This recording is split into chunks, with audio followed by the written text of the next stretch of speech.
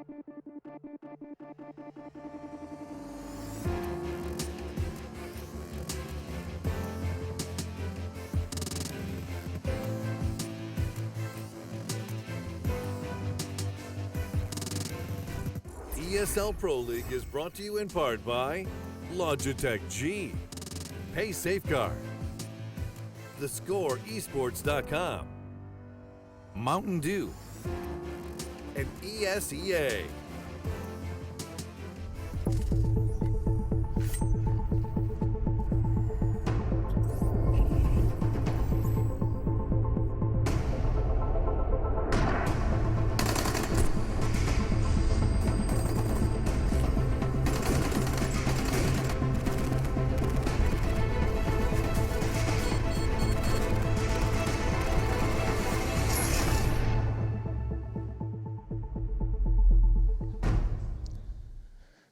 Good evening, ladies and gentlemen. Welcome back to the ESL Pro League. It's week 3. And yes, you might see that I have replaced our previously tweed-clad host. Alex is on a break now.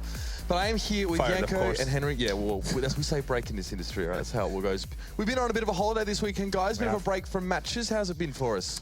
It's been awesome going back to Serbia for the weekend, you know, getting some time off. All is good. I went to Sweden. I was filming some content for a little-known show called Drop the Bomb. Comes out every week, so check that out. It comes out. Cheeky plug-in. Comes out every week. Yes. Sorry, production. Can we get a lower third for that as well? No? Yeah, okay. just get out of there. Yeah, it's been good. It's like no rest for the wicked. We'll keep working. No downtime for us, but it's a nice place. Stockholm's lovely, so it's all been good. So mostly rejuvenated. Yeah. We don't know what Yanko's been up to back in Serbia. You went to UK esports hub, didn't you? Yeah, I got to check out a bit of what the UK esports scene is all about. Yep. Obviously, CS not being their forte, but they definitely know how to enjoy themselves. I'll live with that. That's what we're good at. Not good at games, but we're good at getting drunk.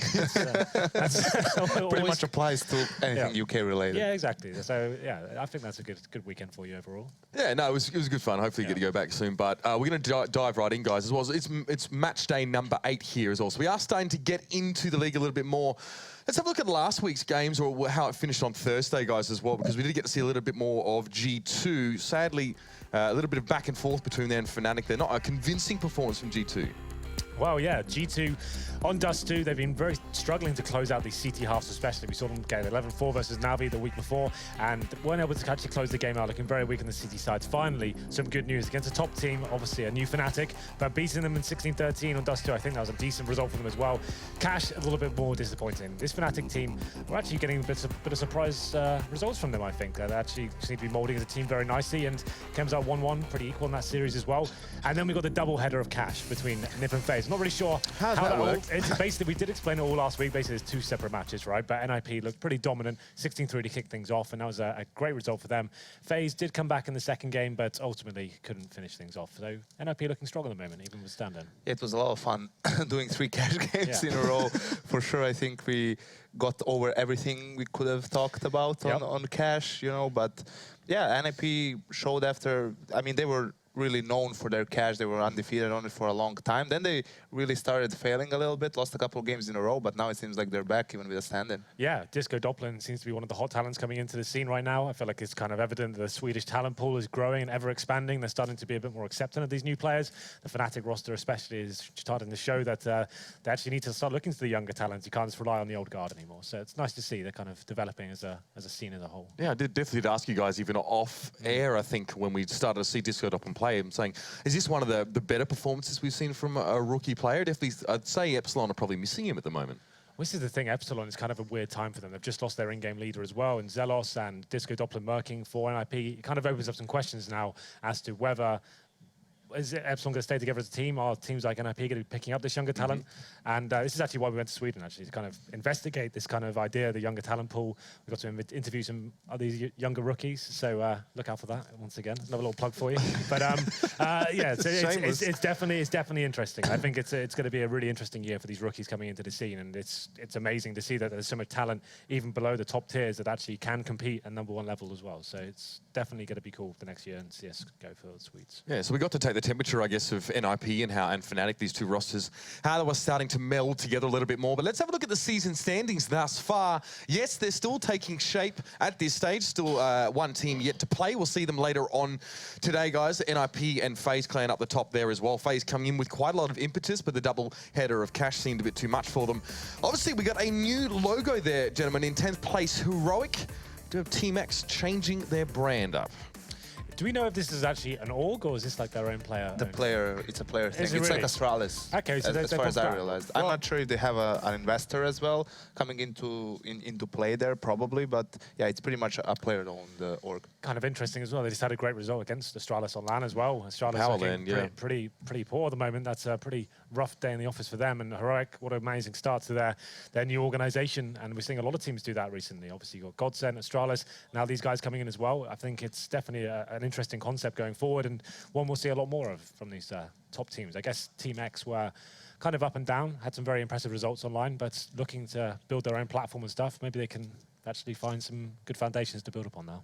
It was last week. We had a lot of chance to talk about Team X ad infinitum. I think there were a couple of games there as well with plenty of feels, so we got to delve into that one. We maybe can pick that one back up a little bit later there. But we obviously did see Flipside languishing down at the bottom of the ladder so far, 0-4. We'll get to see a little bit more of them later on. But yeah, some patchy results from them in recent times, guys, as well. It's been a rough start to the season for them.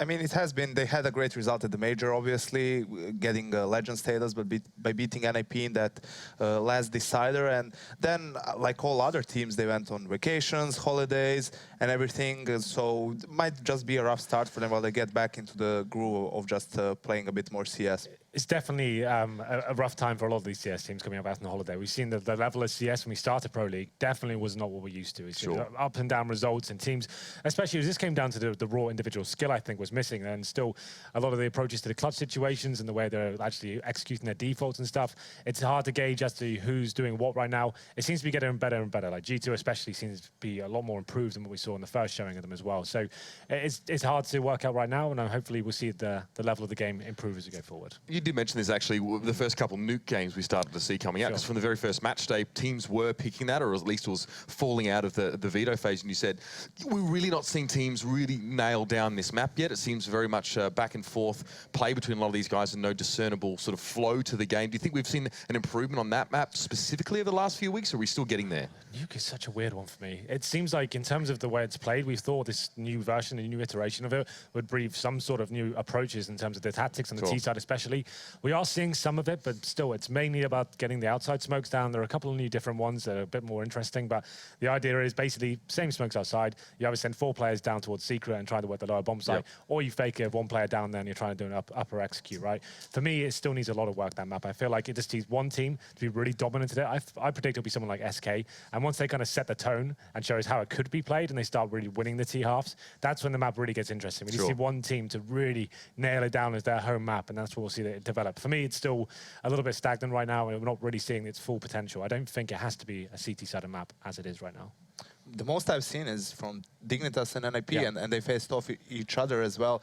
The other teams really seems like they're playing it because they played the old version of Nuke, so they're going for what worked then, pretty much, which doesn't really work right now. You need to put hours into the map. You need to figure out how you can utilize the changes towards rafters and everything. So I feel that I agree with Henry that it will take more time for teams to actually put the hours into the map and figure out the small things that can give them the advantage on T side. So just to tack onto that one as well, we know that NIP are a team who are very, very, very good at this map.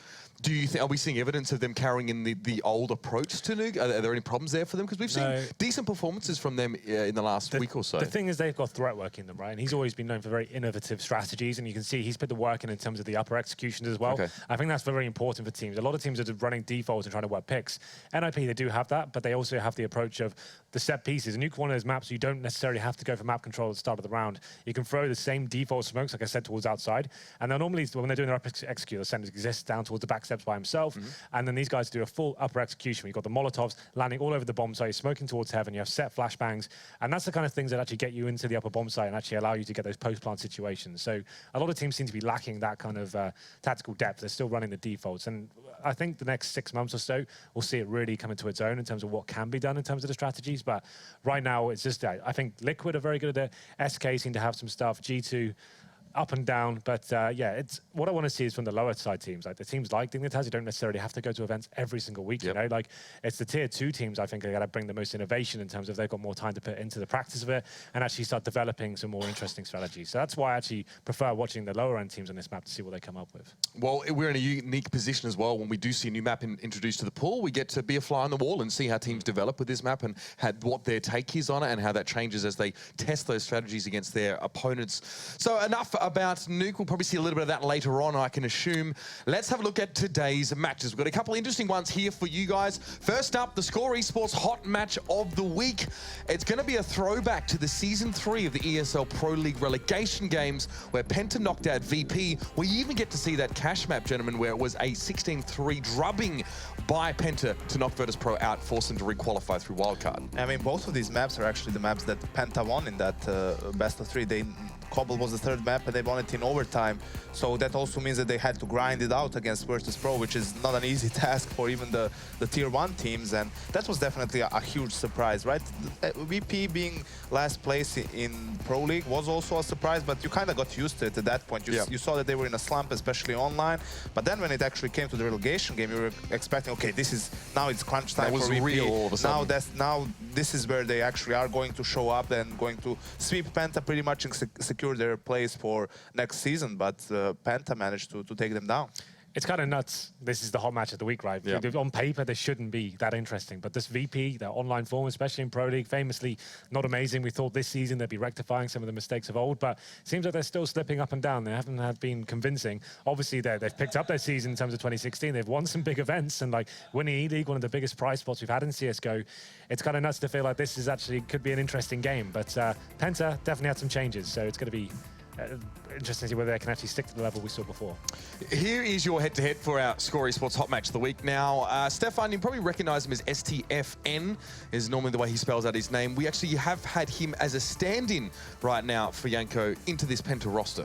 Yes, he replaced Kairi, another Spanish player who was in the team with Lowell. And we see a lot of teams recently, trying to mix things up by taking talent from other countries and switching to speaking English instead of their native tongue. So Stefan, another player who really was in the spotlight on the international scene, at least, right? Probably knows the rest of the players, Crystal, Taksin, so they probably figured that he would be a good stand-in here. But really, when you look at the rosters, you can't see anything besides VP being the clear favorite here. It's crazy to think that, isn't it? But obviously, this match historically has had some interesting results. Like the players on a whole, they've always played about this kind of second-tier German level, always been like the top end of the German scene. Players like Mikes especially, he's not even German, he's Dutch, right? And I think he's very underrated in terms of what he could do. He's very actually aggressive and very high-skill player as well. I feel like he could be the deciding factor going into this one as well. But VP across the board is looking at the names they have on paper. You just think like this surely should be theirs, but you just never know, right? That, and the biggest problem is that Penta doesn't really play a lot of tier 1 teams. Sure. They're mostly playing tier 2 teams in some online cups, online qualifiers, and so forth, which is really a shame, considering Penta was a team that I think 2 majors in a row they secured legend status in 2015, right? They were the team that was the best German team at the time until the swap with Mousesports, pretty much. So there's definitely players like Crystal, extremely experienced, at the time regarded the best op player in Germany. So maybe this mixed team of sorts, with obviously meaning the different nationalities, maybe this is something that will work for Penta again. And what is it that, excuse me, what is that causes teams like Penta, if you want to look over their match history, if you ever do, you see, they've been in the German Meisterschaft. I think they're trying to qualify for Starladder I-League here and there. So still playing those domestic competitions is half the reason they actually brought back in another German player. So they still have 3 out of 5 German players, so they can play locally. But how does a team, I guess, transition from just playing tier 2 teams and actually getting that sort of experience? Is it as easy as going, Stralis, do we scrim you tonight, or do you have to break into the competition? It's not necessarily struggling to find the scrims or anything like that. It's just adjusting from that kind of tier 2 level. Stuff that works in that kind of level definitely isn't going to work against the world's best players, right? You could just be running defaults and just hitting all your shots and not really having to try too hard in terms of the strategy side of the game. You're just better players overall, right? And generally, if you are much better players in your opposition, you don't have to work too hard in terms of getting presence towards the bomb sites and stuff. You go up against these top teams and you realize, okay, now we actually have to start thinking about the game. We need to start analyzing how we're going to break down their specific setups and stuff like that, and actually download their demos and work out how we're going to approach it. I don't think that's going to be a problem here. I'm sure Penta, they're going to be hungry to prove themselves in Pro League this season, the first time we've seen them here in a while. So maybe they can actually bring something to the table here. The thing is, being online CS and VP, you just don't know what's going to happen. Like, in terms of us predicting this, we could say a VP should win us 2-0 all day long. That should be happening, right? But you just have no idea which VP is going to turn up online. Unfortunately, if this was LAN, I'd say it'd be a 16-3, 16-4 kind of game. But online, well, I have no way to predict this. It's going to be pretty interesting. I think the biggest problem with switching from Tier 2 to Tier 1 CS, or however you want to call it, is that you get punished way more for small mistakes, right? Things that can work against lower tier opponents that you won't get punished for maybe being over-aggressive or things like that. Against Tier 1 teams, you get punished for it, and there's only a small amount of mistakes you will be allowed to make before you outright lose the game. So I think that's the biggest problem for players individually as well, to get used to it, that they can't really, you know, be as reckless or undisciplined in their play as they could before. And it's actually an accusation that's been leveled at Crystal time and again, is that this player is obviously, you know, the primary AWPer for Penta, but we've seen him be very, very aggressive on multiple occasions. Now, sometimes this kind of play pays off, and the amount of time we've seen him go long A on CT side Dust 2 with an AWP, gets a stupid amount of, you know, no scopes, you know, in towards Longhouse, and sort of get away with that there as well. Would you consider him as the kind of player that is susceptible then to this changing from Tier 2 to Tier 1 in terms of his style? The thing is that's your play style. That could be a double-edged sword. It might, like we said, it may very well work against the Tier 2 teams, but at the same time, if that's the way he plays and he's having to adjust his game dramatically and he's overthinking and not actually playing to his skill set, that could also be detrimental as well. I think you need to find a nice balance, see what kind of form you're in that day. If the aggressive stuff is working, you're hitting your shots, then sure, that's obviously be viable for them. That could be the deciding factor to actually win the rounds, get them opening picks. But you have to work out on the day, okay, well, they're obviously locking me down now. It's just a kind of adjusting throughout the game goes on. You have to work out what's going to be working for you that day. It's very difficult to even say, oh, I can't play like that today. That's going to be a downfall for the whole thing you've been setting yourself up for the last 6 months. That's the way your team play, right?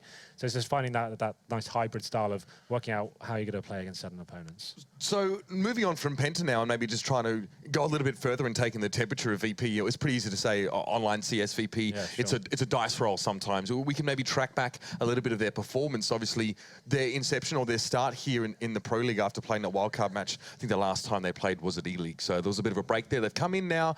I mean, we're there 3-3, fifth on the ladder, if I'm not mistaken. They did drop that series to FaZe earlier on, and then obviously getting the 2-0 win over Heroic recently here as well. So, you know, outside of saying this is online CS, how do we take the temperature of VP now?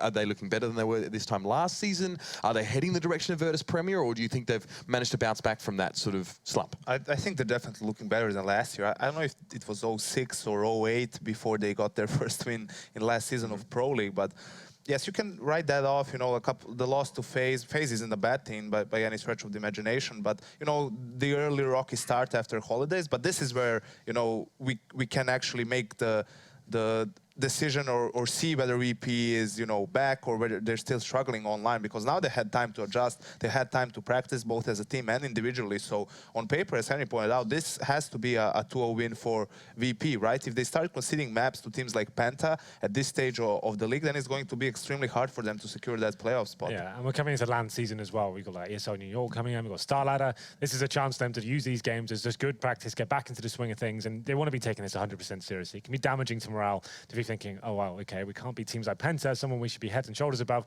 We should be like a top 5 team within Europe, and we're dropping maps to these guys. It definitely has to be 2-0 here, and I feel like it should be. I don't think this is the same sort of slump we saw in the beginning of 2016. I think they're out of that. They're past that. They've had some big wins going forward in the LAN season especially.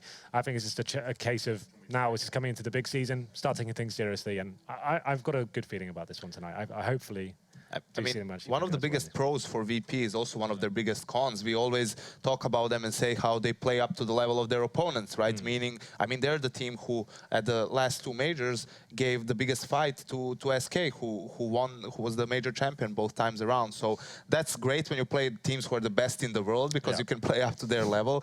But that's also, you know, can be pretty detrimental for you when you're playing against realistically weaker teams, because then you're maybe, I don't want to say not taking it as serious, but you're maybe in the back of your mind, you're thinking we're the favorites, you're a bit more relaxed, probably more relaxed than you should be, right? And that's why VP, even against weaker teams, they don't really blow them out. They kind of, you know, most of the times they win, but it's still not as clear cut as you would expect it to be. Yeah, I guess you've got in the back of your head, you can't always underestimate these kind of teams. It could lead to some questionable decisions in terms of force buys and thinking, oh, we'll be able to beat these guys with just pistols and all, but it won't be a problem here. And you can find yourself getting that rut to the CT side, and all of a sudden you're 6-0 down and you're not winning rounds, you're not actually stopping any sort of entrance to the bomb sites and stuff like that.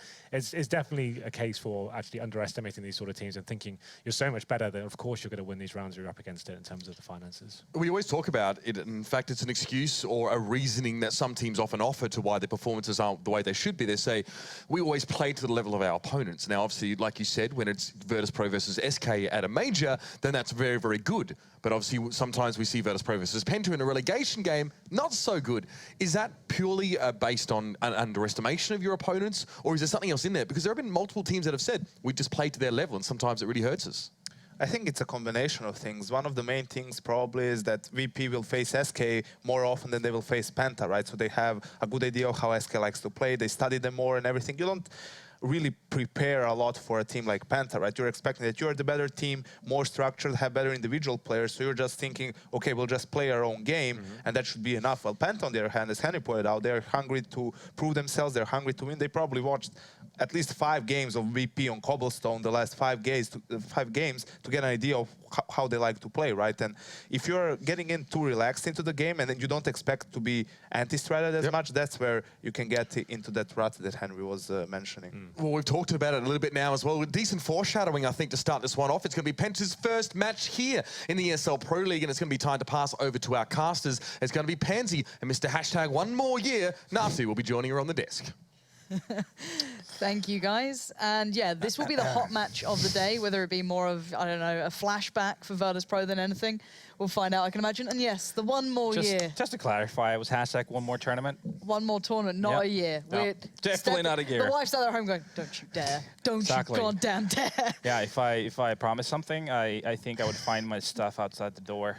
Yeah, I think if Virtus.pro loses this game, they might find their T-shirts put outside the front door as well after the whole debacle before. We are looking at Cobble to kick us off here. And of course, we say flashbacks for a good reason. Penta were able to pick this up against Virtus.pro previously, mostly to get themselves towards the Pro League. So we're live into this one. T side will be Virtus.pro, CT side going to be Penta.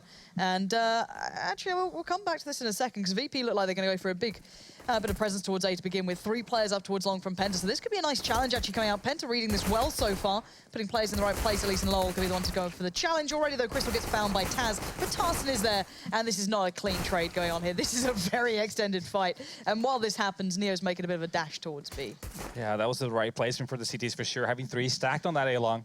But it did look a little bit not as effective as it was supposed to. Still, Virtus.pro is still in this round. They have the bomb. They're 1 man down. And the health advantage as well has been on the Penta side. Bialy making his way towards the B bomb side, trying to spot CTs. There's one at Chicken Coop right now. He's doing good work now, showing himself. Bialy, though, he's initiating, and my guess is going to get the skill. That's a question, and he's not going to get it. What is going on today? I thought we were going to see some prime CS. Bialy's going to try and do what he can to bring the level back up to what we expect. And now he's in a 1v2 that's certainly winnable. Now goes in on the 1. Bialy up against Lowell. Lowell knows where he is, as does Bialy to a degree. Backs away from it. Actually, no, Bialy doesn't know where he is in drop at the moment. He's got a good idea. Spamming out by the door. He's got 37 seconds. He's got the bomb. He's got time to play with it. And he's going to spot out Lowell. Lovely shot from Bialy. That closes down the 4th. And at least he's hitting shots, because, my word, Penta look a little rusty, as do VP here. This looks... Let's be honest. If I didn't know, if I was watching CS for the first time, if I knew CS, but I wasn't sure if this was a top-tier game, judging from that round, I wouldn't say this were like some of the better teams in the world playing CS right now, because it was very scrappy. Penta should have definitely capitalized on the situation where they had 3 on the side hall.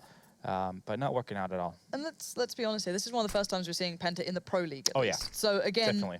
this could be, we saw it at the start with a lot of other teams, the kind of rust showing through individually as a team. So this could be them just warming back up into this. Again, Virtus.pro now with a good position, going to go forward with the SMGs, playing into this one. Only Bialy with the rifle there, but Crystal already going to find Pasha, but that's no big loss just yet. Problem being, Tarsin and Mike S have actually pushed up on long, so they can wrap around the back here, possibly catch out a couple of players, and if they can make this costly, that would be absolutely fantastic. However, Bialy going to just keep this one relatively in check, and Tarsin going to find Stacks. It's still a 3v3, and could be a little bit worrying for Virtus.pro. However, no kits on the CT side at the moment, so time is of the essence. Yeah, like skill is going to be key, definitely. If Tassin can make this happen, that would still be a possibility, but he's not going to be able to connect.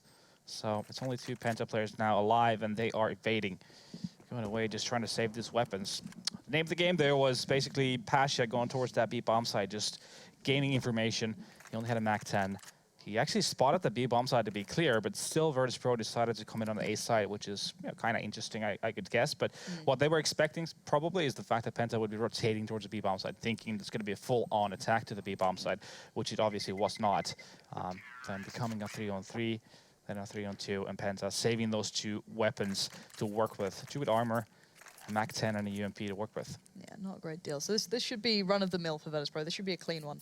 However, what are your thoughts going into this matchup? Because we obviously got the desks there saying this should be a 2-0 for Virtus.pro, you know, if he was on LAN. Yeah. But we're seeing maybe Virtus.pro looking a little bit weaker as of late on online on occasion. You know, there's room for... The last 10 years, yeah. Wow, you're coming in strong today, Natu, you know? This is it. I try to like go nice and easy. You're just like straight there, like, yeah, Virtus Premier, these guys are rubbish. No. But what are your thoughts on this? The thing is that when it comes to the big games, the big tournaments, the majors, they really seem to pull off all the situation with 3-on-3s, the mid-round situations, but let's get back into this. There's a full-on brawl right now going on inside all. Again, it's going to be a 3-on-3, but it's only going to be Crystal with an armor and a MAC-10. If they spot Bialy here, they can exploit this massively. Taz and Neo are already on B. They've got that secured, but if Bialy gets spotted with the bomb, they could do something. They spotted him out now, so if they could maybe find him, get that bomb loose, that could have been a different, you know, completely different round into itself. However, that not being the case now, they're pretty much out of position, not really going to be looking at doing much unless they, you know, get a big pickup on Neo, for example, bring this back to being possible. Again, however, he's going hunting with the MAC-10, so he's already looking for his options. Definitely. It's just going to be about economic damage at this point. Penta trying to deliver to Virtus.pro, trying to get some exit kills, and it seems like they're going to be stacking these B halls. Tlassin also going to be joining up his 2 teammates, and they're just going to be waiting out for the bomb to be going out, and then trying to get those kills, positioning themselves as good as possible. In fact, they're actually initiating right now. Stefan gets the first kill on Bialy, and now Taz is going to be facing off of 2. Oh, he's going to go down. No, he is on those flames, and now it's down to Stefan. But Neo comes in, he gets the kill. Natu. Very costly, very, very costly for Virtus.pro, has to be said. It's worrying to watch these guys play on occasion. It gets so close. They do keep it in line at the moment. They've got a really nice buy coming back into this round. Penta not so much so, but that could have been so much cleaner overall. Well, it's obviously supposed to. When you only playing against one armor and a weapon, and then the rest of them are playing with pistols, you're supposed to be at least 7-3 alive by the end of the round. But that's not the case. Virtus.pro, like we pointed out, are a little bit, you know, scrappy here and there in online play. Let's see if they continue that trend. Again, though, Mike S going to have to go class Canada's and walks right into Snack. So a very comfy start here for Virtus.pro. That's exactly what you want to be doing. Splitting up the CTs now, having to spread them thinner than prior. And that 3-man, well, I guess stack now towards B is going to be feeling a little bit itchy about that A mid. If they push up there, Tarsin can only go off feeling at this point. He has no information that they're making this play. You might hear a couple of steps. Going to recover the AWP at least, but I don't know how much he can do with this. Again, someone should be checking up danger by now from Virtus.pro. They've got an idea that someone could be at long, but great timing on the flash. Going to allow them to pass through. Tarsin completely blind, caught out, can't do anything about it. Now 4v3. The 3 remaining players of Penta are locked out, and I don't see many options for them to play retake here, but they do have a bit of utility, and they're certainly going to make a go of it. Crystal can find Pasha, Stefan towards Taz, but now it's down to the 2v2, and Stacks doesn't hit the shot. This is going incredibly well for Penta, and now Neo left in the 1v2. Time is ticking, but there is a kit on LoL, so this is still very, very possible. Neo, though, playing this nicely, going to buy the time. Trying to find one of them. He does do just that. Crystal now gone. It's down to the 1v1, and time is going to be of the essence here. LoL needs to be quick on the trigger, and Neo is buying time like a champ. That is your classic Neo play. Looking cool, calm under pressure, and not giving up an inch. But still, these rounds are very, very close. Indeed, they are. It seemed like it should have been just a perfect lock for Virtus.pro. When it's a 4-on-3 situation, they have that A bomb side in a lockdown. Afterplan situation, very good positioning as well, but somehow Penta just managed to get those kills one by one, winning the duels before it came down on Neo to take care of that 1-on-2. But I don't really think, I don't agree with Mike Cass taking that late peek from A side hall, to be honest with you. You know, that's just kind of pushing your luck. You know, if you're going to start, especially when you're underdog, you don't want to start 4-on-5. You definitely don't. You want to make sure you're in a 5-on-5 situation as long as possible. And is this maybe an experience on Micah's? Because, you know, a lot of people say young up-and-coming talent to a degree. He's been around longer than others. Is this just maybe a personal thing he needs to work on? Maybe just that patience, that discipline? It's a risk assessment kind of a thing. I mean, you know, you kind of have to have the feel of when do I take the risk of making a peak. Maybe they've agreed on him taking that late peak, I'm not sure. But I'm just not a great fan, especially when you're, like I said, when you're underdog. You definitely want to be in a 5-on-5 situation as long as possible to make it as hard as possible for your opponents to make a round. When you are in a 4-on-5, you have to gamble. You have to. There's going to be a spot on the map that's going to have less attention from you, and you definitely don't want that. And I think this kind of comes back a little to what was being said on the desk as well. You get away with maybe taking those late peaks towards long against more tier 2 teams possibly, whereas Penta, you know, playing against Virtus Pro, you're going to expect those shots to be hit. However, Lord going to make it a little bit more costly. Again, losing out on a couple of players here, Virtus Pro, but keeping the 3 core alive. They do. I think they lost out on a rifle or 2 there as well. They did keep the Mac 10 on Pasha, but I don't know what he expected to do with it then. But at the end of the day, these sort of maybe plays that are coming out from Mike S, as said, work against maybe lesser teams, don't get punished as thoroughly. Snacks, however, holding that angle, will happily take that every day of the week. A nice little slow crouch peek is exactly what he was hoping for. But now we have a decent buy. Mike S has armor, he has utility, he has everything he wants to.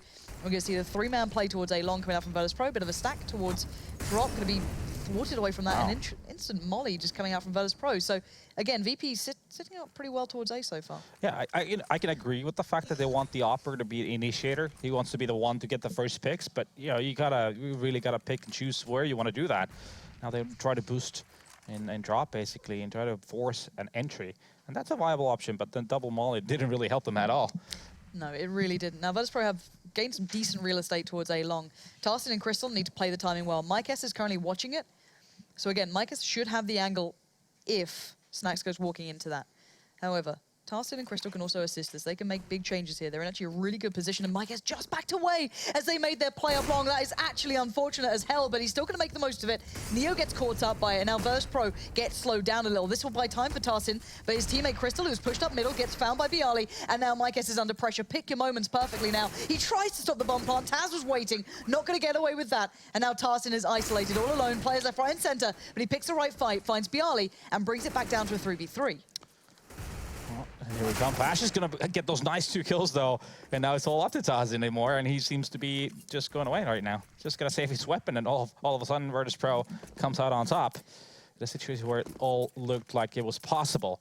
But just like that, an individual performance from one player can just change a situation so fast. That's probably the most successful after-plant situation Virtus Pro has had so far, I guess, in essence of being clean in comparison to some of the others. They've lost a couple of players before. Pasha there, locking down the 2, removes any threat possible. And Virtus Pro seem to be getting into the action here. They're starting to warm up a bit. It feels like they're getting into the motion of things. Tarsin, you can't jump on top of that. But he still gets the shot towards Pasha, so that's fine. Yeah, a little bit too much map control given away to Virtus Pro, though. They had way too much real estate to play with. Just basically, the 2 Penta players playing A site were playing very passively, having no information whatsoever what's going on with the attack from Virtus Pro. Mike S, though, with the correct timing, coming towards the car, he even got the initial pick, but then it was just a downwards hill for Penta. So Penta now, money-wise, kind of screwed. Going to force up around that M4, trying to do what they can with this. UMPs, 5.7s, P250 CZs. It's not great, but Tarsin at least is in the right place. Can he do anything with it? Crystal's already showed what he can do. Taz leaps in. Okay. What was that? Bialy, excuse me. How did he just do that? I don't know if he landed in the perfect time. I'm trying to find silver lining, but what was that? Was he mid-air when he shot? I don't know. I don't know, but it happened, and I'm just going to move on and just ignore it. I'm giving up on this game sometimes. It's just the things you see. Jumping accuracy is just so enjoyable right now. I really love it as a feature. How does that work? Why is that viable? I don't Obviously, a matter of a lot of luck. If it actually was Bialy jumping and getting that kill. Yeah, you're right. Yeah, 7-0 Virtus Pro. Great start. Obviously, it is a T-sided map. But Penta so far, they haven't been able to choose. Basically, it's a lot about gambles on the city side on this map as well. And they haven't been able to choose the right ones, especially when it comes to pushing A. If you're going to be stacked inside hall, if you're going to be stacked in middle, if you pick and choose the right one in the right round, can make a massive difference. So far, hasn't really worked out. And is that just pure intuition? Is that doing homework? You know, how does it really work out? Is it a bit of both? Yeah, it is actually a bit of both. It is. Same with Dust 2, CT side as well. It's a lot about just pure luck, basically, and having a read on what the... If you have certain reads on your opponents, and then obviously that helps you a lot. All right. At the moment, Penta maybe having an inkling that something's happening over by A already. Tarsin finding Neo certainly going to raise a couple of suspicions here. As Virtus.pro do work their way up middle, you can see Crystal now falling back as well. They're going to give up a lot of control here, but hoping that maybe the other players over by B will start pulling themselves forward, because at the moment, VP have full reign here. Bialy's found Tarsin, and now Crystal flashed up and completely isolated on his own. Bialy's going to make light work of that, pulling it down to an incredible favor towards Virtus.pro. Bomb's going to go down. LoL's going to make it at least competitive at this point into the 3v3. Can they pull off any more of these kind of strange retakes that are pushing Virtus.pro pretty far? Exactly. Now in a 3-on-3 situation, and the next kill again is going to be key, but they are stuck in the connector area, having just one flash to play with. They still have defuse kits, so that's going to save them some time trying to get that defuse. Stefan with a kill on Bialy. That's just going to be stacked alive with Taz. And the trade of kills becomes a 2-on-2. Snack's very low on HP on this side, so he could be going down, but it's not. He's going to get a nice kill. That's lovely from Snacks. That's the sort of play you want to be seeing. Finishes are on his third as well. That was big from him individually. Taz's position was quite scary. He was behind that wooden wall almost, so he could be banged out of there pretty quickly if they spotted it, but no. Snacks performing well so far. Off to a very easy start, I guess, with that, you know, nice little pick up on towards Mike S, but certainly proving his worth already on that AWP at this point. Not even top fragging, that's Bialy, if I'm not mistaken, at the forefront there. So again, Virtus.pro looking good at the moment. They're picking up the rounds. They may not be the most clean rounds in the world, but rounds nonetheless. Exactly, and that's where their experience is showing off. They're winning a lot of the close rounds, but kudos to Penta, though. They're making those rounds that are not looking very advantageous for them quite competitive. In a situation where they're stuck in very narrow choke points, only having one flash maybe to work with, and still managing to have a very close retake. So they've actually, you know, they've done okay, but it's not really showing on the scoreboard so far. Yeah, it sadly isn't. Round by round, you are seeing a competitive game. Again, as you said, it may not show on the scoreboard, but we're down to a 2v2, and this was a bit of a shoddy buy from Penta. They still got a Deagle and a UMP, but not much else to play with. Whereas Virtus.pro had everything they could have wanted. They've got all that utility to play around, but Taz on 4 HP after that initial exchange by drop where the boost came through. I think the CZ ripped through him. So again, he's got to be pretty careful here. They do have the mollies to clear these corners. So again, Mike S shouldn't be able to get away with this. They should be checking into it, but timing becomes everything in this. How does Mike S read it? He'll spot out Neo first and foremostly, but he can't make it work for him, sadly. And now Tarsin, you're going to need something big here. It's possible. Taz is a one-shot. Neo's not far from it. This could definitely work out for him, and he's going to go for it. Nothing to lose at 8-0 at this point. Gives away the position, just hoping for that plant. Maybe a little unnecessary. Could have caught out Taz there. And he's going to certainly be seen now. Heard as the molly does connect. And, well, these deagle shots just aren't coming through. That one does. Neo goes down. And now, this is more than possible. Taz is on 4 HP. He purely has to play to time. No kill on Tarsin. And now timing is everything. Tarsin spins around. He can't land the shot, and Taz keeps it in check. But 4 HP between that round going VP's way and going Penta's. Yeah, I mean, once again, it is Penta somehow making it into a 2-on-2. Like you say, it was a shoddy buy, but it's the close range capabilities of the weapons they had really make it work. And Virtus.pro, maybe, you know, it wasn't the most safest play they did there. Going towards the B bomb side. I want to see you rather just use all your utility, just use all the Molotov smokes, flashes, and plow into the bomb side. If you're going to do that kind of a strat, just do it all in. But instead, it was kind of a halfway there kind of a thing, and almost cost them a round. But still, it is 9-0 for Virtus.pro. Yeah, and Tarsin going to be taking the AWP on long this time, playing a little more passively than Mike S did, who's currently posted over by B. So Tarsin playing a little bit more of a passive angle. He's got Crystal holding mid. 3 players, however, working their way up long. Good flash comes out from Virtus.pro. They're going to gain more and more room here to play with, as Stefan's going to have to deal with the drop. It looks like an A-split's about to come into the station. Neo's already walked his way through. He's going to make it hard for the others to rotate through this, already proving that by finding Lowell, but Tarsin is making a stand. That's Pasha down. And now 4v3. Tarsin looking a little worse for wear, though. Has to try and back away, find a better angle. It's going to be tough to operate from this position, but he's going to try and make it work. Goes back in, and this is risky stuff. I don't know what he's planning to do there. He just gets swept aside by Taz. Now A-Long's open. Crystal is left being useless, and Neo can hold the rotate. Very interesting. I mean, you make a 4-on-3 situation. You're supposed to fall back, play passively. Wait the tease to actually commit to a bomb site. Instead, Tarsin decides to be a superhero who dies into the smoke, or in the smoke Well, that's rather. And cheerful. and yeah, well, you know, He has to be a not superhero a who happy dies. ending for that movie. Becomes a 3-1 now. Mike S with an op, and I think you better save it, Mike. It's done. Why? Why? Why, Mike? Why you gotta be like that? All right, gives up the AWP, gives it away, 10-0. I guess frustration's probably kicking in more than anything, but these choices that are being made. At least I like the fact that Penta was trying to be a little bit more aggressive, you know, proactive, you know, trying to defend towards the T side of the side hall, the bottom middle, instead of just giving away all that real estate. So, I mean, that's a positive, but in the sense where you make it a 4-on-3, that's when you fall back, you play the bomb side. So let's break this down as to the best we can. When it's a blowout game, let's be honest. 10-0 is a very condemning score, but they're losing the rounds quite closely.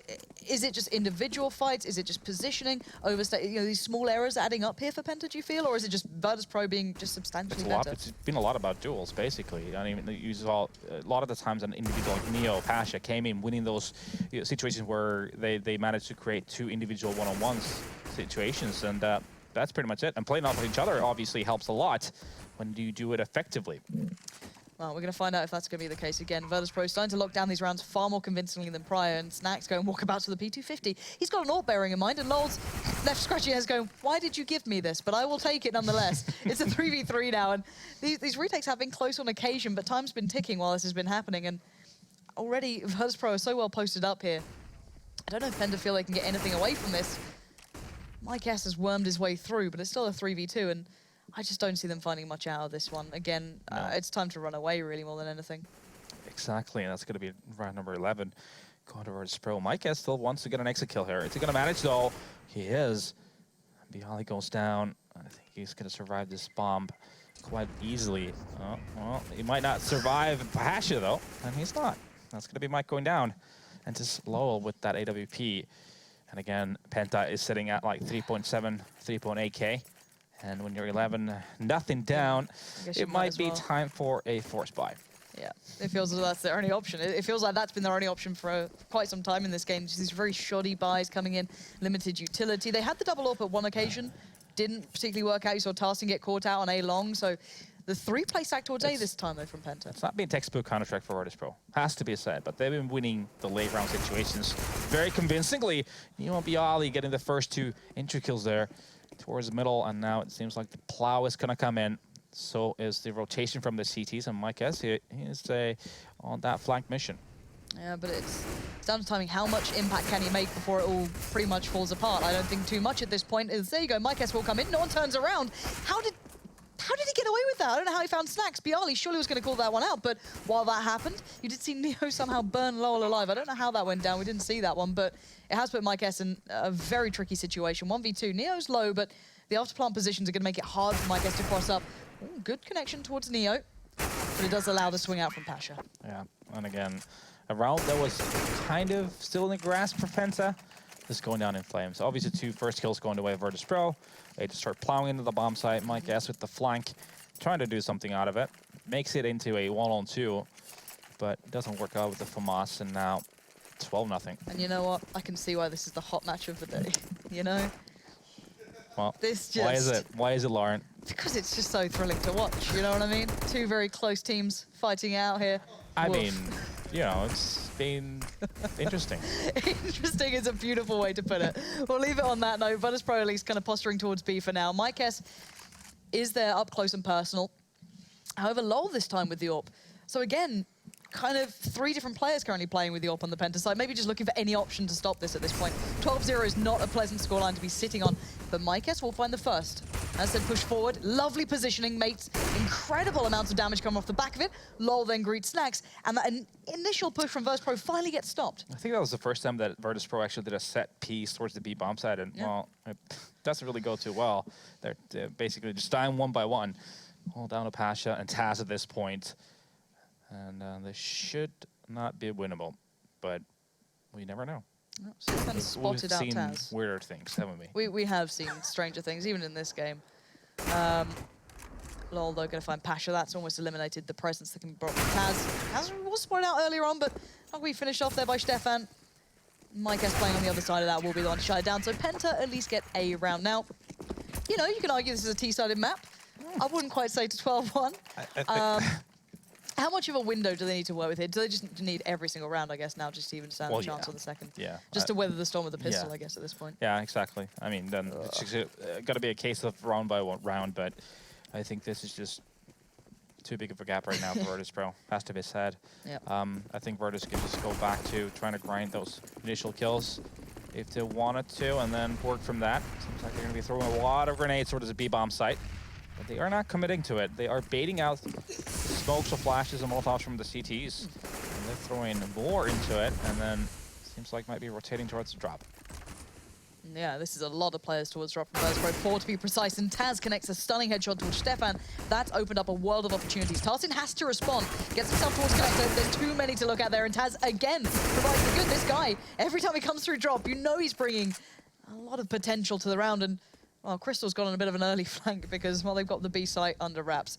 Sadly, Crystal out of position. They expected the rotate towards A, and well, Virtus Pro, no need to do it. Bomb down, 4 in pretty much. Taz still looking for more, and Penta locked out. Well, that was Virtus Pro just throwing everything towards the B-bomb site, and then just plowing in through drop, and Taz winning that initial duel. A drop basically opening up everything. And then they just poured in through connector, and they got the kills.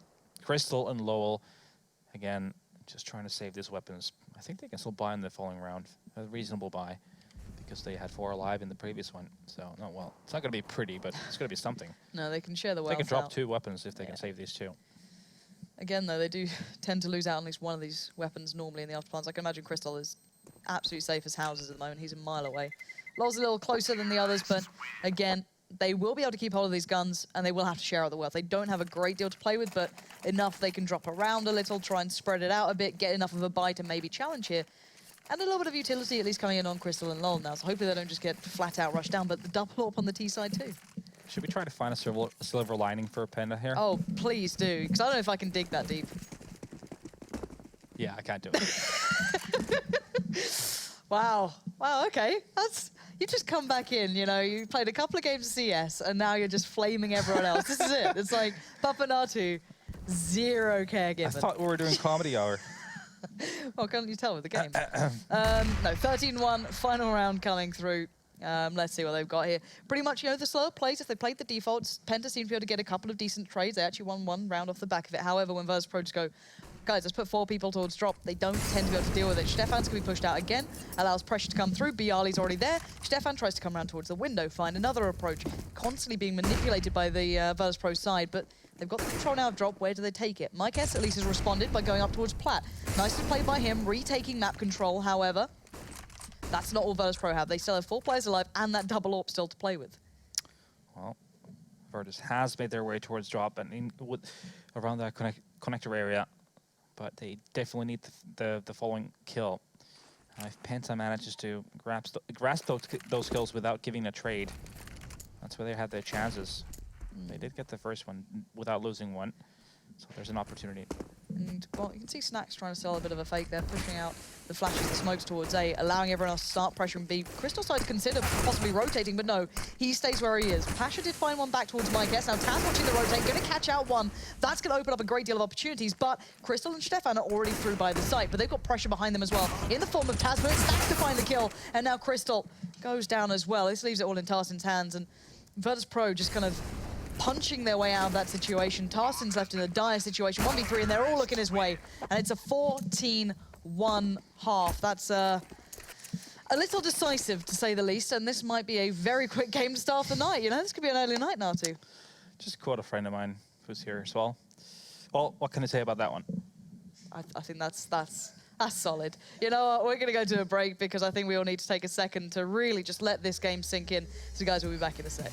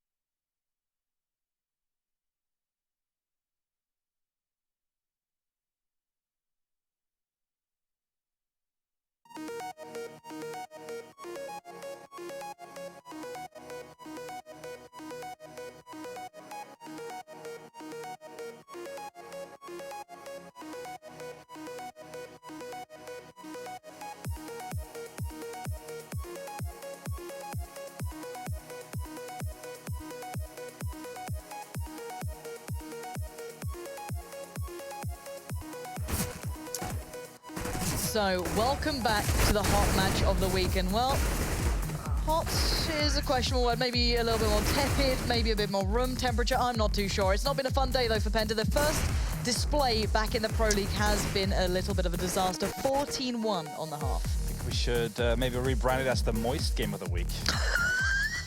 God, can we not ever do that? Ever. Oh, I hate that word just in general, so thank you for bringing that up. That is just glorious. It is Monday, after all. Yeah, it's too early in the week for this. You know what I mean? Like, I need to be built up into it to deal with you now, too. I need like 3 days of just buffering before we can do this. All right, but yeah, we're starting back up in the second half. 1 round to play with. It's not a great deal. Oh, definitely not. As said, round by round, win the pistol, go through the motions, but you've got to feel at this point they've got to be looking at Cash, which is the next map coming up. Yeah, I mean, that is pretty much what Penta has to think about as well. I mean, you play the pistol round and see how that goes, and then you go into the first weapon round. If you get that, you know, then maybe a glimmer of hope will come into play. But let's look at the pistol round first. Seems like a fast strat from Penta. And they Snacks with a bit of an issue there, but Taz going to make up for it. Nice little connection towards Tarsid. Follows up well towards Lol, but he can't make much more of that. It's now down to Pasha and Bialy to receive the flood of Penta. And Pasha going to find the 1v1, and he gets it against Stefan. Now it's a 2v2. This is still looking possible. The Mikes pulls it ahead for Penta. Now this is sloppy again, but it is going to be down to the 1v2. Spotted out early, though. Bialy not going to have much room to work with here. Does have a kit, though, which could be big in this, but gets picked already. And there's the shutout by Mike S. So well played in the end to keep that one to hand. And Penta get the second on the board. It felt like kind of like the first pistol round as well, where you weren't really sure what kind of a match you were watching. It's a bit of a miss there from Snacks, but you know. I think it says something though about CS that you had this kind of like 2-week break, and for players to still operate on such a high level, you do need to be playing so often. It's been a bit of a circus ever since the vacation. It has to be said. I mean, you know, it's only fair that teams get some time off, but it is going to show in the level of play. Yeah, it does take a while, and I think it just says how high that bar's been set over the last couple of, I guess it's years almost now of constant play. These guys have been operating at an incredibly high level. So some teams have bounded back a little bit quicker. Again, for Penta and Virtus Pro, Virtus Pro are looking fine once they get into it. I don't think they've been particularly tested here just yet. You know, Cash could be a different beast, but for now this has been quite a comfortable game. But again, it's quite interesting to see who comes back quicker than others, who's been playing well initially. At this point, I think one team's a little bit higher up on that totem than the other, but there we have it. Penta going to take their time on this one, a little bit more constructed, take some control. It looks like an A split, but they're not quite securing everything. Neo's got a little bit of a free passage here. He can just rotate right past Mike S and Crystal, who both have positioned and dropped. They looked a little hesitant to try and regain that control towards Connector. And the 3 players away have to be a little bit cautious. There is Neo in between them, but he shouldn't be able to get away with too much here. But actually, Crystal's got himself in a bit of a bad spot. He's got 4 players around him, but fights his way out. Somehow, yeah. Somehow. It didn't seem very likely. No, it didn't. Didn't seem very likely at all, but there you have it. It's only going to be Bialy and Pasha now left. Deagle and a max 7. Nice. Which they will try to utilize for some exit kills. Mike is thinking about feeding them. Instead, takes the kill. Good old feeding positions. Solid. But now Pasha, any exit is good here. He does have armor though, so he doesn't want to lose out on too much. And this is great from him. That's 2. Lol, be careful. There we go. Crystal kept that round in check. They do keep the rifles back in the correct hands, which is the main thing. They did invest not necessarily incredibly heavily towards them, but more than maybe you'd argue other teams have in previous. We saw Virtus Pro going a little bit light towards the rifles, and they had 1 rifle into that sort of gun round. However, now we're going to see the MAC-10s just kind of spreading things out, trying to build up the economy, but Penta can't really lose any of these rounds. They can't lose a single one at sort of any point, otherwise Virtus Pro just goes on to match point. So yeah, it's all out from here. It is. It is a massive grind right now. You know, so far we've only seen the pistol in a couple of rounds, so let's see how this works out. Pasha does have a max 7 and an armor. Everyone else pretty much on a full save. Bialy gets a CZ. It's going to be a 3 guys from the CTs in that B-bomb site, but the bomb is making its way through middle. It seems very similar from previous round. Penta just taking it slow, gaining control, taking over drop room, then checking what's going on in middle, and then they making a choice afterwards of which bomb site they want to commit to. Well, Virtus.pro, they want to exploit the 2 players coming through drop right now. They have 4 players surrounding them. So again, this could be quite good for them. Crystal's going to be put in the same position where he has to fight his way through. He does come up with what was required, as in 3 kills. So fighting against the odds, and Pasha will at least make it mildly costly with the Mag 7. He was the only one to invest really from Virtus.pro. The others, ooh, Snacks could have had a little bit more on that, but doesn't quite get the shot up. He's having a tricky time with the pistol today. Yeah. It's a slow start for him. Yeah, exactly. USB not seeming like his forte so far, but now it's going to be a buy round here for Virtus. An op in play for Snacks. And Force across the board for everyone else. No kits in play for Virtus. So if it does go to an after-plant situation, it is going to make it that much harder for Virtus.pro. Okay, let's see if they get that far. Again, Penta. That's a very good question. This will be their chance. They need to bring this one back. Is this a little bit of a set piece? It looks already played towards B, almost like those NIP smokes played from the A side. Maybe allowing some of the Penta players to be a little bit quicker off it, but misses the smoke. Definitely Smoke not went through, supposed to go there. That was not ideal, and now it's going to open up a chance here. Taz is a master at holding that window. Normally, if it only finds one, trades it out eventually. Tarsin left a little worse for wear, but still alive and kicking. However, Snack's now isolated on A. He's got 3 players possibly pressuring him from different angles. The bomb is in the hands of Lol, so be careful with him. And again, Snacks can't find much. It's Lol to put him down. And a good round from Penta. A little hard fought for, but this should be theirs. Yeah, exactly. Taz, like you said, usually is the master of that spot. I remember watching a game where he literally got like 20 or so kills, just sat there. So definitely good work there for Penta, making a 1-for-1 trade. And at that point, Penta should have actually realized there's only going to be 1 CT on that A side anymore and just plow towards him. But in the end, they still managed to get the bomb site. They get the kill on the Snacks, and now, well, it's only going to be Pasha and Bialy left for the CTs. And they opt to just save, so this is going to be the comeback we're all looking forward to. Stop it. That's the question. You stop it. It doesn't happen. You know it's not going to happen. There's always a chance. You know what I mean? There is. It's for me. It's more, can they make the scoreline a little more respectable? Oh yeah. It's just to because no begin one wants with. to look back and look at it and go, we really got what 14-5, or you know, like whatever scoreline they end up on, you know, 16-5, whatever. It's not pretty to look back on. So hopefully for them, they can bring this a little bit closer. And and even a very thin silver lining being that, going into cash, they're more warmed up. They're, you know, ready for the game. They're looking more like it's going to be a competitive matchup. And this isn't a great position for Virtus.pro. Their money's not phenomenal. They are going to try and spread the wealth a little bit here, go back on the buy a bit. And yeah, they're going to buy around this one as much as they can. Yeah, that is actually very true. You want to, if you win some rounds and after getting blown out in the first half, definitely you will feel more synced up. You will feel more warmed up individually as well. And that's definitely going to help them going further. It is still a long ways to, if you want to think about actually coming back into this, would mean 11 more rounds in a row to take it in regulation. Let's see what they have now. But be kind of careful. Not sure what they're coming up against in the form of a buy. No one's really shown much of their hand from Virtus.pro. Snacks needs to be incredibly careful. He's already tacked up to 48 Tarsin, just spraying through that smoke. Look at the aggressiveness from the VP side compared to Penta on the city side. They pick and choose one of the two, either mid or side all, and they just played aggressively. Make sure that the T's don't get too much ground too early on in the round, but Pasha losing HP to that Molotov, and well, Virtus.pro already lost their first man. Yeah, Snacks going down early, certainly not going to help things. Taz feeling very alone by A. However, the bomb's not going quite that way, neither are the vast majority of the Penta members. Nice work from Crystal to find Neo. That wasn't actually even Pasha, who's the one who's down pretty low here with that Mag 7. Looking to do as much as he can before he gets picked up, and it is inevitable at that sort of point, but leaving it in the hands of 2 remaining players, and Bialy, you're going to get overwhelmed. And Penta with a very convincing take here towards B. Took their time, didn't rush it, got those early picks. Somewhat gifted more than others. Yeah. With that aggression, not quite paying off of Virtus.pro, but Penta with a lovely sort of approach to this round. Oh yeah, I mean, definitely. Just playing it really passively, waiting for Virtus.pro to make the move. That's exactly what Virtus was doing. They push side hall. Snacks goes down first, and then they apply pressure towards the B-bomb side. Pasha playing really aggressively behind the box. On top of the stairs, he gets Molotov down to 44 HP, and then even tacked up through the smoke, and now Taz is going to try to get an exit kill here. Not capable of doing that. Stefan with a kill on him. And now Virtus.pro are probably going to be saving, maybe upgrading some pistols. They can afford that. But, you know, you're leading 14-6. You don't want to force anything. You just, you know, take your time. You can save. You have the rounds to play with. Yeah. So that seems to be the case here. Max money, they've got like, what, 3.5 left on Pasha, so he's going to be sitting there on the CZ, a couple of others doing the same thing as well, and already a couple of players already from Penta going to be pressured here. Snax has found a little bit of room to move here, and I don't think they spotted him out, actually. I don't think they have. I think Lol didn't see him make it through the smoke. I think the pop flash was actually perfect, so Snax can get so much info. I don't think he can do too much in the form of kills, and no, Lol will check it. There we go. I wasn't sure if they'd spot him early, but maybe an inkling that someone made it through, maybe heard some steps, maybe just checked it anyway.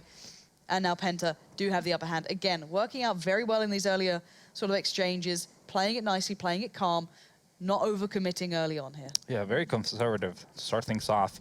Just waiting for, again, Virtus.pro to make the moves, and not too much happening on that front. And again, they're taking over drop, Molotoving the left side, smoking right side. Instead of committing, they just wait and see the reaction from the CTs. Also a very viable option to have, especially when you know you're playing against an eco. Just throw a bunch of your grenades, mollies, and smokes, and see what happens. See if you hear anything, if anyone's rotating, if you get any free kills, if you try to push as you smoke. None of that happening, though. It's a 5-on-4, and they're plowing into the A side. Yeah, they're looking for these CT players. Mykes finds Pasha. Neo's position now giving up down to 5 HP. A quick execution from Stefan, and now Taz and Bialy left alive and make it just Bialy, and he's sitting by drop. So again, not going to be able to do much, and the disparity between, let's say, how these rounds are playing out from side to side. Penta, extremely clean, on their anti-ecos, looking very, very collected, playing them out incredibly well. Again, though, they cannot make a single error. That's the one thing that's going to be in the back of their minds, whereas Virtus.pro are just going through the motions, it felt like. Yeah, I mean, but if Virtus.pro keeps playing the same way, they're pushing mid or side, if they manage to get that first kill, make it a 5-on-4, that's going to change the whole dynamic of the round, because that's when Penta loses the advantage of knowing there's going to be either just one playing A, or 3 playing B, or 2 playing A. So there's always going to be a gap somewhere on that map. But when it's a 4-on-5 situation, it's going to make things that more harder for them to successfully attack either of the sites. Well, this is where it gets interesting. Virtus.pro now back on a really nice buy. That double up comes out to play. Pasha picking it up, and Snax. Snax already shown that he is incredibly diligent thus far with this, and a quick flash comes in, but it looks like Penta want to punish this as fast as possible. And they actually back away from it. They didn't go for the quick play, trying to maybe get that orb out of the game, because Tazwell was there ready to trade. So again, a bit of a cautious approach from Penta. Not going to try and rush this one. Taking their time. They have the mollies. They have what they need to try and clear out some of these corners later into the round, so why not? And now double ops coming in from Virtus.pro as well. Pasha has picked one up just as well. Scouting out this long B, and he might be able to see something. It does get a kill on the Crystal, so that's going to be the opening for Virtus.pro to make things a lot harder for Penta. Now it's going to be a second peek here. My guess is actually playing with the idea. Not advisable at this point. Don't feed the beast, Mike. There's absolutely no reason to. He's in a nice position alone, just watching the passive push-up. I don't think anyone can be boosted there, Mike. Don't you worry.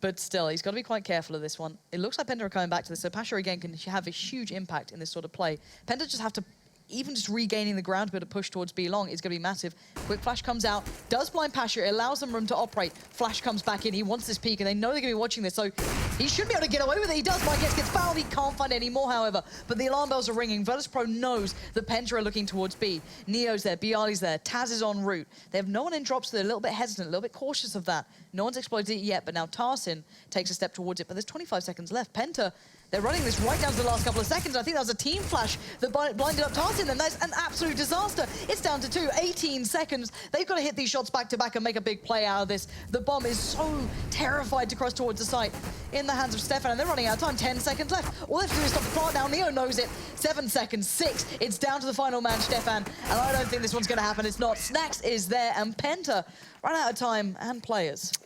Yeah, the key word has to be hesitation at that point. You were spot on with that one. I mean, you make it into a viable situation. You got to come into the bomb site.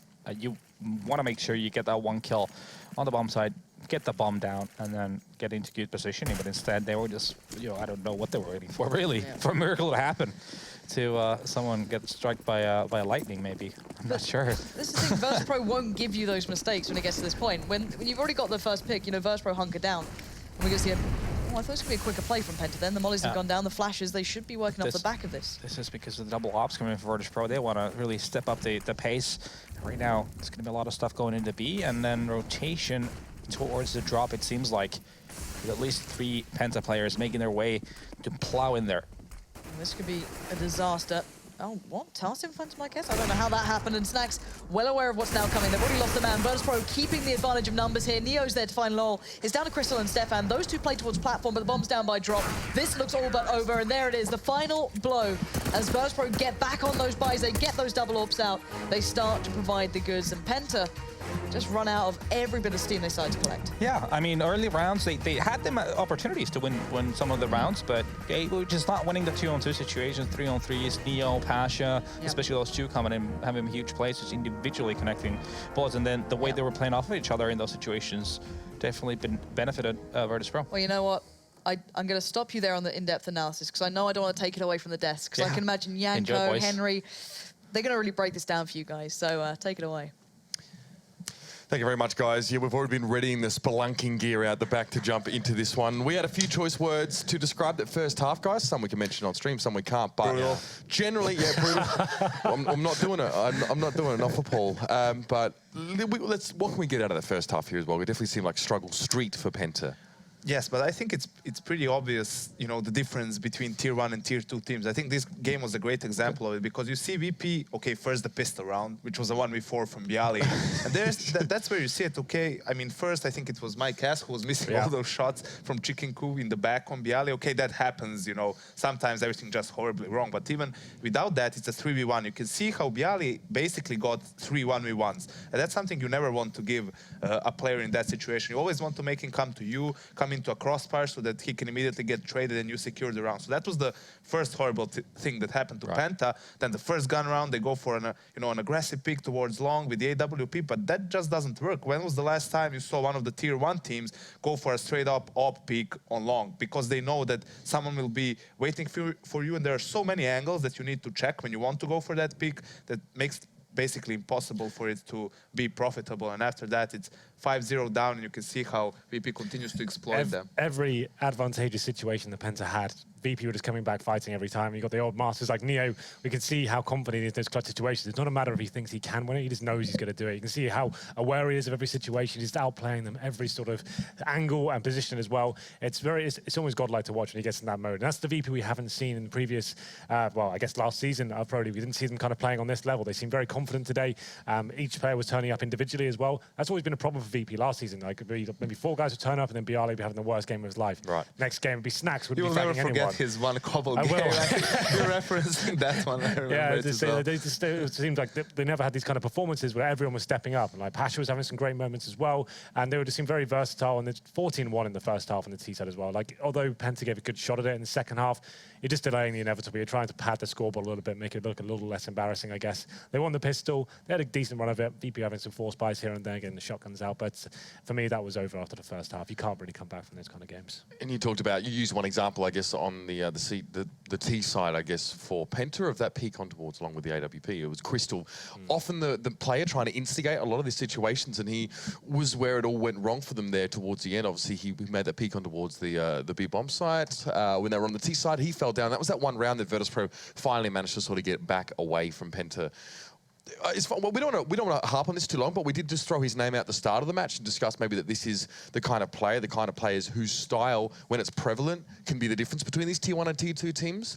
Would you highlight, I guess, those moments from Crystal as a problem for Penta specifically, or was it just a general skill gap between these two teams that gave us such a scoreline? I think it was a general skill gap and then getting outplayed, but those individual decisions certainly play a part in it, right? You have to realize that that's something that just most likely 9 times out of 10 is not going to work. And it's the first gun round, you lost pistol, you probably need to be a bit more, you know, defensive than that, maybe a bit more cautious is probably the best word for it. And after that, you can see they were forced, because of that, they were forced to play passively, and VP just exploits that straight on. They take easy control of A long, A holes, and then they just go for one of their executes with a bunch of smokes and everything.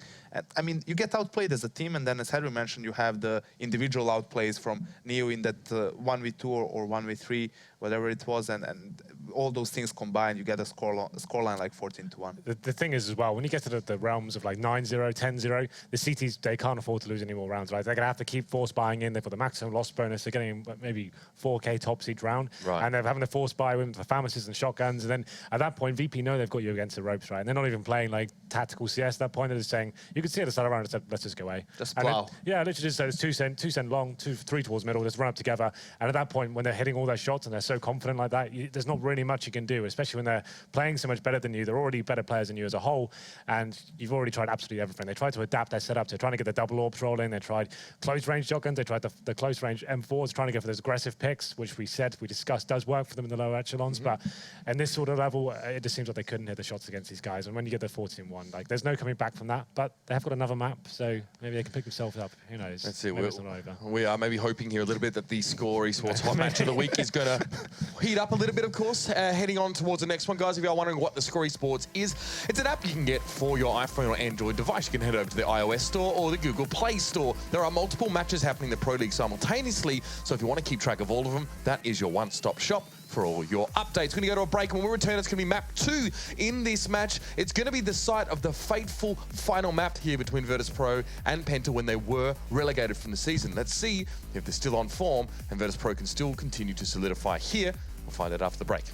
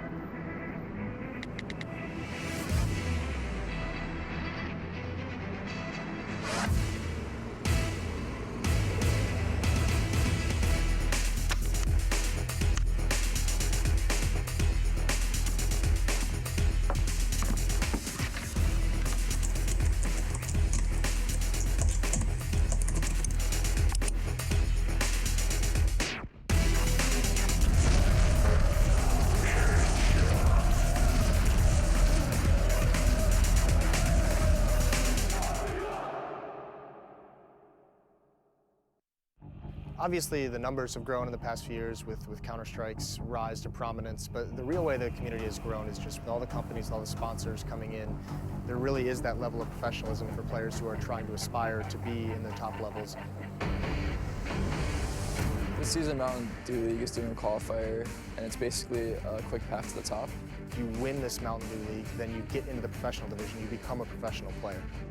And I'm looking forward to watching and spectating and seeing who actually makes it.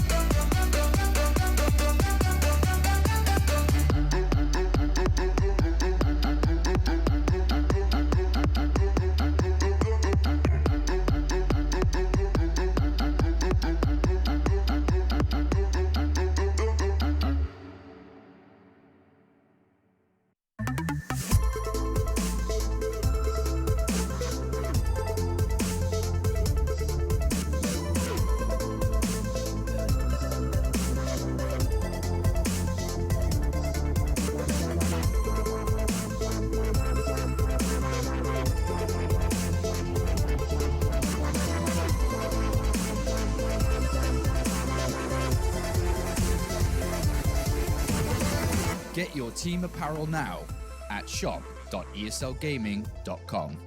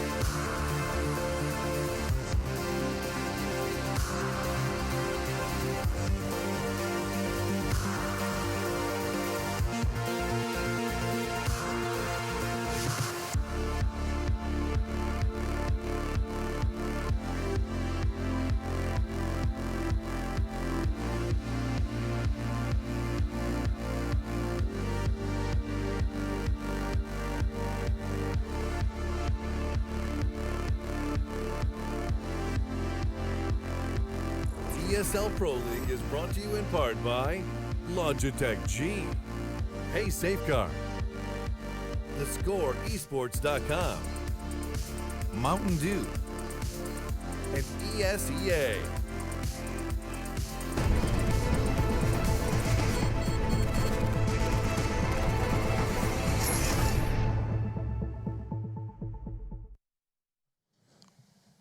Welcome back, ladies and gentlemen, to the ESL Pro League. We are in the midst of our Score Esports hot match of the week between Virtus Pro and Pentas Sports.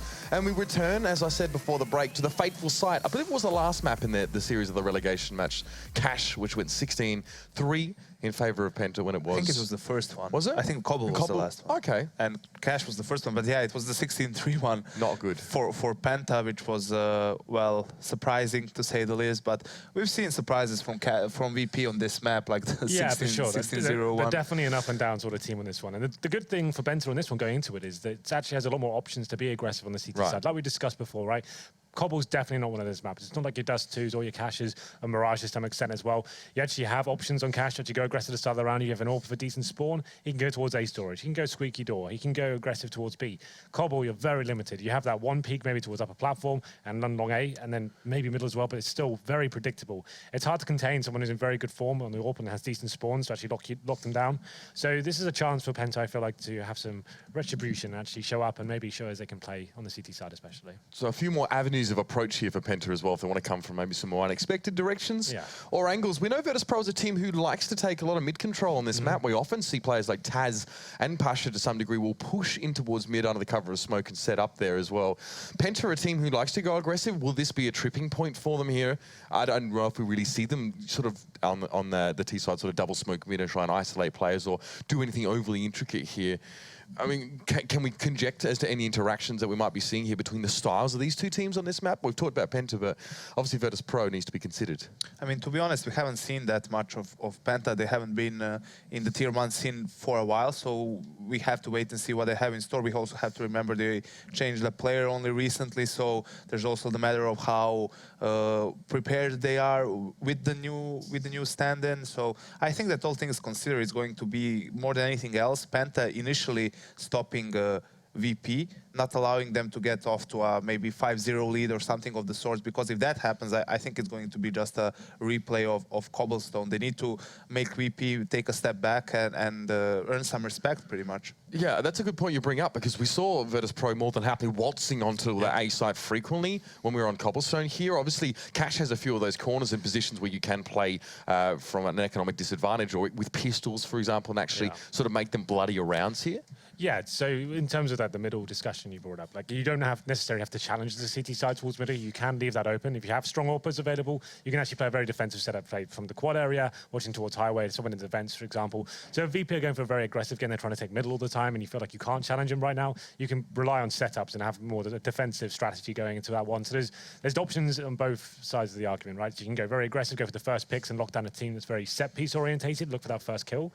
But then you obviously have the options for someone like VP, he just goes for kind of defaults, boosting someone out, trying to work picks. You don't even have to give them the option. Some teams actually don't like that at all. If you're not facing them and you're actually giving them the middle control, that can actually be a disadvantage to some of these teams that rely on the opening kills. It's just like they get the mid control and it's like, okay, well, it's still a 5-on-5, time ticking away, and they're trying to work out what the next points of control is. And if you don't give it to them, that can actually be an advantage for the lower teams to actually play a little bit more defensive and have these kind of tactical advantages in that sense. I'd like to see that from Penta, to be honest, because judging from today, they don't seem like they're up to the challenge of actually out-aiming these guys. So maybe that's the way to go. It was at Barcelona where we first started to see the team that were then known as G-Bots actually step into the spotlight a little bit more. We saw some good play from a lot of those guys. It was Mixwell that went to Optic, and Lowell is a player I want to talk about a little bit more here, what little we can glean from Penta's previous performances, because they brought him onto the roster, seeing how he performed specifically at event. I mean, what's your take on that, guys? You were at Barcelona, I believe? Yeah, I mean, you saw him there, and you sort of seen a little bit of him now and how he's tracked along with Penta. How do you take his temperature, I guess, as a player developing now in a foreign roster?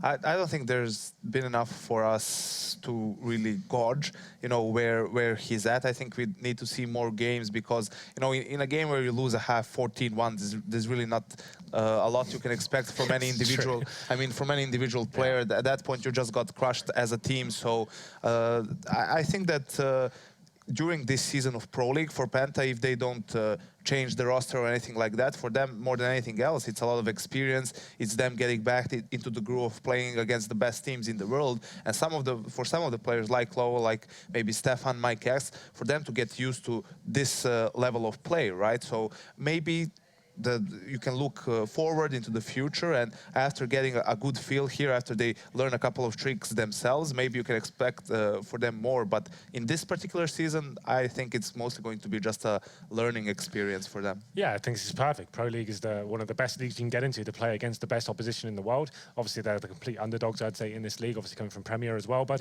this is a chance then to work out what they need to change in their game, whether this is the lineup that's going to work for them, and trying to adjust their setup. Like Bianca said, it's not like we cast or analyze these guys every single day. It's difficult to keep track of these lower end teams of doing the job we do. So watching them in this league is going to be perfect. We'll just see what they're going to do and what they're going to be bringing to the table.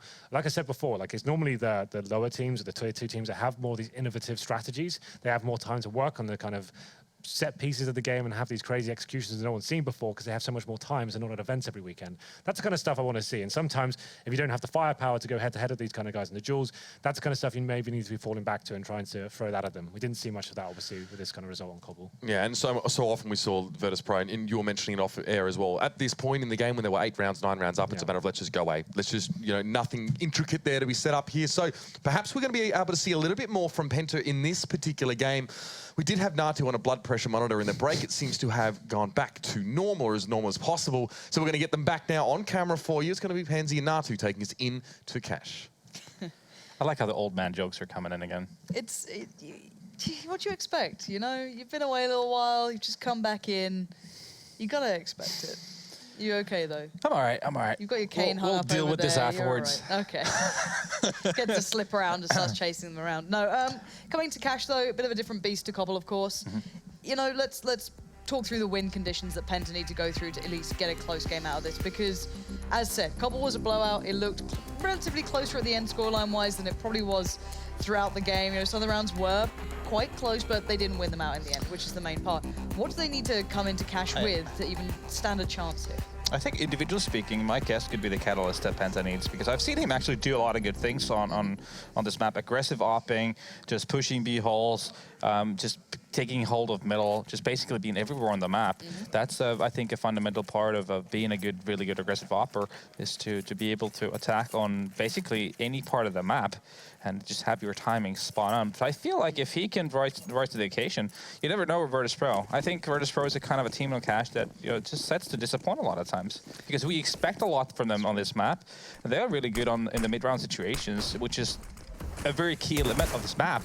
But it has to be a map where they're really up and down. Yeah, and this is just your classic B split coming in for Penta here. Should be quite comfortable. Taz, though, getting away with murder. I don't know how he's not been spread out in this position. Going to find 2, and that's all you can hope for in those sort of spots. Bit of a one and done, but he gets all the information required. They now know it's a full-on B hit, no fakes being sold here, and that bomb should be going down. But Penta do get the site for themselves, and they have 3 players positioned for this retake. The Virtus.pro is trying to build. It's going to be a hard retake on Viali. He's already coming in. Snacks with a kill as well. And now Tassin is very low on HP. Back aside, that grenade could be all she wrote for him. And that's exactly what it is. That's a one-on-one. Snacks versus Stefan. But Stefan with a nice headshot to close it out. Penta with a 1-0 lead, just plowing into that B-bomb side. Making it a 3-on-2 after plant situation. Yeah, just nice and basic stuff from Penta. All you need to do, go through the motions here. And to be fair, something we wanted to see from the desk, these set pieces that certainly can be built into this map. You see a lot of these kind of quirkier plays.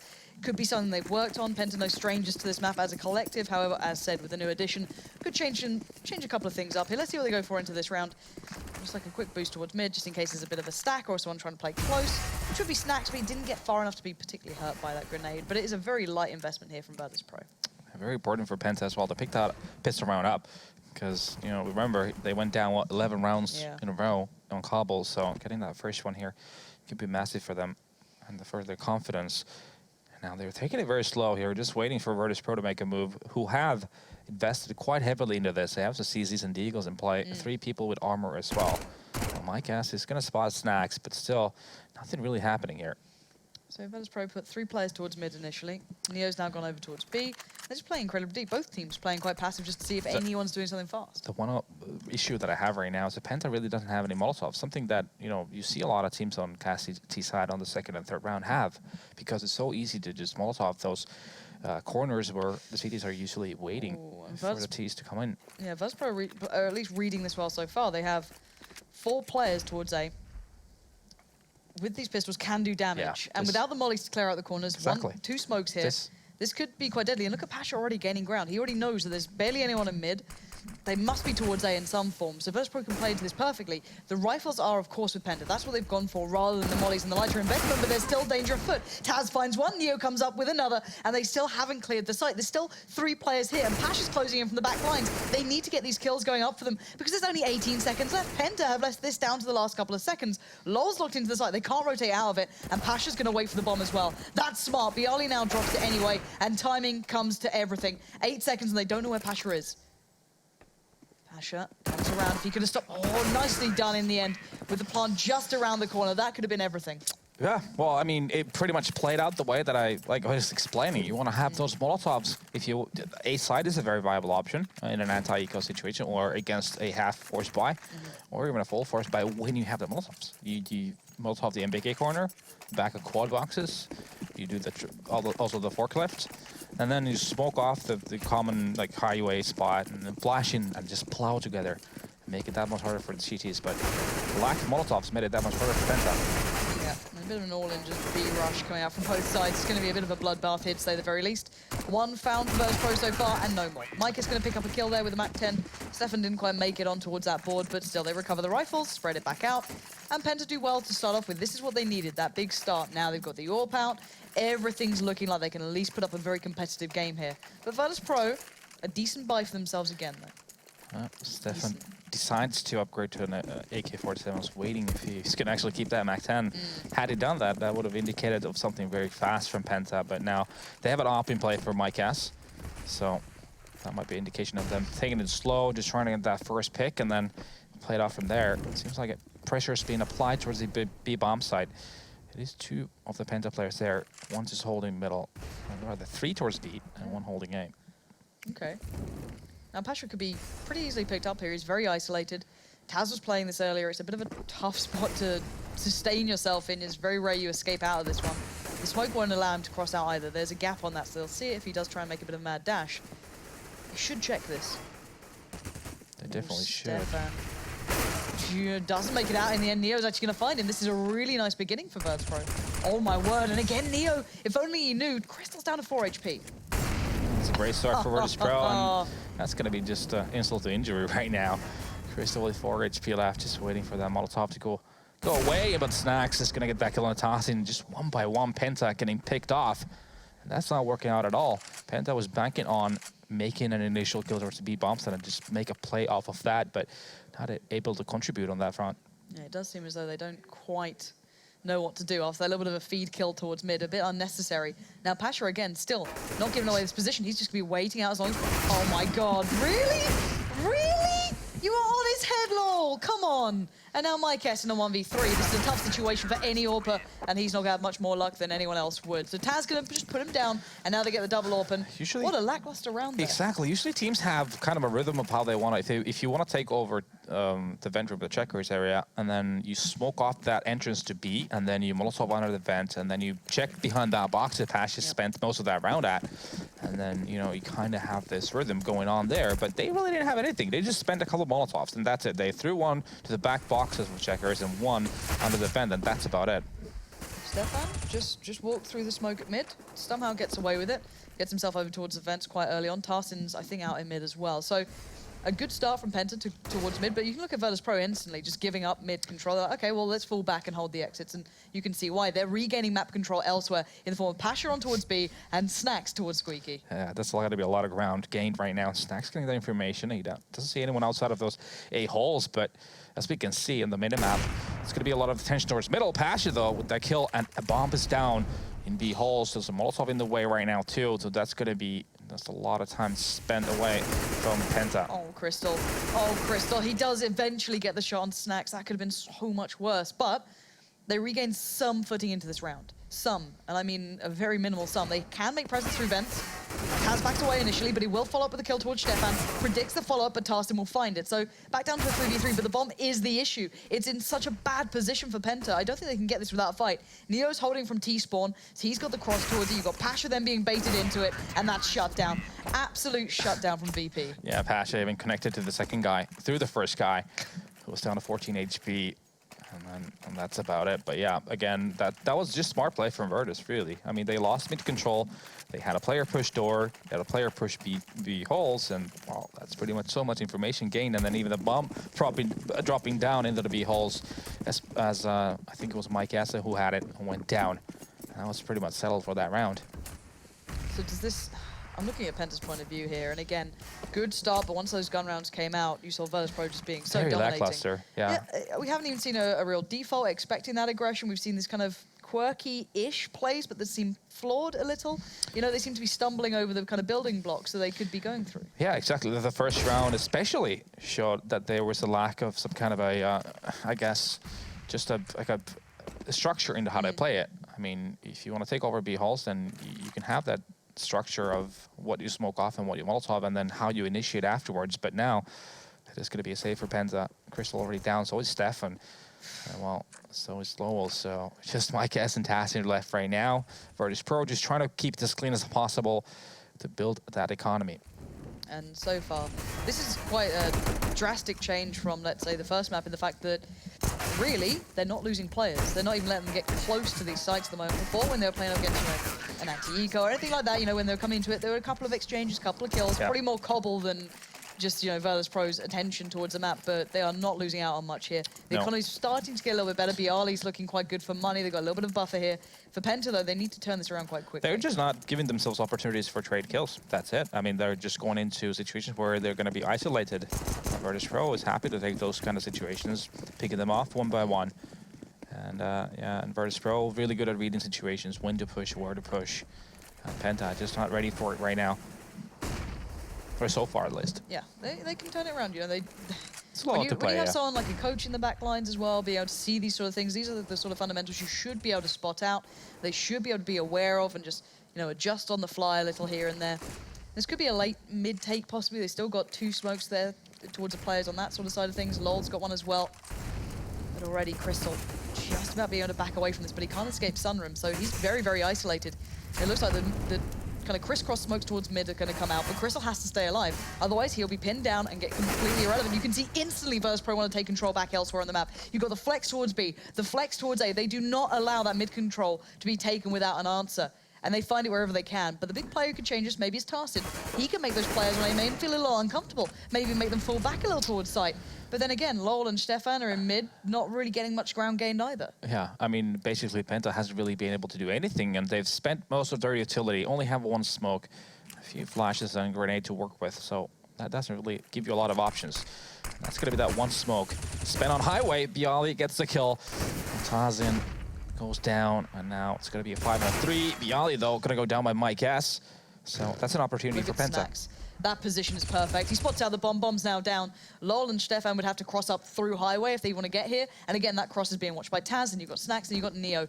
These are, you know, these situations, these kind of 2v4s are being played out very nicely from Virtus Pro, making it almost impossible for Penta to find a favorable trade in this. And at the moment, just those early kind of rounds, well, early minutes in the round, shall I say, are just not going well for Penta. No, this is not a way you're going to be picking up any rounds, Penta. I mean, you're playing against a team that are superior individually, and also they're better at reading situations. So Penta needs to be an initiator at this point. They need to have some kind of a set plan going on. But so far, it seems like someone's calling, okay, let's wait for a minute, see what Virtus Pro does, and then when we have a smoke and a few flashes left, let's, you know, try to do something. Yeah, and even look at the early damage coming to this round. Of course, it is just a bit of a upgraded pistol, a couple of pieces of armor here and there, but it's not going to be fun to play into, and it looks like the smokes we put down towards A to allow the players out of Squeaky. But again, as you said, they have to instigate these sort of things. They have to make these plays happen. They have to be the ones to pull these rounds in a sort of direction, because already it looks as though Virtus Pro have a good read on this. They already have the players watching this sort of thing. Snack's a little cautious of main. Right to B, so he delays the timing for the main push to come out, sprays him pretty wildly. Doesn't get a good connection. Bialy will get caught out. That's a big difference. Stefan now finds Snacks. This is better. They finally locked down this site. This was that set, quirky piece that we were looking for. A little bit of a different play. Unique smokes coming out, allowing that plant to go down. But can they weather the storm of the retake? It's going to be a tough one, though. They lose forklift control right now to Neo. And that is usually a key to retaking that A-bomb site. Now it's going to be Taz in here. Back a quad with that M4. He's going to be the only rifle in play, but still 2 in A main. They make that kill happen, and now Taz and Pasha alone here on this bomb site. somehow they need to try and isolate these kills. They get to Crystal with the kill onto Taz, and now 1-on-1 with Pasha. It's just diffusing, and not gonna get it though. Crystal with the kill. Pick up the op, and now Penta comes in with a round, which was essentially a save. Just Tech 9s, a couple of armors, just a couple of smokes to play with. Not a heavy investment, and that A-side plow works perfectly. Yeah, finally we get to see a little bit of a set play from Penta that maybe Virtus.pro weren't particularly ready for, although they were actually, looking in the right places at the right time. Just the shots were coming in there thick and fast. Stefan being actually a bit of a forerunner in that. Mike S could be watching for that B push out. Lovely little angle as well. And to be fair, there has been a lot of aggression from the likes of Neo and Pasha pushing up. So a valid position. If they can fake a bit of mid-presence, if they can try and play around that, pull out those players, this could be a changing point. Penta can take some control back, but already snacked. Look at the response though. Virtus.pro just don't let them take anything. No, definitely not. And that's going to just play your head so much. I mean, psychological effect of the kind of pushes they're making. It's just essentially going to affect the whole decision-making you have as a team. And look at this, Pasha also. They've basically pushed the T's down all the way to the T spawn. If you look at minimap right now, most of the T side is in T spawn with minute 10 on the clock. So, I don't know. That's interesting. All right, crisscross smokes towards mid. That's Lol and Mike S doing it. You can see Tarsin's waiting for a push, Crystal's waiting for a push. So this is them starting to maybe try and read into how Virtus.pro are approaching it. This is a better approach from Penta, but now they still need to make it stick. There hasn't been that aggression really, because they've got Bialy posted up on that boost towards Ace. He's perfectly fine there. He can sit there and watch that for days. They can leave him to that one. But they have now forced Virtus.pro back to the sides. This is what they wanted. Now they have to make the most of it. They've got 40 seconds left, and they've got to punish Virtus.pro. I don't know if they can do it though, as they're left with limited utility. They have one molly, a couple of smokes, a little bit to build into this one. It's a very slow and rather obvious B here. Already 3 players here from Virtus.pro, but they're still landing the shots. This is great from Penta finally, but they have to deal with the raid boss. Pasha is still alive on the site, and he gets picked up. That is big. Now the site's open, and it looks vulnerable. That should be just not even possible for the Seeds to do a whole lot here. The bomb's going to go down. Snacks and Bialy probably going to just go for some exit kills. Or trying to save these weapons. Penta with the beast with smokes, and then taking their sweet time before committing to the bomb site, because Virtus.pro had a really aggressive presence in those B halls. Penta had to take their time to go through there and check, make sure that Virtus.pro wasn't there anymore. Well, as it turns out, they had backed off to the B bomb site, and Penta making the initial kills. And basically just in a matter of seconds, managing to take this round. But Snack's still alive, gets a kill.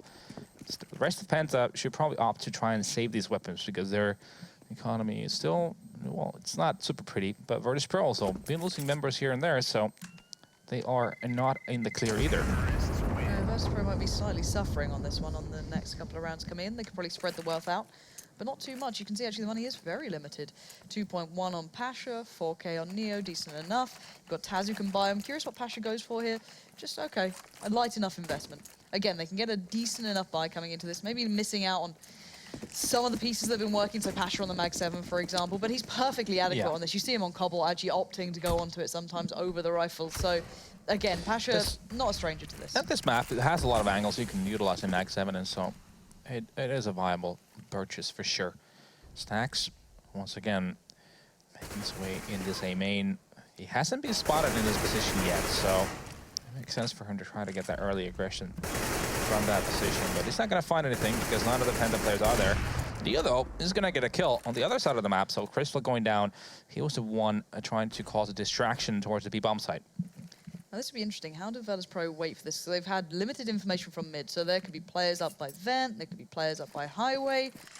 Taz, going to have to try and adjust for this, playing at the back of connector. The smokes come out, the mollies come in. This is starting to work a little bit better for Penta, but they still need to break into these sites. They lost out on Crystal early by those B halls, so then they've got to be careful of Pasha or Neo pushing up further than expected, and A is still completely under wraps. Bialy in that boost is going to be very, very integral for Virtus.pro here. Exactly, and Neo, Pasha, very different positioning. They're not playing back at the bomb side this time around. Pasha is just under the vent now. They're going to be boosting up, but Stefan might be timing this correctly. Well, it works on the way of Pasha. And the bomb is out of the vents right now. He gets the second kill on as well, before Mike's get a retaliation on both Neo and Pasha, and that's going to be the B-bombs that open. When I say that, though, Tass has already made his way here in the headshot angle. Goes down by Tassin, so because it becomes a 2-on-2 eventually. Now, Virtus.pro this time have a little more utility to play with, and they know that these guys are tagged up. Wondering if they go in on this one. You've got Tassin planting in the back of the box, so planting for basically where Mike S is. Now, Snacks, Can have a little just check, see if there's anyone, you know, doing anything brazen, anyone being a little bit too brave for their boots. Byali checking corners, taking his time, going to molly in as well, going to allow Snack some room to work here, force players out of those very default positions that are dug in. Still waiting on any opportunity to be given here. Not really getting it, but they really are looking for this one. Mike has already found Byali. This has suddenly gone pretty bad for Snacks. I doubt he's going to make much out of this one. He goes in anyway, gets tagged up, gets put down, and a good round from Penta. Starting to really work out how to get these rounds on Virtus Pro, and it's working. Yeah, Mike S. again. He came in, massive 2 kills there. Taz still had an opportunity to close that one out on the B-bomb side, but getting that kill from Penta on the Taz was big as well. And then 2-on-2 situation just pulled away of Penta. And so you can see, that's going to break the economy for Virtus Pro. They will have to save Pasha, though, with the max 7 in armor once again. He just likes to do that purchase every single time. Why not? Why not? You know, It's Papa's favorite weapon. If it works, to be fair. And there are ways to play it, as you said. It can work on this map. Yeah, the ROI on that one is can be very, very high. Let's see. I was probably looking for ways to get into this. However, with limited armor, they've got very little to play with, an upgraded couple of pistols here and there. It can work, but Penta have been cautious. And they do have these mollies. They should be clearing out the site. If they decide to hit A, they can coat that site in those mollies, set it ablaze, and they should be able to break through nice and easy. However, Penta being quite cautious, Tarsin hit the shot. He did in the end. Yeah, it gets a little nervous, like, just please connect, rifle. AK, please don't do this to me. But he does, he makes it count, didn't lose out on anything. That's perfectly fine. Now, like you said, it doesn't matter as much, even if there was an A hit coming from Penta, with Virtus stacking that side because of all the Molotovs they had, but instead they are being very methodical, just taking over parts of the map so far. They've made their way through middle, they have gone into the vent as well, and just waiting for CTs to make a move before committing, but again, time is going to be a factor here. 35 on the clock. So if something goes wrong, even slightly, it could become problematic, but Crystal, with the headshot on the Neo, is going to clear out the bomb site. Yeah, and Virtus Pro know they're locked out of this one. There's so little you can do if Penta get really nice after plant positions, which they have ample time for. Plant's going to come in. As you said, it does get a little bit worrying when it comes down to those last couple of seconds, because if one thing's go wrong, you know, if Neo lands, let's say, 2 crazy headshots with a deagle, and we've seen crazier things, so that's when there becomes issues. They can start buying time. The rotate comes out from the rest of VP, but that wasn't the case. You saw the shot come in nice and clean. Again, that's going to be the psychological aspect. We were talking about how Virtus Pro is very aggressive, and that's going to slow your T side so much when you know that your opponent might be, you know, be very aggressive at any part of the map. So you just systematically become a lot slower, but what happens is that a little tiny thing can make a difference. I think we all remember Na'Vi at their slowest, when they would hit a bomb site with like 7 seconds on the clock, and then the guy with the bomb would die, and then, you know, a very elaborate strategy would just fall in flames because of 1 kill coming in from the CTs. It's a dangerous way of playing, but it can work out. If you're that crisp on it, it can definitely work. But we get the decent buy coming back in from Virtus Pro now. So I want to see their response here, because Penta have certainly taken the reins in this game. It was a good little run from Virtus Pro in those initial gun rounds. Really started to work it out after that pistol went in towards Penta's favor. Now they need to respond back. They can't allow Penta to get away with much more than this. Yeah, the massive difference is the trade killing, really. I mean, they've gone down in numbers early on, but then someone's been able to create an opportunity by getting the trades eventually. So a lot more just connected to play from Penta together as a team compared to the first few rounds. I'm wondering if Taz pushing up in mid is that response to the double smoke, and they want to just be able to get the information if they go for it. Again, though, that double smoke play in mid does work really well at isolating players who've pushed up. However, Penta yet to go for it. They're still posturing towards, you know, still got a couple of players trailing around by A and mid, that being Stefan and Tarsin. I'm wondering where they're going to take this. They still have those mollies. This is to be expected to be one of those slower pieces again. Seems like it's going to be a big hit coming in for them. I would expect him to just molly the headshot angle, maybe the back of boxes and checkers, and then just smoke off CT spawn and just pop flash and go in. But this is the moment where Pasha's max 7 might just pay dividends. Certainly could. And any sort of problem that comes in at these kind of slower rounds could certainly be an issue. So the molly goes down. That stops anyone pushing up initially by the box. That's going to keep them at bay.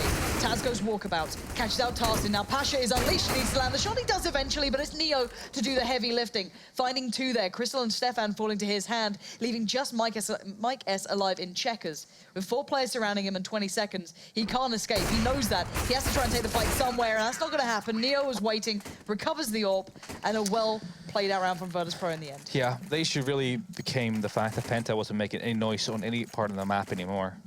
So then the flank came in from Virtus.pro, and then it just became too obvious that the B hit was coming in. And they defended it just accordingly, made it happen. So just a piece of advice for everyone: if you want to make a slow an attack towards a one bomb site, just make sure you have someone creating distraction at all times on another part of the map. Make sure it's not too easy of a read for your opponents. We might finally see Snacks getting some action. He's been pushing A main almost every single round and never seen a soul. Now there's 2 players pushed up, Stefan and Lowell. I think Lowell was anti-flash initially. Stefan still lingering forward, and there we go.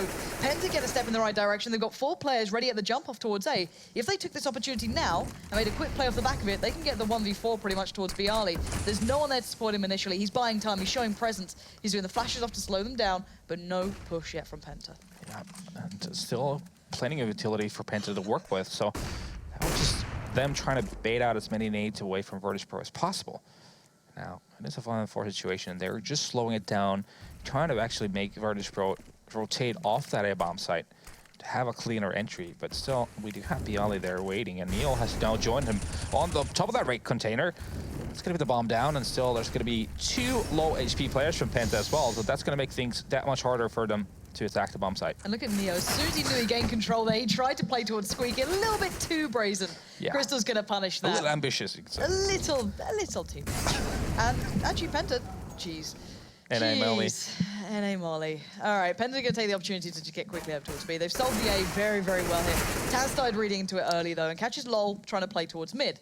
Now, the point being, though, the bomb's already en route. Yeah, and the bomb side is clear, so it's going to be a free bomb plant here for Penta. Crystal taking a duel with Taz. Taz and also on the Pashes, so all of a sudden Bialy now alone here. A round that really seemed like Virtus.pro was going to take. And it is going the way of Penta, but we still have Taz and Stefan. Now 7 and 10 HP respectively. So if Bialy manages to create some individual one-on-ones here, it's all here to play for. Yeah, and Crystal's on the long rotate around the back of Bialy. So again, if he can find these 2 quickly, he can go for the full defuse. And I don't think Crystal could get there in time. So Bialy sneaks his way in, finds a first. I wouldn't be surprised if he just goes for this. 3 seconds. It's going to be Tarston on there first and foremostly. 1 second left. And the bomb's defused. My word, guys. Really? Not like this. Not like this. Bialy. I cry every time. Like, it... I don't know why they even planted there, though. It wasn't planted for either of the 2 other players. You literally couldn't see it anywhere else. I know they were short on time, but... The horrible thing is that they had a completely unoccupied bomb site, so they could have planted anywhere. Anyway, yeah. Small mistakes become big punishments, and Taz was already put in his position to try and stop that double smoke play towards mid. This is his prime opportunity, but it depends on a lot of other factors here. Penta have a lot of players towards boost. Crystal's starting to become a little suspicious of this. Maybe wondering what's going on, and Crystal's going to leap through, find Taz, and that's going to open up a world of opportunities for them. Bialy playing on highway, though, could make this a bit trickier to split towards B, where those 2 other players will be waiting. Yeah, Snacks already pushed door. He's just waiting for any of the T's rotating towards A main. But as we can see right now, they've all pretty much made their way towards the middle. There is one in boost right now. Snacks might be spotting him. He does, but so does Stefan. And that's going to be Snacks going down. One unfortunate turn of events for him. And it becomes a 4-on-3.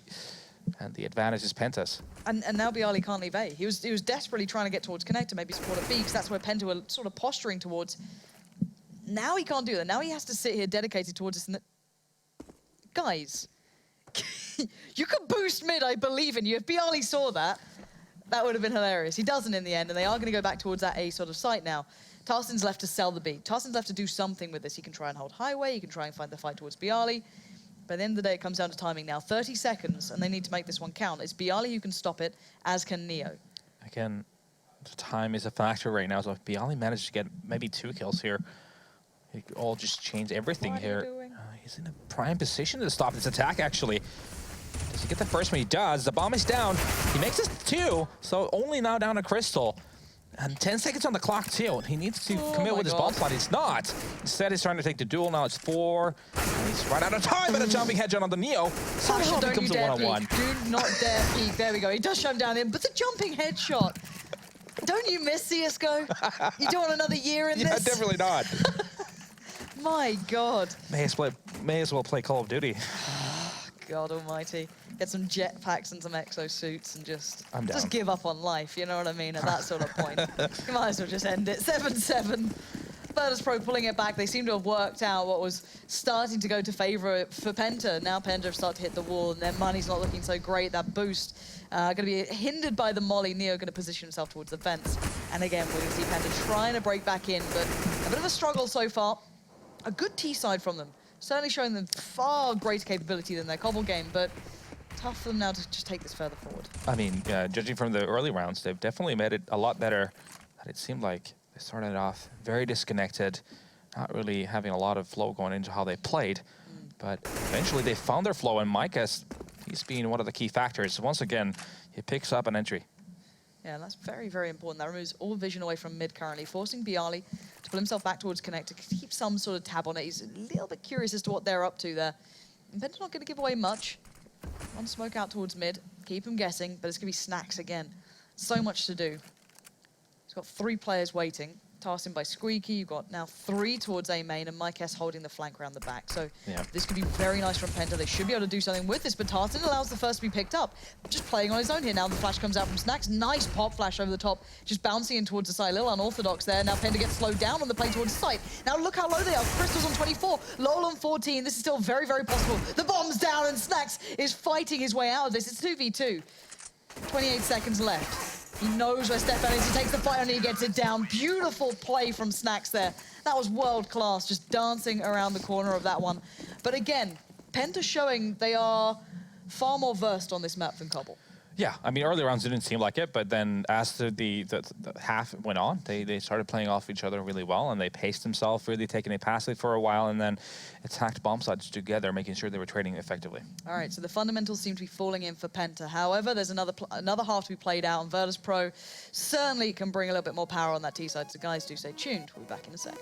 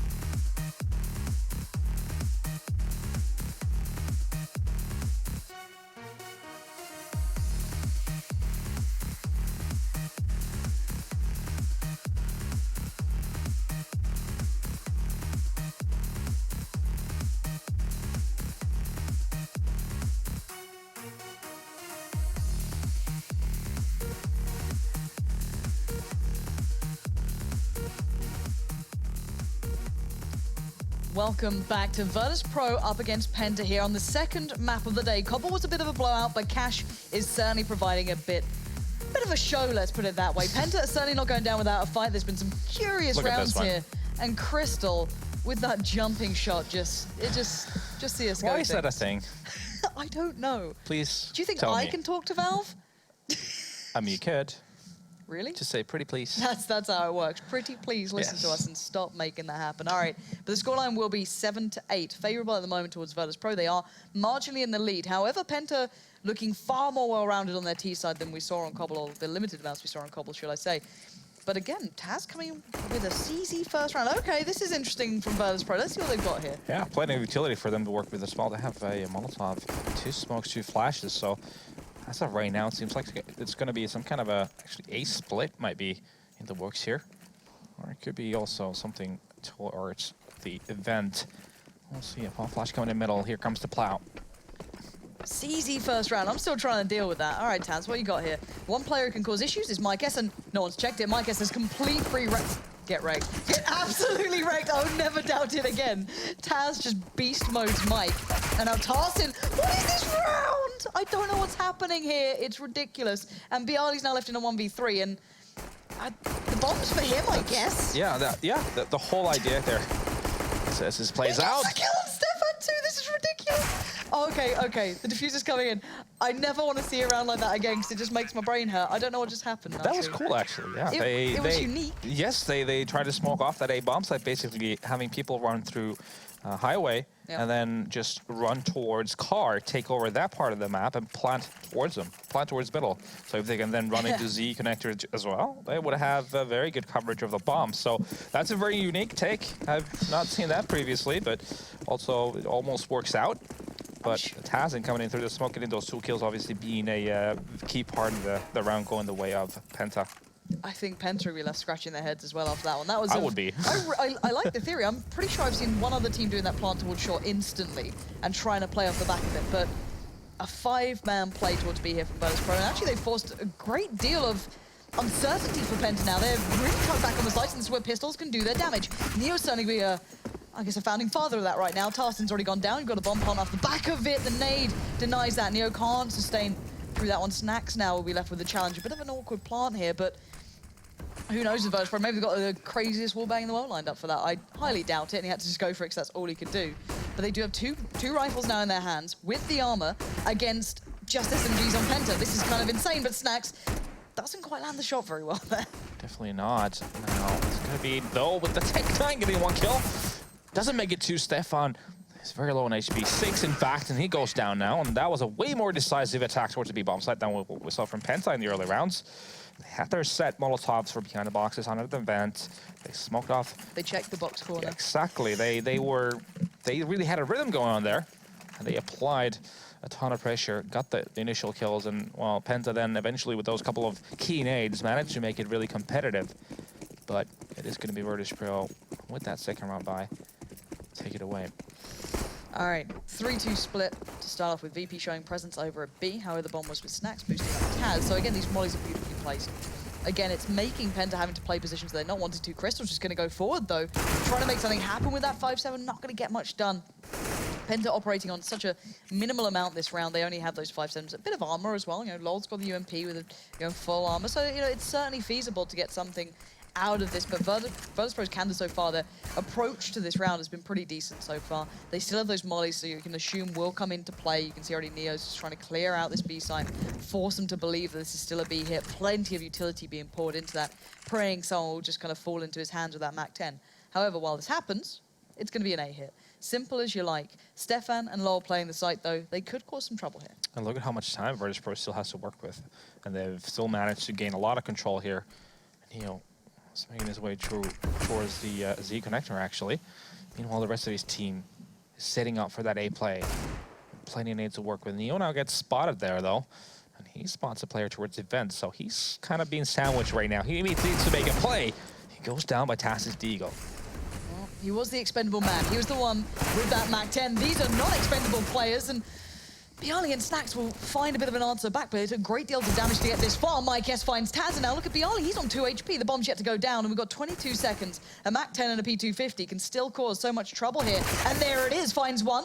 And now Snacks up against Mykes. Mykes, how are you going to play this one? Oh, beautiful. Just takes his time, crouches down, and he gets the job done with 9 seconds remaining. Well played, Penta. Good positioning and making the most out of that. Yeah, what a back and forth affair so far. And Virtus Pro having all those grenades, having the Molotovs, still now managing to make it a clear work towards the A bomb side. Instead, it was Penta getting the initial kills and really stopping the initial force from Virtus' push. And there you have it. It's going to be Penta picking that one up. And surprise, surprise, Virtus Pro decides to go on a force here. 2 smokes, a flash, a bunch of upgraded pistols, and AK-47 and a Galil in play. All right, you can see the molly starting to take effect. Taz and Snacks get melted down. Snacks was one of them in with the rifle. He might have to drop that out to someone soon, but he's going to stick with it. He's already out in mid, I guess. Boost above the smoke, going to pay off. Bialy goes down. And now operating at a huge deficit with limited HP. This should be a shutdown from Penta here, but again, not too much to play with. That nade not going to find Snacks. That could have done some irrevocable work, but not like this. This is going to be very problematic for Virtus Pro. Only 1 smoke. Well, they've lost half of their HP on 3 of their 4 players. And, well, they have an AK, Galil, and Tech9 and an SCC to play with, and no utility, really. So it's going to come down to aim duels. Unless they can hit some really crazy shots, it should be Penta's round to win. Should be. We'll see. It's down to Tarson and Crystal initially. Mykes will be there. Smoke didn't cover the cross on CT, but Neo's going to find Crystal. Tarson's the one, though, to be the turret on the site, and he's come up with exactly what you want to be seeing from a player left in that sort of position. 40 seconds remain, and Neo's not going to have a shot of it. Well played to Tarson there, just doing what he needs to do, which is shutting down 4 players. Yeah, staying alive as long as possible on that bomb side to begin with is something you need to make sure you have, just to help your teammates rotating towards the B bomb site to help you out. But then obviously getting 4 kills in the process, yeah, it's going to make things a lot easier. Helps. It definitely helps. 10-9. All right, Penta take the lead. Now Virtus Pro going to have to just respond accordingly by going through the motions on that full-on eco. And we're going to see the 5-man through door. It's good old. It never fails. 2 decoys. Why not? That's it. Yeah. I like the lineups too, just to make sure they fall in the very specific places. They're practicing their smokes. It is, to be Make fair, sure. you're not wrong. Yeah, It is just a smoke towards upper as well. Why not just make sure they actually work? And they put a bomb down now. That's insane. Oh no. Yeah, well, that was Penta. No. Well, the thought process on this is basically when you're playing against a save, or even a half, but you want to play retake A, just because close range Tech9s, you know how that can work out. We've all seen that happen before. Yeah, this is interesting. Mike, you should get that kill. Well, interesting enough, he does get it, but Snack is going to be there to retaliate. Now, it's only Taz and Bialy left. 2-on-3, they have absolutely nothing to play with. Taz, though, already defusing. Oh, well, getting 1 kill. Does he make it 2? He does. And that's going to be, well, still a successful mission for Virtus Pro. And just to continue on my point there, is basically what those decoys did is make Penta think there were smokes coming in. And what that initiated them to do is fall back, play passively, and Virtus Pro gets the opportunity of getting that bomb plant. So very elaborate thinking there from the Polish guys. Actually really like that. Really like that. But we've seen that from Astralis. Back in the day, they were TSM. They had this thing on train where they would use decoys for yard just to fake out smokes. Lovely. So we saw the early smoke there going down towards underneath boost just to stop any mollies coming up early on. So if Virtus Pro did want to get an early boost with Snacks, for example, they have complete right to. That's going to force Stefan to be a little more passive now, be a little bit more careful, and they've given up highway control. And Virtus Pro very quickly want to work off the back of this. Lowell, unsure as to where they're coming from, now has to adjust. It's too late. Neo's already there, but they don't expect Lowell to be so quick towards that truck, but Snacks still lands the shot. They brute force their way through towards ABR. You've got to be careful there. He's the one with the bomb, just crosses through, planting down for main, and you've got to hope that someone's watching that push through. They are. That was Snacks, doesn't land the shot, but he buys the time for the plant possibly to come through. Eventually. Shit. Well. There we go. There we go. Mike is like, I can molly sight. I know the lineup. It's too late. It's over. That's what happened. Now, Snacks is just taking a duel he doesn't need to dig. Because they have a 3-on-2 situation right now. And he is in a very wide open position. Gets team flashed, of all things, too. Just to make it harder. Why not? Why not? Yeah. Snacks is still here as well. Like, don't get me wrong, the other players are holding the push. So Bialy's kind of watching from quad. If they step too far, he would be spotted. But Mykes with a quick shot makes it harder work now for Virtus Pro, but none to be found beyond that. Mykes needs to back away. He's trying to make it costly, and he might have done a little more damage than they expected, but he needs to back away now. He needs to save his AWP as well. As Snacks doing brilliant stuff there for Virtus Pro in the end. And they do get the round in the bag. So Virtus Pro certainly not going down without a fight. Yeah, now this is the decision-making time for Penta because they know Virtus Pro's money is quite low, but Penta's money is not pretty either. Now, this is a understandable risk for Penta to make because if they do win this round, that would full reset Virtus, and that would take them very close to winning this map here. But still, quite a bit of utility for Virtus to use here. They've opted to have like a little bit. They still have it up on snacks too. 3-man stack towards B. Is that for the vent boost, or are we just going to see early presence? It Could looks be like they just just want to go pushing in, aggressive. Yeah. Crystal can be there.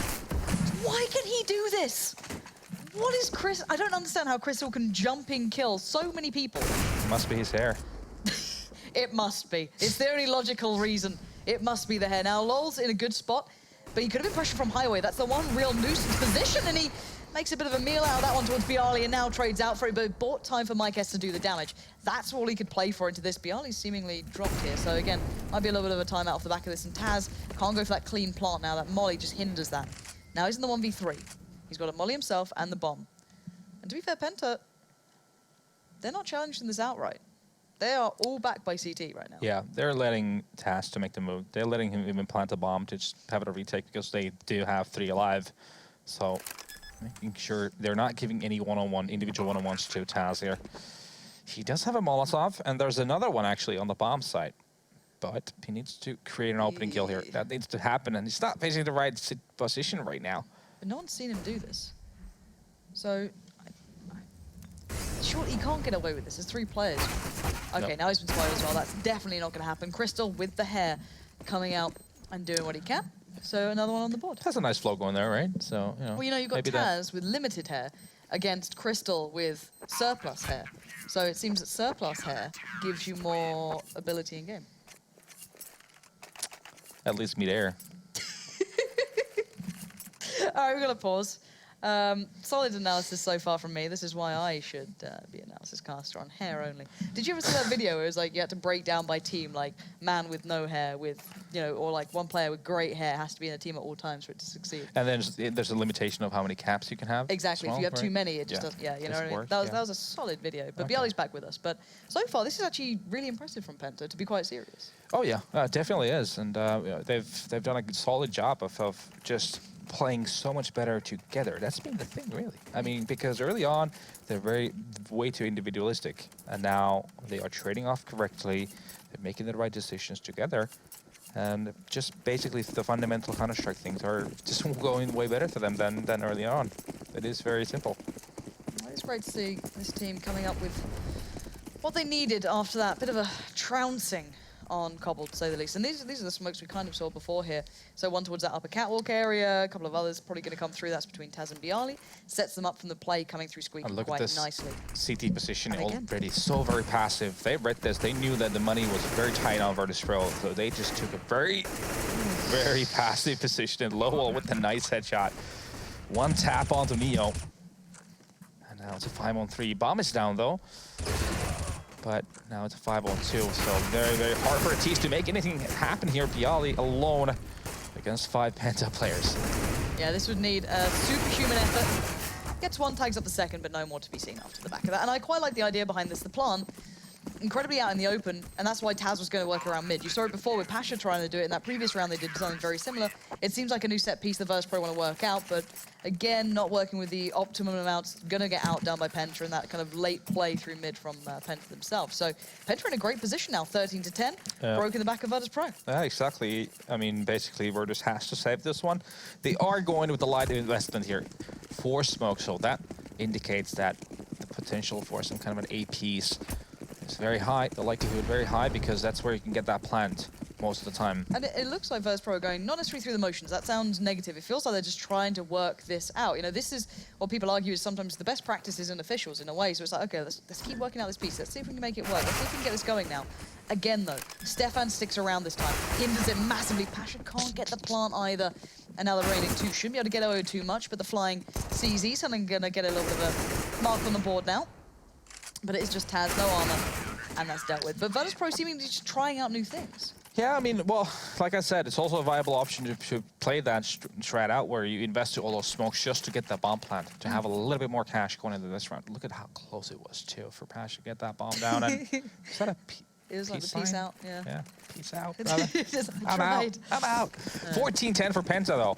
So they are definitely a grasp of winning this so far. I'm very impressed. And Close again, and distance. good read from Penta. I don't know if they know it or not. This could be incredibly worrying for Virtus Pro. 4 players already postured towards going towards B. Tarsin's found Neo. That's going to give away a little bit of the game. Again, though, Neo has been playing towards B on occasion, so they might not fully read that this is an all-in play. But Stefan already boosted up as well. Yeah, exactly. That might be just all she wrote here. But Taz is going through the middle. Now, Stefan hasn't seen it yeah, either. this is getting a little awkward right now. There's also a player towards the sandbags, and Stefan's going to go down. Taz is going to make it a 4-on-4 now. But still, there's 2 players towards connector, and then 1 here in the sandbags area. So, interesting movement, interesting positioning right now from the CTs. I think they're trying to read where Virtus.pro are going, but you do start spreading yourself thin here, and you become a little more at the whim of the T side at this point. But Virtus.pro not rushing this either. They know the weight of this round, of course. Yeah, and well, the A side on Cash is one of the most retakeable bomb sites in this game. Taz with the perfect timing. Twice now he's gone away with these sort of things, and it's given him so much opportunity. But it's down to Tarsin now to try and do a bit of work, and Taz again. Taz with the timing here. I don't know if he's spotted out Tarsin, which could be an issue amongst itself. So Taz is going to hold mid. I don't think they expect someone like Tarsin to be here. They certainly don't. Bialy and Snacks fall to his hand, leaving Pasha in the 1v2 now. Flashes out, doesn't go off the back of it. Smart move, as that didn't actually connect towards Mike S. And now those 2 left on the retake. Pasha, how are you going to work this? Can you isolate those 2 1v1s? Yeah. Well, Mike and Crystal taking their sweet time. They're ramming right in to the bomb site right now. Mike, though, he's taking the right angle, just waiting for a potential T to peek that corner. Exactly what happens.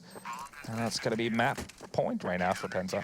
Yeah, this is lovely to watch. This is such a turnaround from what we saw on the first map. These were all the things we were asking to see from Penta. You know, nicely playing off the back, reading into the opponent, good rotations, good timing. You know, these sort of things that just pay off so well. And Penta have really come up with it. Their T side was thoroughly impressive as well. So Virtus.pro left reeling off the back of it with merely 10 rounds against the 15 of Penta. Yeah, I mean, it all became problematic for them. They won the force with a nice push into the B bomb site and then losing the round afterwards.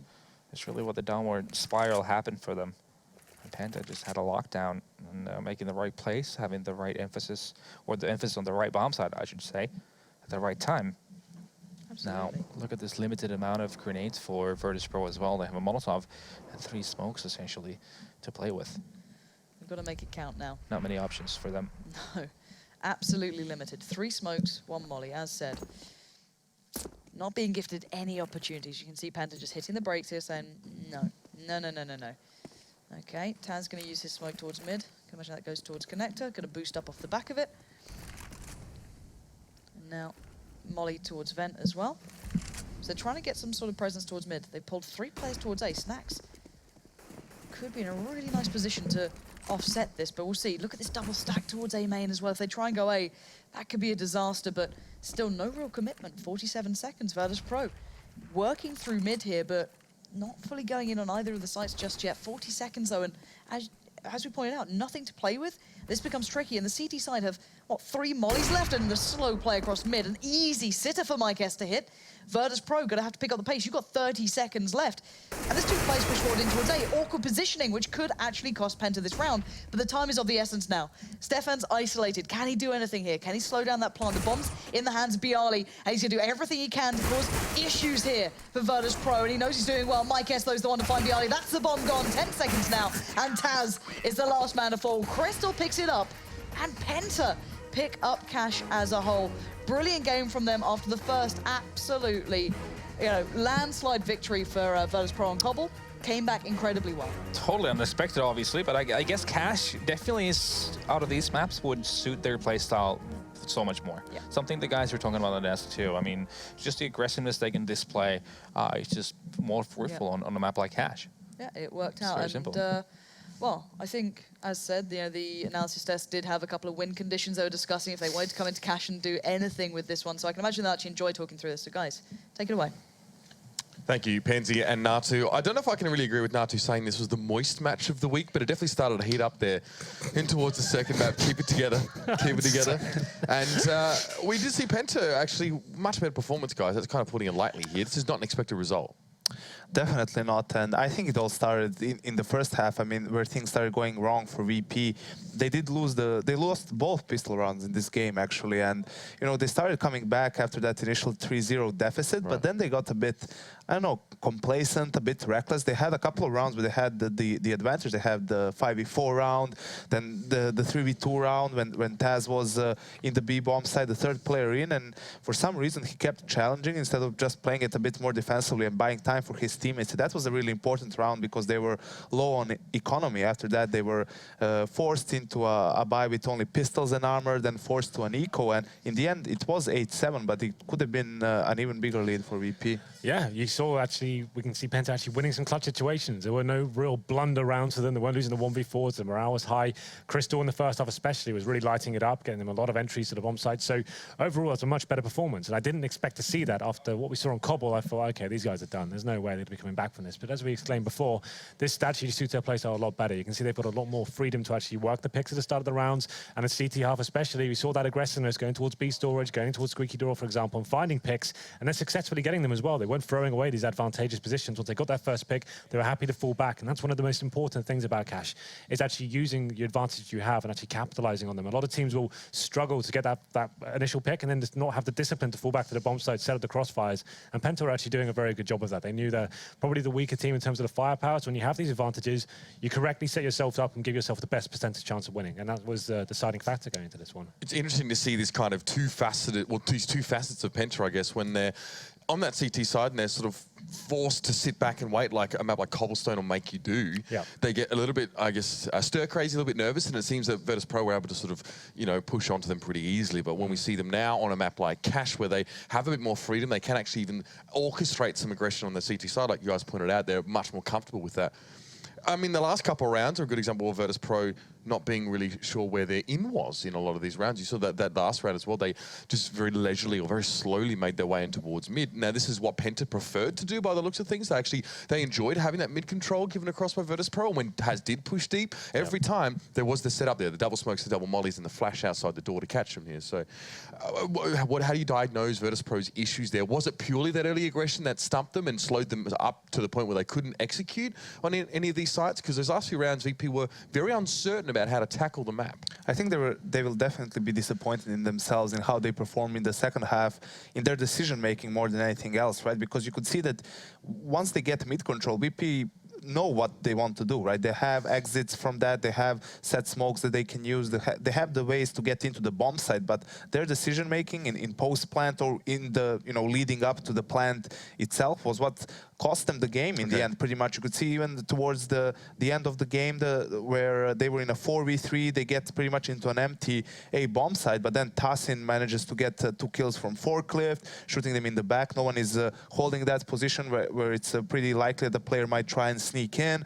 Mike Cass gets another kill long range with the AWP, and in a matter of 2 seconds, a 4v3 turns into a 1v3 for, I think it was Pasha at that point in time, or a 1v2. And you know, in those types of situations, that's something you wouldn't expect from VP. You would expect them to be on point. This pistol round that we're seeing as well, it was really cool. It was something we don't see very often, smoking off that left part of the site, going through mid, planting in the smoke. But, you know, I think it was 3 players going towards CT. You should at least have 1 watching through the smoke for a flank. So it's really interesting that Virtus.pro are essentially off the front foot able to execute and actually get the bomb down, but in the post-plant situation where they're falling apart. Is this laziness? Is this them not just checking all the boxes that you need to have a successful hold, Henry? It's difficult. On Cash, it's very difficult to diagnose, right? Sometimes it can just come down to hitting the shots. Like, especially on the A side, there's a lot of long-range situations. If you're facing as a T, if you're off feeling in the zone, it's definitely viable to like, jump off a fork, for example, and go for those long-range shots. But it has seemed like Penta were very efficient at actually pincering the bomb site together as well, actually coming in and trading at the right times. Instead, they took like that last round as a perfect example. They had the advantage actually facing at different times. When one person gets a kill, he's switching out, taking the attention away. Mike Hess is coming in for the AWP. Mike Hess is actually a very influential factor on that second half as well. I think it was Tarson who got the majority of the kills, but Mike Hess on the AWP, he was quite versatile as well, finding those initial kills and actually rotating to smarter positions as well. And it seemed like he was actually one of the pivotal factors that won them the later stages of those rounds as well, but just good positioning and good communication between them.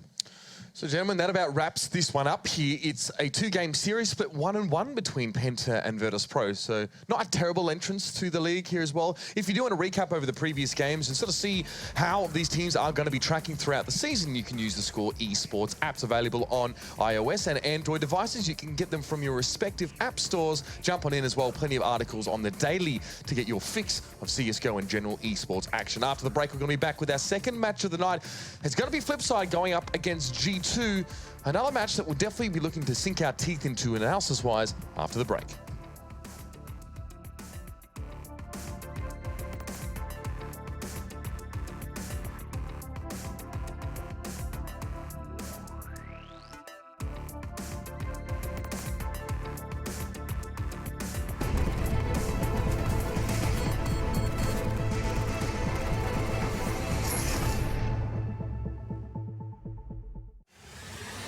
He's going to get the one kill in that bomb coming onto the side. FNX has to stay up. He gets the triple FNX. Oh my god, what a way to win that round. They don't have a smoke, so this orb is still. Oh, look at that.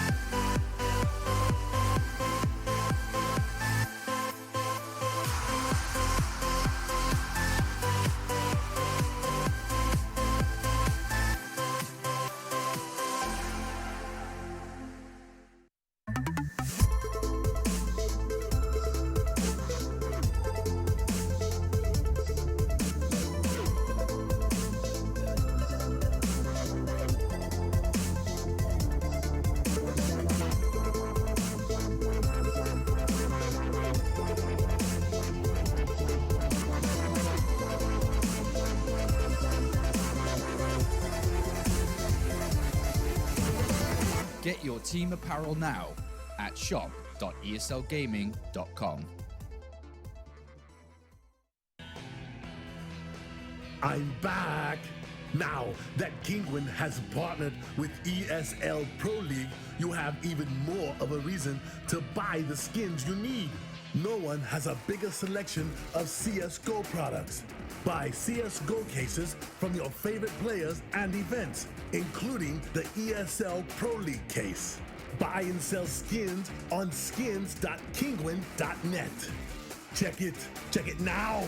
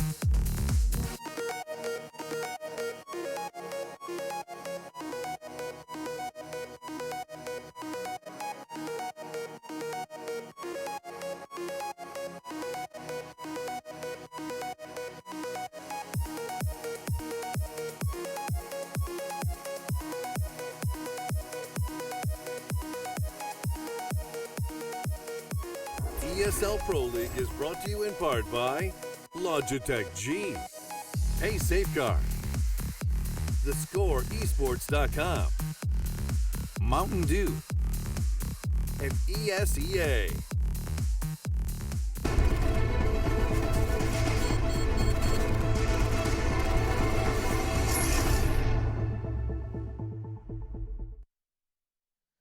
And welcome back, ladies and gentlemen, to the ESL Pro League. We'll just scooch over a little bit there, Natu, just trying to sneak out the shot. The poor guy's been playing competitive CS. He's been casting it now. He's on the desk all in 1 week. It's all it took, Mitch. That's what I said. 1 week of going back to the grind, playing CS. Just drained. Natu's lost it.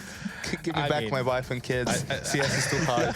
Give me back in the sauna at home. The I'm diapers. done. I can't handle this. I think people have lost it for less, so it's only fair. You've had a busy couple of weeks, Natu, there as well. I mean, interesting match there to cap it off, to actually see VP there drop that map to their opponents in that one. Of course, it was Penta that managed to get over the top of them here. But guys, let's start to make our way in towards this next match now as well. We actually didn't get to give much of a preview to it at the start of the show because we were sort of talking about the hot match of the week, as it were. It's going to be Flipside versus G2 over Nuke and Train. Rocky starts to the season for both of these two teams. G2 obviously has played a few more games and has actually had a chance to recover a bit more. But I mean, the first 3 matches were against Na'Vi, FaZe, and Envy, getting 0-2 in all of them there as well. I mean, they're maybe making a resurgence here. They beat Hellraisers 2-0. They split that series against Fnatic, so there are slight improvements from them here as well. I mean, did you guys have any opening thoughts on G2's form currently? I think more than anything else, it was obvious that they were really rusty after the break, especially on their CT sides. They couldn't win anything on their CT halves. They had great halves on the T side against Na'Vi, 11-4 on Dust 2, but they just couldn't close it out. Yeah, I think it's a fair assessment to make because G2 is a team that's going to always strive through individual play. And you've been on a break. Well, obviously, individual play is not going to be spot on. Same goes for the strategic point of view, too. When you haven't been pressing together, it's going to take a bit of time to get into the flow of things. Now, interesting matchup in a sense where it's going to be 2 very different worlds of Counter-Strike. Flipside, you know, a lot of set plays played with the dictatorship kind of Counter-Strike, and then you have the more loose play start from G2. So those 2 kinds of worlds just clashing to one another. I mean, for Flipside, the last couple of weeks, they're 0-4 currently in the league here as well, so yet to sort of win a game. They have had to go up against Astralis and Dignitas already. We haven't seen them on Nuke. They were one of the teams that did sort of show a desire to sort of start to pick that one up earlier on in the piece. G2's had to play it twice already with varying degrees of success. We remember the French matchup sort of last week, I think it was there, where Envy took them to task. It was 16-6 on Nuke there as well. And, you know, talking about now some of the problems that maybe we're seeing from the G2 side, the CT side, maybe not up to task here. This is a map where if there are problems in that regard, they're going to be exposed to a far greater degree on Nuke.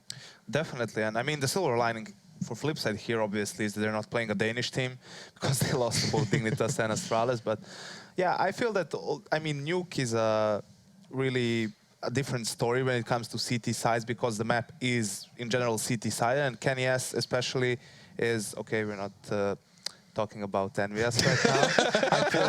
I pulled a machine. Yes. Sorry, boys. But yeah, I wanted to say that it's easier to play CT side here. So even though G2 was struggling in general on their CT sides, I don't expect that to happen on Nuke pretty much, right? But I'm also interested to see what Flipside has prepared for this map.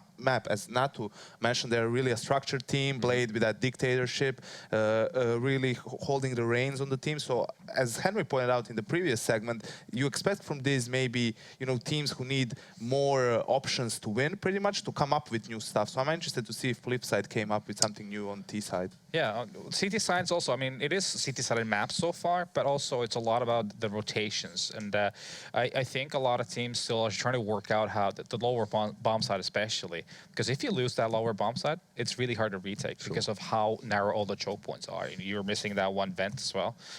So there's... Or the fact that you can plant on the silo. That's a very viable option also, yeah. So not that hard to get up there and defuse the bomb. Yeah, yeah, exactly. So I mean, the map is still so green, so it's very hard to really make a lot of assumptions on where it's going to be going. And like Janko was saying earlier here, you know, we're still waiting for some team to really innovate on the map because it's been a lot of the old same. So 2 smokes yard, you go for secret, you either send 4 there or you send 1 there. So we want to see something fresh, and teams like Flipside should be the ones innovating, because they are obviously even though they did make the Legends at the major, they're still kind of behind. Sure. From the very top of the scene. So you want to see those teams really put a lot of hours into coming up with something new, something crazy to make an advantage on a new map like Nuke. We did see Flipside play Nuke at the major, if I do recall there as well. A decent performance from them, of course. I don't think it was against SK. Yeah, it was the quarterfinals. Yeah, so I think it was an overtime loss for them. So obviously, we could see they've got, that was some aptitude there, but that's very early on in the piece now. I guess it's hard to sort of compare those two performances. And again, a lot of it was individual performances from their sides, especially World Edit was just having one of those games that he has every blue moon, unfortunately, right? Yeah, it's true. I mean, he's known, or infamous, probably a better word for his inconsistency. At times he can have these amazing performances. There was that one game on Train, I believe it was, where he had 40 kills, basically carried the game by himself for his team. But that doesn't happen all too often. And in my opinion, it's not really something that you want from your operator. You want him more than anything else to be consistent, to get the kills that he's supposed to get, quote unquote. But every now and then, if he has an outstanding performance, well, that's just a bonus, in my opinion. But if you have games where he plays really well, wins a game for his team, but then he's just nowhere to be seen, that's not really a good thing in the long run. We know that Flipside maybe like to play a lot of their rounds a little bit slower. You did say they're very methodical and sort of tactically based. People have called them the mini Na'Vi. I think they've maybe distinguished a few different aspects of their play from that particular team.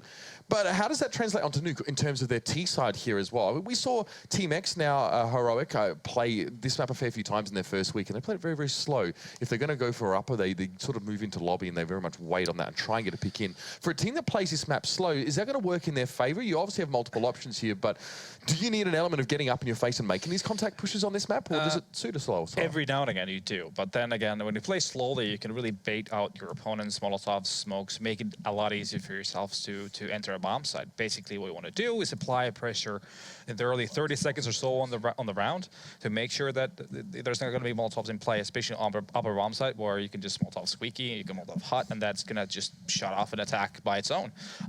So yeah, definitely, I think the slower kind of methodical play is going to be a key component, but then you have to be able to mix it up. I think SK is a great example in general in CS right now because of how they can change their pace. I think that's the biggest advantage right now, is how good they've become in not only playing really slow, because I think if you go back a year, I think they were really good at playing super slow, but then they were having issues kind of playing the faster paced game. Right now, they found the kind of mojo for both styles. Definitely, because even though on a map like Nuke, you would assume on the CT side, the players are going to spend their resources pretty quickly. You have to molly off or smoke off hot, squeaky, ramp as well, maybe even throw a smoke towards yard to slow them out, to slow them down there. But if you're playing a team against Flipside, you might take a risk because you know that they go for the slow and methodical playstyle. You might save those grenades, and saving like a molly for late on in the round for an upper execute, the CT can win you maybe the round by itself. So in my opinion, it's always important to have that change of pace, to not be one-dimensional, because that allows for your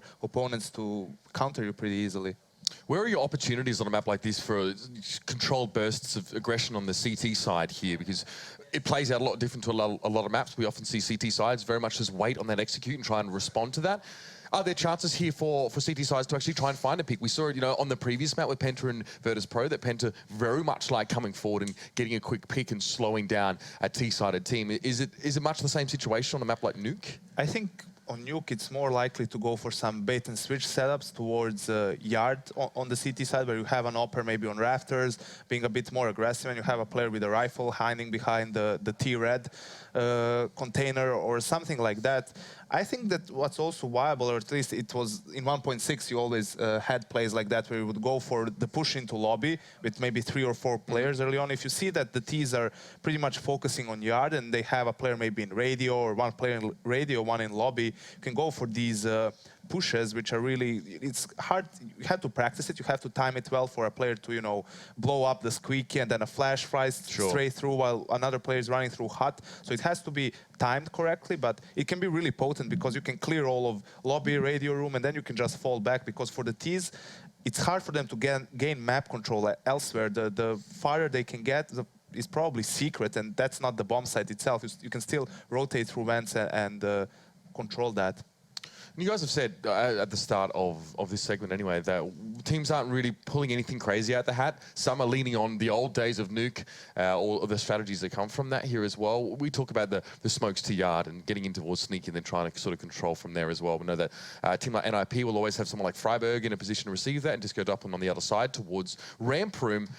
What's the problem with this strategy? Why is this maybe not so multi-dimensional as you'd like to see? Is it because it's everyone sort of knows it, everyone knows how to play against it? Is because it's so bulk standard by this point?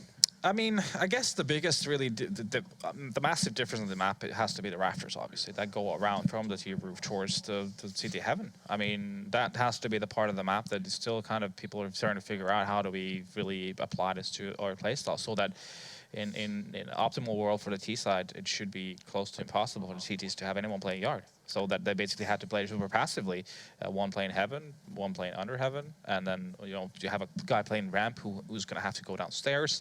So basically, you're just leaving out yard side of the map to the T's. Yeah, I think the problem with the rafters itself, right? It allows you an avenue to get towards heaven more easily on the T side, but there are so many angles you can get shot from. I mean, you can see people with the scouts, jumping scouts, and everything playing way further back. Freeze in that game against Hellraisers, he was basically playing that one spot all the time, and they couldn't get rid of him most of the rounds. So I think it's not as big of an advantage for the T's. I mean, it does provide another avenue, but still you need to get to that position. You need to clear all of the garage, the CT red, the part towards CT spawn, which is incredibly difficult. And while you're doing that, the CTs can just react and maybe push radio, get a kill there. Yeah. So I think the one thing I could come up with is basically you spend 4 smokes on yard. You smoke 1 on CT reds and then smoke 2 in front of the warehouse, and kind of trying to isolate that part of the map, and then you take it over. But it's a work in progress for all these teams. It's quite expensive to do that as well in your GLD. Yeah, it doesn't make your after plan situation easier if you don't have any smokes anymore. You're committing a lot. Yeah, you only have 1 smoke left. Basically, you're hoping for them CTs to play yard, and then you get 3 kills, and you're in a 5-on-2 or 4-on-2 situation. But it doesn't happen too often, does it? No, generally not. Gentlemen, I think we've broken down a lot of how this map's sort of going to play out. I'll give you guys a rest for a little bit here as players are a little bit of difficulty joining into the server. So in lieu of that one, we are going to go to a quick break. And when we return... joining a server is hard. Do, eh? Joining a server is hard. Yeah, well, we've had people forget their passwords for Steam before on this show. Let's not forget that. So it can be hard sometimes. Natu, obviously, would have dealt with players. I think was happy. Yeah, it was happy. I was hoping to keep him anonymous here, but let's go to a break anyway. And eventually, the players will be in the server and we'll be able to get this game started. But until then, take 5.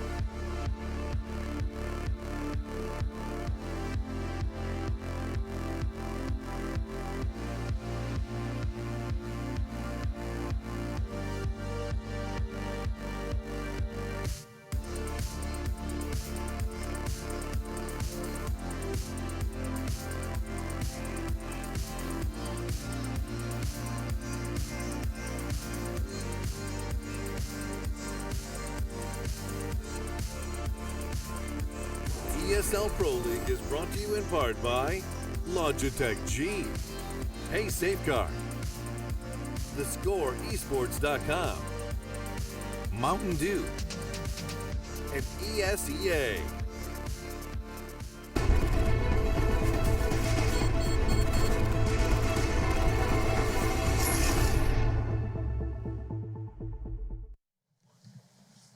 Welcome back, ladies and gentlemen, to the ESL Pro League. Just a quick update for you, and we'll have a bit of chat after that, as teams are still trying to get into the server. A particular player is having some routing problems and has some bad ping, so we're trying to shift around a couple different servers, and if worse comes to worse, we're going back to the first one, and he will have to play with higher ping. But guys, now I've got you back here as well. We're going to have to go a little bit deeper, and that's going to be the plan at least here, to have a look at some of these players. We'll get the head-to-head up for you guys as well and discuss things, because recently for Flipside, it's not been a very good run. The last time I saw them win a game of CS was actually at the Omen Challenge at Gamescom. That was when Markelov's headset was being blown off by pulses of air and they were being covered in silly strings. So I don't know if that really counts. They've won, I mean, won in their last 11 games. So the road after the Pro League has not been great for this team.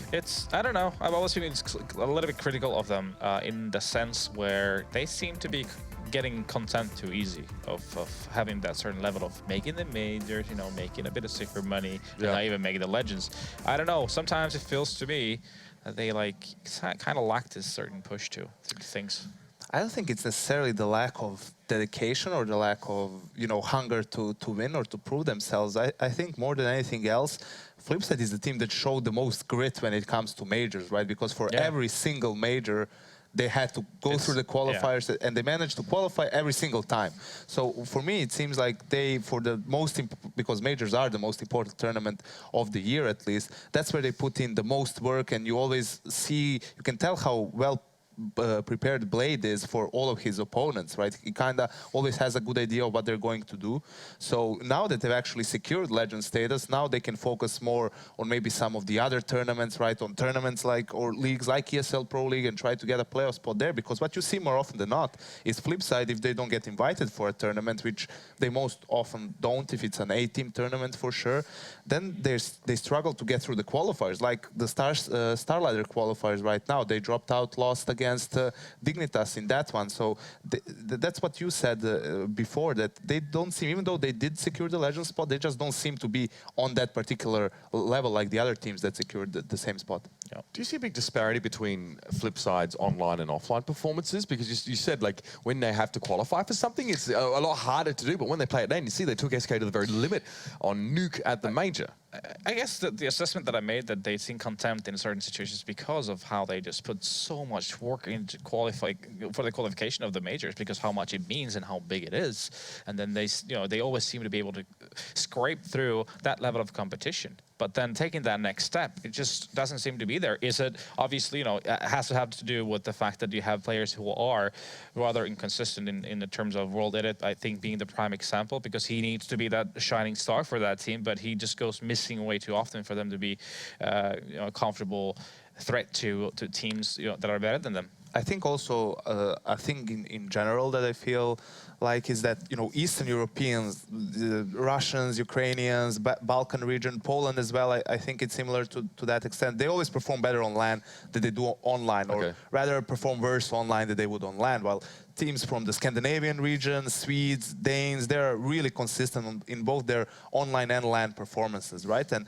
when it comes to online qualifiers, you face some random teams as well, right? You face teams who play a really loose play style. You come against a mixed team from maybe Sweden, which has a lot of individual talent. And for teams that are like Flipside, that have a really structured play style, the way you play against them is you try to disrupt that, right? You try to make them uncomfortable. You don't allow them to go for that, methodical play style where they get map control and they go for an execute after that. And that's something that really suits well those mixed team, looser teams, because they can't battle them in that strategical play style. So they pretty much just run around, rely on their individual skill or on their mechanics, and seeing how they can underperform, Flipside can underperform online.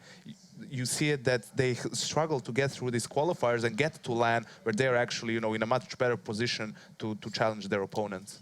Is there anything behind this idea you bring up about the Eastern Europeans and the Balkan countries actually performing maybe better on LAN and less so online, and then obviously bring up the Scandinavian regions as an example of teams who are good online? Is there anything to that? How deep can we dig here? If I wanted to pinpoint something, it would be sort of a mentality thing, because we know this this region. In particular, it's really known for getting a little heated up in tense situations. That especially when you're in the comfort of your home, you might go a little even overboard with the criticism, the way that you are raging out. Basically, on LAN, you are so 110% focused on the task at hand that you kind of make yourself tame down a little bit. So I think that might be one of the issues. Definitely, it's probably the biggest issue. So it's quite interesting how we can almost characterize that though as well, and say like this region. It's been a thing for so long, and CS been around, that I've been watching these teams play. just look at, I mean, Navi, in the time when they were the second best team in the world, pretty much they failed to qualify for the LAN finals of last season of Pro League, right? When if you had to invite teams, Navi would for sure be the team that you would invite to a tournament like that. So let's take a little bit more of a look at Flipside here as well, now that we've got the time to spend on this one. We're still waiting on updates on the server situation. The two newest players for Flipside are Shara and Waylander. Shara is a player that actually can receive a lot of criticism. He either flies under the radar completely as sort of a mid-link player, or is often pointed out as, you know, a little bit of a liability in some situations here as well. I mean, and Waylander came in obviously a little bit earlier on, later on in the piece, should I say, there as well. How do you characterize these two players in terms of what they bring to Flipside, and I guess how that they have sort of grown in this role? I mean, we think of Shara as almost part of the furniture in Flipside, but not too long ago, it was a very new addition. I think the thing with Shara is he also started his career at 1.6, and he played with Blade. I can't remember, maybe it was Kirchnet or some of those teams, but he played with Blade in 1.6, and I guess that's one of the biggest reasons why they picked him up for Flipside as well, because Blade knows him so well, and you know, there's kind of this, I don't know whether to call it a rumor or so to speak, that not every player is willing to play with Blade in a team with him because of Flipside's play style, that he has a lot of control over the team, right? Not every player wants to be controlled like that. You have players who want to be able to play more loosely, to go for some of their moves, you know, some more risky plays. So I guess for them, it's always a matter of finding a player who's willing to fit into the system, but also is, you know, good enough so that he can play on that level. And I guess knowing Shara, they Blade more than anyone, I assume were confident enough to give him the chance. Which I think is then funny if you're going over to Waylander. You know, he, from what I've heard, the criticism was that he wasn't really good at taking criticism from his teammates. Now he goes from Gambit, that is way more loose, more explosive, into a very systematic Flipside, where I'm expecting that you will get a lot of flack if you don't do things exactly the way you're supposed to. So I'm not sure how true that is in the end of the day. If it's, you know, it's always going to be a lot about the team dynamic as well. That's going to affect the individual, how you take criticism and so forth. But he seems to be, so far at least, having a good time on Flipside. And individually speaking, I don't think we've really seen the potential that he has so far in at least in a very consistent level. How much do you know, Natu, about Waylander? I mean, he's a player that's, I believe, is a Finnish resident. Was he part of the scene so much, or was he very much sort of more involved with it? Because he obviously originated from the CIS region. Is he still more involved in that scene? Yeah, I mean, he's, as far as I know, I think he lived 4 or 6 years in Finland when he was like 4 or 6 years old, and then moved over to Russia. Basically, well, the relation he has to Finland is that one of his parents is Finnish and has a passport. Had to go to the army to maintain his passport. All that you need. Yeah, that's the cold, and you know, that gives you access to 170 or so countries. So, you know, that's a pretty sweet deal. But yeah, he hasn't really been in any way or form involved in the Finnish CSM. Gotcha. Yeah, it's listed on HLTV, so a lot of people do ask the question. But we did see he was serving with the Finnish army, if I'm not mistaken, or he actually had that mandatory service period before his entrance back into the scene. Everything for that passport. Exactly. Everything if you want to keep that citizenship, if you want to keep that passport, if you compare the Russian and Finnish passports, I go to the army in passports, Finland for a passport. exactly, it would make your life a lot easier.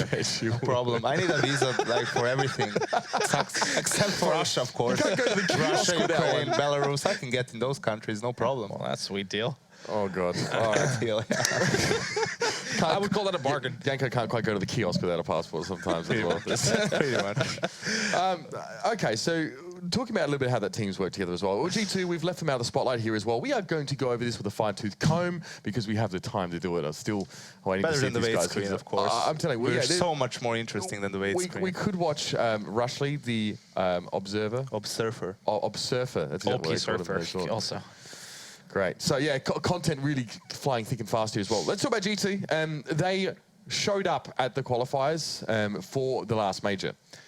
The major itself, though, was not a good performance from the here at all. I would definitely say far short of their expectations. I don't think it was that. I mean, the first 2 games at the major qualifier were good, but then they struggled. They lost twice, and then only on the last hurdle they managed to get across it and then make it to the major. But they were also a part of a very competitive group. So, I mean, you know, it was a give or take for that group anyway. Well, I mean, that game against Mouse Sports was quite a defining one over in towards those qualifiers where Dennis was 25 kills at the half there. So, I mean, we'd like to talk about him a little bit more. Trust me, we really would. However, we are able to pass over to our casters now as well. Give them some airtime because you know they can do great things with it. It's going to be Henry G and Sadekist manning the desk. Usually I don't do a great job with it, but I try. You try your hardest, and that's all we can ever expect. How was your weekend? It was good. Went to Stockholm and was filming some content, got some documentaries done, some upcoming Swedish stars and all that sort of stuff, so look out for that. What did you get up to? Plotting to kill UPS and playing Final Fantasy VII for 36 hours without moving. Ordered Deliveroo to a window that was behind me, so I literally didn't even have to get up. Just leaning out the desk. Reached through the window. The guy actually started knocking on the window. He got used to where I was. Reaching through the window, grabbing the food, plastic fork, and just kept playing Final Fantasy VII. That's a pretty nice I don't think weekend. I moved unless I had to sleep. Perfect. Well, that's a pretty gamer weekend if I have to I've never heard of one. So it's going to be another game we get into. Back to Counter-Strike, back to your basics. So G2 versus Flipside, Matthew. Nuke as well, a map we like to discuss a lot. We've actually been casting a lot more recently. G2, one of the teams that seems to have been adopting it more than others, I would say, in terms of we have seen they've got some tactical depth on this. Flipside, I can't really comment on. I can't think of a moment I've casted them on Nuke. Have you done any of it so far? No, I haven't. In fact, I don't think I've casted Flipside very much at all, aside from maybe 1 or 2 games since they've made it to the legendary status. So that's pretty impressive. I mean, it's interesting how, you know, with the E-League happening after the major, there was a bit of a break, obviously the 2-week break. It's crazy how some of these teams have just kind of like slipped off the radar and we haven't really seen as much of them.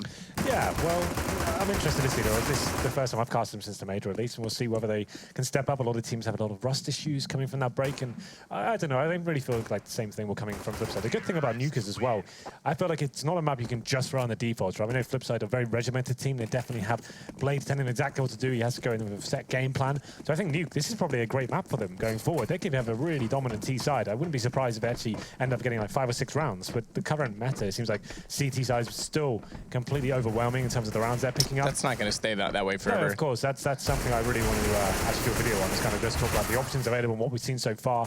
And we're waiting for that one big team to step up, right? I feel like it'll be someone like SK, or maybe the new Fnatic, like adopting this map and just kind of really showing us what you can do with it, what's available, and how it should be played on the T side. At that point, when you have one team that goes really, really stick at one map, then everyone else starts copying them, and then we start to develop something that's actually interesting. That's why Inferno got to that point. It started off when it first came out as a really CT-sided map, but then all of a sudden, towards the end of its reign, we actually started seeing teams actually winning the T-halves pretty convincingly. That wouldn't just be a set game as well. It'd be actually quite a 50-50 experience. So that's how maps develop. It normally takes about a year for us to see exactly what is available and what teams can bring to the table. And that's going to be a really interesting time. At the moment, it's still pretty much the same as the previous iteration. No one's really impressed me in terms of something really crazy in terms of innovation. But we know G2 have that pistol round we liked. You remember on the T side, where they had Shoxy on the roofs, and he actually smokes towards heaven at the start of the round, flashes in towards upper as well. That was to divert a lot of attention away from the CTs, just to make them drop any utility they had on the upper side, maybe reposition, pull someone away from ramp, and they actually just go strong arms towards ramp at that point, trade one frag of the players remaining there, and going up towards the ladder and towards heaven, and actually having that as a shield to get up there as well. I thought that was a really simple but effective strategy to get himself in the upper bomb side. That was one of the new tactics I haven't seen before on Nuke, so that was quite cool to see them actually working out that kind of stuff. Yeah, the unfortunate part was that it was so telegraphed that as soon as they did it once on the pistol round, the second time they tried it, the other team was like, all right, we'll just move away from this and watch the smoke. What was quite cool with that as well, they didn't just do it on the pistol, they chucked it into a few gun rounds as well. But the thing is, like I said, that's the kind of tactic you want to be saving for a big tournament, right? A big like a LAN semi-final. I thought that was like, it was so unique in that way. I think you're absolutely right. The problem with that one is it's very telegraphed. But I guess at that stage, when people start assuming that's what you're going to do, well, you need to start mixing it up. You start doing the opposite. You do the same smoke, the flashbang, without use that flashbang to actually go in the upper side this time. And that's when you actually start playing the mind games of these teams. And that's how you become a very strong in-game leader, when you know those teams are going to be reading your tendencies and you can adapt in that sense. So that's another an option. Yeah, and I'm gonna further that as well, and say simply that you know, that's how a meta and defaults are established. We talk about the skylights in both this map on Train. They were originally intended to do one set thing, but it's masking that thing, so that you can start to create that kind of a shift in the play. This is something I thought NIP did very well on this map. Obviously, they're one of the teams that like to fall into the idea of doing the same smokes every single round, right? And shooting out those windows that you mentioned. The idea of those smokes every round, normally you are going to send 2 or 3 players down towards Secret, and that's great, and it takes away a lot of the vision for the CT. They have to react naturally. But as soon as you do that a few times, they were actually sending Exist there by himself after a while, and actually allowing him to go down lower by himself. The rest of the team, they're ready to go towards upper. So that's when you've baited someone out the upper side, potentially got themselves towards lower, or just maybe in the vents, and you've got yourself a man advantage the upper side. So it's just having that awareness. Like doing the same thing every round is definitely beneficial to a Counter-Strike team as a whole. It keeps the CTs guessing. And we'll see, like I said, the windows, just to break that down as well. You're shooting out the windows at the beginning of every single round, regardless of you using them. So you can't be telegraphed, oh, the shot at the windows, I'll probably use them this round. They actually have no tell as to when you're going to be throwing the Molotovs or the flashbangs through that area. So there's definite rooms to explore those kind of ideas.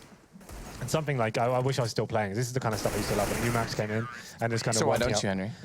Because I just don't want to waste my life and just be. Is that what this is? A waste of life? The teams I would create these days would be a waste of life. Okay, I see. These guys definitely not. This is living the dream. You're getting paid a lot of money to play a video game. That's Henry amazing. Thinks that being a player is a waste of life. Confirmed. And just takes advantage of their waste of my life. Industry to cash out while talking. It would be a waste of my life. I wish I still had the skill to even consider being a top player anymore, but I've done that. I've lived that dream. I'm old now. If I can get 3 rounds on you in a one-on-one, you clearly aren't a pro player. True. So. Yeah, that's absolutely true. But yeah, just the excitement of like having these new maps and thinking like, what can we bring to the table? Who can we can be the one to define a new strategy that everyone starts using. That was always really cool, especially like when you'd watch another top team play and they started using strategies you came up with on your own server. That's like a really nice feeling. Although you're a little bit salty about it, but it's like it's cool. Like to know, okay, well, we I know can't the feel. that. I know the feel. It was always quite a nice moment. But it looks like. We all got 10 players on. The pings are actually a little bit unstable. So Body's got like 140, Shock's at 100, so I'm not sure this will be starting anytime soon. It looks like it's maybe a potential server issue, I'm not sure. But hopefully it looks like maybe we're starting. Judging by the overlay coming in, that normally signals we're going into it. So 0-3. Yeah, I was going to say, I thought this would be a map Flipside would be lovely. Good at, especially with Bleed. Yeah, right? Like, it's one of those maps you don't necessarily have to rely on the defaults. You can go into set strategies at the start if you want to. And there's a lot of options available for TC. I thought this would be something he would love. But you never know, we haven't watched him play it, so that's only me speculating, of course. So, map record for G2, 3-1. Key player Shocks, of course. He seems to be in amazing form right now. The first week of Pro League he was pretty rusty, but when he came back, he seemed to put the hours in. He was just completely crazy again. They're so good in the individual situations. You can never discount him in a clutch as well. He definitely is up there for me in the top 5 in the world. Like when he's on form as well, potentially can be punching for #1. The others would be Def, Surreal, Rattlesnake, and Weber. Yeah, gotcha. They'd be just probably in that order. Yeah, I think so. Looks like we're into it, Matthew. Well, finally we are. We've got Flipside and G2. You're pointing out something quite interesting, a ping issue already for Shocks and Body. 100 ping and 140 ping, respectively. Maybe this is a GoTV thing, you know? Maybe it's fine. Yeah, maybe. But maybe not. Because that's like playing NA sort of stuff. We had an issue with that at the apartment the other night where every server I joined through the matchmaking client rather than with a direct IP, I had 130 ping, and it is abysmal. Well, let's get into it. It is the first map of this, not best of two separate series, and it's going to be 4 sets of armor for the CT's Blade with the diffuse kit, and we'll have a look. Whoever Shocks will do that same smoke. Can we jump to him and just see what he's doing? Is it? Yeah, there it is. Smoke towards heaven. So that goes in, and let's see if it goes towards ramp. They do the exact same strategy. We know what this is about. So that one doesn't land perfectly in the back of heaven. I'm wondering if that's changed from last time to leave a slight gap so they can still push through it, but they're going to push the player back at heaven. Or rather, excuse me, at hell. Blade will go down at heaven. Now the smoke's in place. Shocks just has to wait for them to try and push through. They've got the control of upper side already, and he watches vents. Good calls. Way later rotates in. Good shot as well. As Markelov goes off toward Mini. So you called it, Henry. We saw that strategy from them before. Flipside potentially had not, and they get caught out, but Shara. Okay.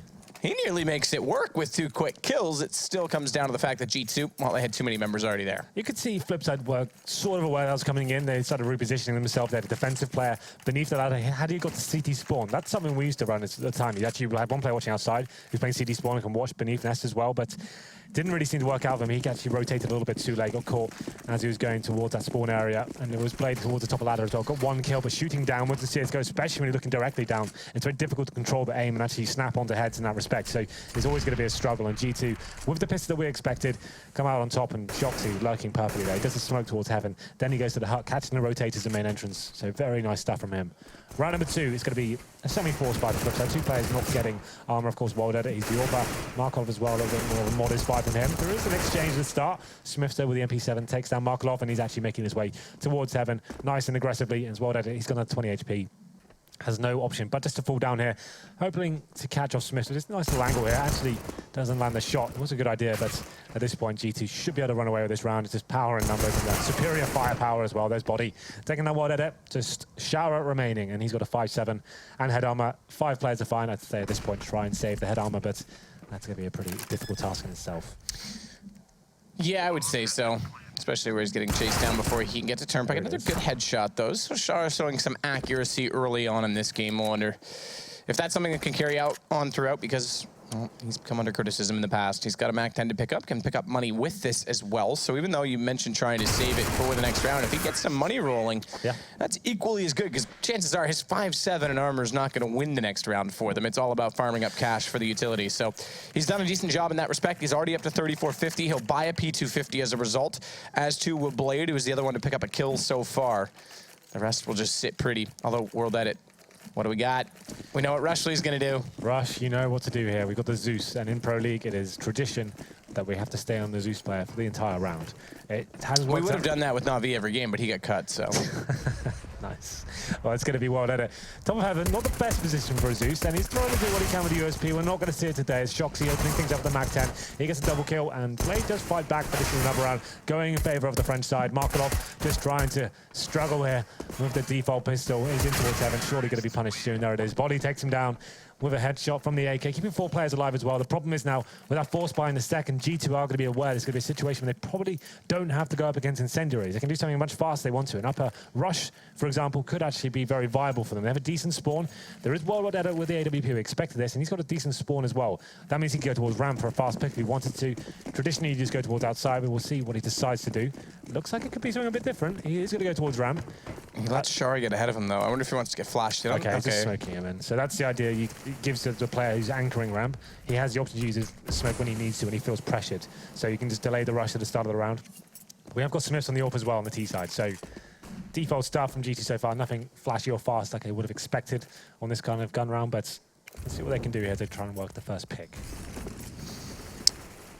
Smith's with his AWP already over top of the boxes. Smoke dissipating. He'll be able to watch toward the top of the secret stairwell. No one playing that position. We haven't seen that as much in the new version of Nuke, to be fair.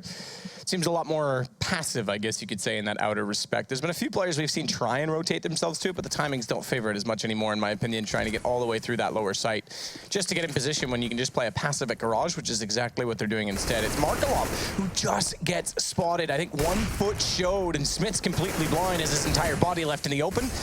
Rather, World Edit, excuse me. So Smith gets the shot. It's going to be Waylander pulling one back from the hut, using the gap in the smoke, and Shara's pushed through. He's caught them off, but it's just him that remains as he nearly pulled this back to a 2 versus 2. His teammate Waylander went down on the site, and Shara couldn't do anything of it. RPK will pick up a little extra cash for planting the bomb, but it's 4-0 now for G2. Yeah, it's a bit of a nightmare situation for Flipside, losing that first gun round. Your money's in tatters. It's almost certainly going to be a 5-0 here. That's why I think there's a discussion for Nuke especially. The force behind the second round, the pistols and armor, it's going to be very difficult to make those actually win you rounds, especially with Nuke. It's a very long-range map. If a team just default towards outside and they have its execution, it's not like the old way version Nuke. You can have stack in the rafters area. The positions are a lot harder to manage with just a pistol. And now they are going to be struggling going forward. So it will be a full eco going into round number 5. You can see Shox farming cash once again with the MAC-10. Gets the first headshot as well, and a second. Doesn't get the kill there, but he just seems like he wants to kill absolutely everyone here. He's looking to forget the third towards heaven as well. Oh, he got blocked. Did he really? Yep, Smith's blocked him, but at least he made up for it. That, because he had the crosshair placement correct on the MAC-10. That was very impressive, actually, though, for Shox regardless. And Smith comes in and at least makes up for it, but they get all the kills required. That's a smart buy on G2's part to go for that MAC-10 on Shox. Yeah. We know exactly why they do that. We know exactly that it's probing against, but to go down, that was kind of funny to watch. I love seeing blocks just because, well, you hate to see it, but I love seeing it just because you know inside TeamSpeak they're raging so hard over it. Well, then there's loads of money here swelling for G2. They know they've got a great advantage here going to round number 6. I think Scream, even after the reinvestment, he's got a like 11k, RPK, similar story as well. But the AWP is out again for World Edit. You can see them actually just focusing on the utility side, not getting head armor here. And then World Edit this time. Oh, we've lost it. No, we haven't. It's all fine. Oh, well. It's all fine. I've lost it. Apparently, I was talking to myself in the bathroom and didn't even know. You do talk to yourself even when I'm in the room not responding. You'll happily talk to yourself, and that's fine. Yeah, but when I'm aware of it... I've never heard of you talking to yourself and no one else in the room. That's kind of weird. Well, I didn't even know that I was. The producer came up and was like, so you just talking to yourself in the bathroom? I was like, no, was I? He's like, yeah, you were. I was like, nah, I don't think I was. So I've officially lost my mind now, guys, when I'm talking to myself and don't even acknowledge it. Smith's going to try for the same pick again. It's Markelov this time waiting. We've got a secondary player in heaven. That's going to be World Edit with the AWP. He's not susceptible to the flash as much from that angle. As sets around the corner they go, but it's Mini that they'll find Blade instead. So walking in through main, Markelov has to make up for this. Does get one with the M4. Try and swing out past the big crate. Use the gap inside of it, but Waylander, Raptors, he finds one on the way through. A second potentially and finds it. Body down at Squeaky. Smoke there, but no one inside to plant. It's just Shocks that remains, and he might even get that far. As he's tagged up through the wall, Nade's going to take him just one more HP loss out of that, but still Markelov swings back, and good recovery from F3. Yeah, absolutely. Losing that first pick as well towards main, it seemed like G2 had a perfect opportunity to get towards that side, but holding strong, Waylander and World Edit, trading frags effectively as well, taking the attention away from Heaven and above the hut area as well. You can see G2 tried to have some sort of execution now. I saw Shoxy throwing some utility through the skylights, and he was the last player to come in as well. Unfortunately, M4 actually was superior in that situation. It seemed like he wasn't detected above the hut area. So finding their first round, and they actually managed to keep a decent amount of players alive as well. But still, reset is a definite possibility going forward. As we go into round number 7, G2 with the single AWP once again. Smiths is yet to have any real impact with the picks, but this looks like a set piece coming in. He's actually got the AWP outside. He's shooting at the skylights himself. Screen waiting towards the silo area, and RPK just in a passive position towards outside. We'll see whether they are going to be doing some sort of outside split with RPK coming in the end. But slow and steady so far. Just trying to bleed out the CTs for now, perhaps. Smoke on the corner. I do love that smoke. I've talked about it in previous times that we've casted. I think at Cologne, if you want to go back and listen to a breakdown of the map, we did so in the playoff stages when the map first kind of made its appearance. Remember, it didn't make any really in the group stages, but when the vetoes came out, it certainly did. Shara, good headshot. Smiths and Scream go down. RPK, he found Blade before, but Shara is showing some poise. World Edit swings over to Turnpike and finds the last remaining player coming through to ramp. That's Body. And that smoke, the reason I like it so much on that corner is it covers off the player at Big Garage. Shocks, pretty easy kill for Waylander. And it also allows you to try and push down that entire position onto the catwalk to take over the top of this exact position that RPK's in now. A main. He'll go down there to Waylander, but this time they don't really utilize it. They throw it there, try and distract outside. They all go to ramp, and Shara holds fast. Well, that was a round where Flipside come out on top once again. They're hitting their jewels and having these decent crossfires. I'm just predicting where G2 will be going overall. So it seems like they're actually getting some momentum here. CT side and map for sure, Matt. They need to be getting double figures here to stand a chance, I would say. And there still is a possibility.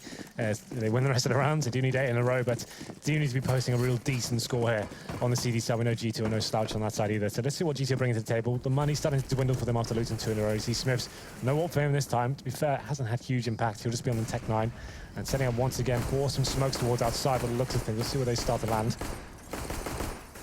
Those skylights, we mentioned before, we do that every single round. It does give you more options in terms of disguising your intentions. So Smith says this line for corner, if I'm not mistaken. There's 2 ways to throw this. The other is behind the AC down on the lower roof. Or is his going to go a little bit further? No, his is corner. Okay, but that's bounced way too far. I'm not sure what he's intending with that one. I've never seen that lineup. Yeah, so that's yeah, that's entirely a miss. I think it's supposed to be a little bit closer. It's supposed to not hit the roof and go just over the catwalk land, so it blocks the gap that Markelov's trying to look through now. We're not looking at it, but anyway, that's a big miss. Blade, regardless, and Markelov will capitalize upon it. It's Smiths and RPK to go down. Interestingly enough, we're now 8 rounds concluded and 0 kills so far for Scream. Yeah, that is kind of interesting. I guess in the first 5 rounds, it didn't really matter too much. They're winning the round regardless, but he's yet to have any real impact here. He's a player who expected to be lighting up the scoreboard with his AK-47, of course, and it's going to be about RPK and Smiths and Shocks at the moment. They're the ones delivering all the frags with Flipside. Finding some form right now, actually having some very decent rounds here. Actually quite convincing ones, I have to say, after that initial deficit. It's going to be Wild Edit back on the AWP, and he's going to be heading towards ramp once again, like I said, just to throw that smoke in the start to delay the rush of the terrorists. We're deciding to do that. But it will be a partial buy from G2 this round. Just going to be Tech 9s and some body armor as well. A couple of smokes. That suggests they're going to have some sort of plant play here. Maybe just 2 smokes out of the hut towards the bomb site itself and just try and use that as a tunnel to get themselves into that area. That was a traditional tactic in the previous iteration of Nuke. I haven't seen it too much in this one, but still obviously an option. You smoke just in front of the hut entrance and then one towards the site as well. It means one player can just run out and try and get the plant down with nothing else going on. Lander. Oh no, that's a bit of a misplay. It still works out for him. He gets 1 kill plus the assist, but when he dropped down, he was intending to land on the roof. He caught the new ladder that's there, and it kind of threw his accuracy. Regardless, the weapons prevail. It's going to be now 4 rounds on the bounce for Flipside as they start to pull this back. So decent loss round bonus built up against G2, and they'll have money this time, including enough for an AWP easily. And smartly, they use it on RPK. They use RPK to buy it and throw it over because he's got the high roll and stacks of cash. Yeah, hit the lion's share for sure. So it's going to be round number 10 here. Flipside definitely proving they do have something to bring to this map. It looked a little bit scary at the start, but that's 4 rounds in a row now. Well, they're not going towards round this start. He's actually looking for the pick towards Squeaky Door. And there's a gap there as well. The hole has been shot into it. So Shox needs to be very careful there as he jumps across. I think Worlded did spot him, but you can see Shox is aware this gap could be a problem for himself. Does he dare face again? Doesn't look like it. As Worlded starts to sneak in here, seeing if he can catch him off as he knows he's got the advantage of this door being a problem for the terrorist, but no one there for now. We do get into a default setup here. You see what baiting in a player towards the Squeaky Door area as well. So hopefully fire a shot, bait a terrorist to come out, and then big spray down coming in. But that's going to be Blade opening things up. That's a kill towards Shox. A huge scalp to take. 5-on-4. Mark Lock losing damage and Scream still can't really find any footing into this game. He has got 2 kills in the previous round, but does get taken down early here. 5-on-3 for the CTs. RPK towards Garage on outside. Options are very limited. We have got Smith in the AWP. He has to be the one that makes something happen here. As we said, though, RPK finds the kill towards Markelov, who was alone towards outside. RPK is going to just wait for the smoke to dissipate as well. Doesn't want to advance too soon. They need the next pick and body. He gives it away. Good advance from Shara. Doesn't go all the way through. Just waits and lets it present itself just far enough forward that it'll catch them off guard, but not in such a position that he's vulnerable to giving up a pick and allowing it to go back to 3 versus 3. RPK walking in, sees one up at top of the smoke. Waylander surprisingly doesn't see him back the other way. That's not really one way, but I guess just obstructed enough. Regardless, Shara's done his job again. He'll make it now 3-1. Smiths will pull him back. Finally, he'll pick up the bomb in doing so. He's got the HP advantage over World Edit by a considerable margin, but World Edit has an AWP, and with 4 seconds, he better just save his. So head down. Pray to whatever gods he has that the next round goes more favorably, because it's 5 now for Flipside, but it is the CT side. As we say, we still favor that side of the map, and G2 picking up 5 rounds really early. I mean, pistol, first gun, simple as that, and they're in a really good position. Yeah, absolutely. They're in a great position. 5-5 is still very beneficial towards them. The loss bonus racking up to its maximum, of course, as well. So they can buy around this AWP. It's not the best buy, but they have the AWP regardless. Smith, to me, hasn't had too much impact here. It's in the early rounds and the pistols and the anti-ecos. That's when he got the majority of his kills. Yet to really get rolling with the AWP and show he's the one actually going to be the playmaker, actually giving them space to move here. I haven't seen much in terms of the actual defaults towards outside as well. Like I said before, a lot of the teams today actually just smoking towards the back steps and getting in there towards lower, and then they go into their next piece from that. But it's just been around this upper bomb side for G2, trying to work the picks initially and then going in together with the flashbangs and the smoke towards outside. But we'll see whether Shock can find another pick here. Has another hole in the door to play with. And Water this time towards heaven. There's the smokes I'm talking about. So now this is a little bit more traditional from G2. I'm going to be sending RPK and Smith there. There's a couple of gaps there. They're not the deepest smokes. So crossing towards Secret could be a problem. As well, it can see over the top of them, but they do manage to use a flashbang effectively and deny him any chance of picking up that first pick. So Smiths and RPK. This is more standard stuff now. Get players towards Secret, flush these areas out, work out if there's any CT presence. Then you can start to gauge what the best move is from this point. But towards ramp, Shara in a great position to lock down 2 if they do face at the same time. Well, they've isolated Shara. This time he does not prevail. It's an AWP World Edit close quarters. Hits 1, swings for more, gets the second as well, but now it's up close and Scream. I like the knife choice. Why not? Yeah, what else are you going to do? Yeah, the thing is, like, he knows he's not going to kill him, but if you can get a stab in, that does like half damage, you know, that's something. He knew he was dead, so that was caught. He just would have lunge knifed them, and it would have been game on. But RPK will pull back Blade. It's Markelov again, though, to rotate over and find RPK. It's down to just Smiths once more. This is all due to World Edit hitting lovely shots to start it off after losing Shara, but he's surrounded. Smiths caught out and eventually taken down. Waylander finding the kill. 5 seconds left on the clock regardless, so even if he picked up the bomb, it's not like he had the time to plant it. And they're bleeding out the clock quite well, Flipside, now as they get their 6th in a row. Yeah, that's actually pretty impressive. World Edit just picking up the round where his teammate dropped off. I thought that there was going to be a big spray down from Waylander there towards the ramp, and that position is normally good for 1 frag or 2, but G2, even without the flashbangs, do manage to take him down, but get denied the entrance to that lower side. Obviously, such a powerful area for the terrorists to get. If the bomb goes down in this version of the map as well, it's very, very hard to retake indeed, but good awareness from World Edit. He seems to be absolutely everywhere for them right now. Another partial buy for G2. Bomb planted in the last 6 rounds, I think, so actually the bomb hasn't been planted once this game, Matt, so you know. It has, but after the rounds. Yeah, so right, yeah. They've been planted. It hasn't gone to the point where it's actually... It's exploded, exactly. Sure. Yeah, so it hasn't been the reason the round has been won. But these gun rounds, especially, they haven't actually got it down, and the ones they're losing, especially 7 or 6 in a row now, and what it does open things up. Not really much to work with G2. Tech-9s, PT-50s, and they have got a couple of smokes here. I think they'll throw in towards the garage area. Flashes go over. Looks like they're just trying to smother outside and see if they get anything going towards main entrance. That certainly helps as Blade drops to the Tech-9. I've screamed RPK chiming in as well. This could be interesting, but Markelov spraying 2 down. Now it is an equal situation.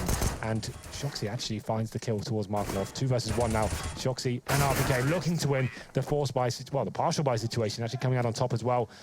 M4 from RPK to finish things off as well. So a round, it looks very unlikely, especially on a map like Nuke. You think with a long-range advantage, especially, G2 would get locked down in that situation as well. They go towards main entrance, find the first kill, and that's the problem with Tech-9. It's a momentum-based gun. If you get that first kill and actually surprise the CTs and catch them rotating as well, if you get close range enough, it can be almost impossible to lock them down. So Shoxy and RPK to finish things off there. The M404 headshot. As we go to 6-6 here. G2, like you said, although they lost 6 rounds in a row, still very positive scoreline for them considering the way Nuke is played at the moment. Yeah, I think the Tech-9 thing, people have kind of come to embrace it. They did nerf it a little bit. I remember that, I think it was about 2 years ago. It was insane, yeah, exactly. But it still has a mechanic that works for it. There's no question. It's a bit of luck with its spray pattern, but you just have to utilize it. Shara this time has to play efficiently. No rotation yet to Turnpike. It's just arriving now, and he needs to distract it long enough. He's gotten Scream, but he has to rotate away. That won't allow World Edit to peek freely, so they'll both go passive. Now it's in G2's hands. What do they want to do? And it looks like lower because they've already got 3 players down the ramp, around the corner. Blade finds Shocks, but immediately Shara goes down on entry from body. Bomb is there. Control room rotation coming over. It's Blade once more. Finally, he gets taken out, but it's given them the advantage, F3. And they've given up a round to G2 after 6 in a row, so they can reset them right here and now. Yeah, well, they've got the man advantage as well. The bomb's down. And the problem is, they've got a smoke, but Waylander finding that kill, that makes things almost impossible for Body at this moment.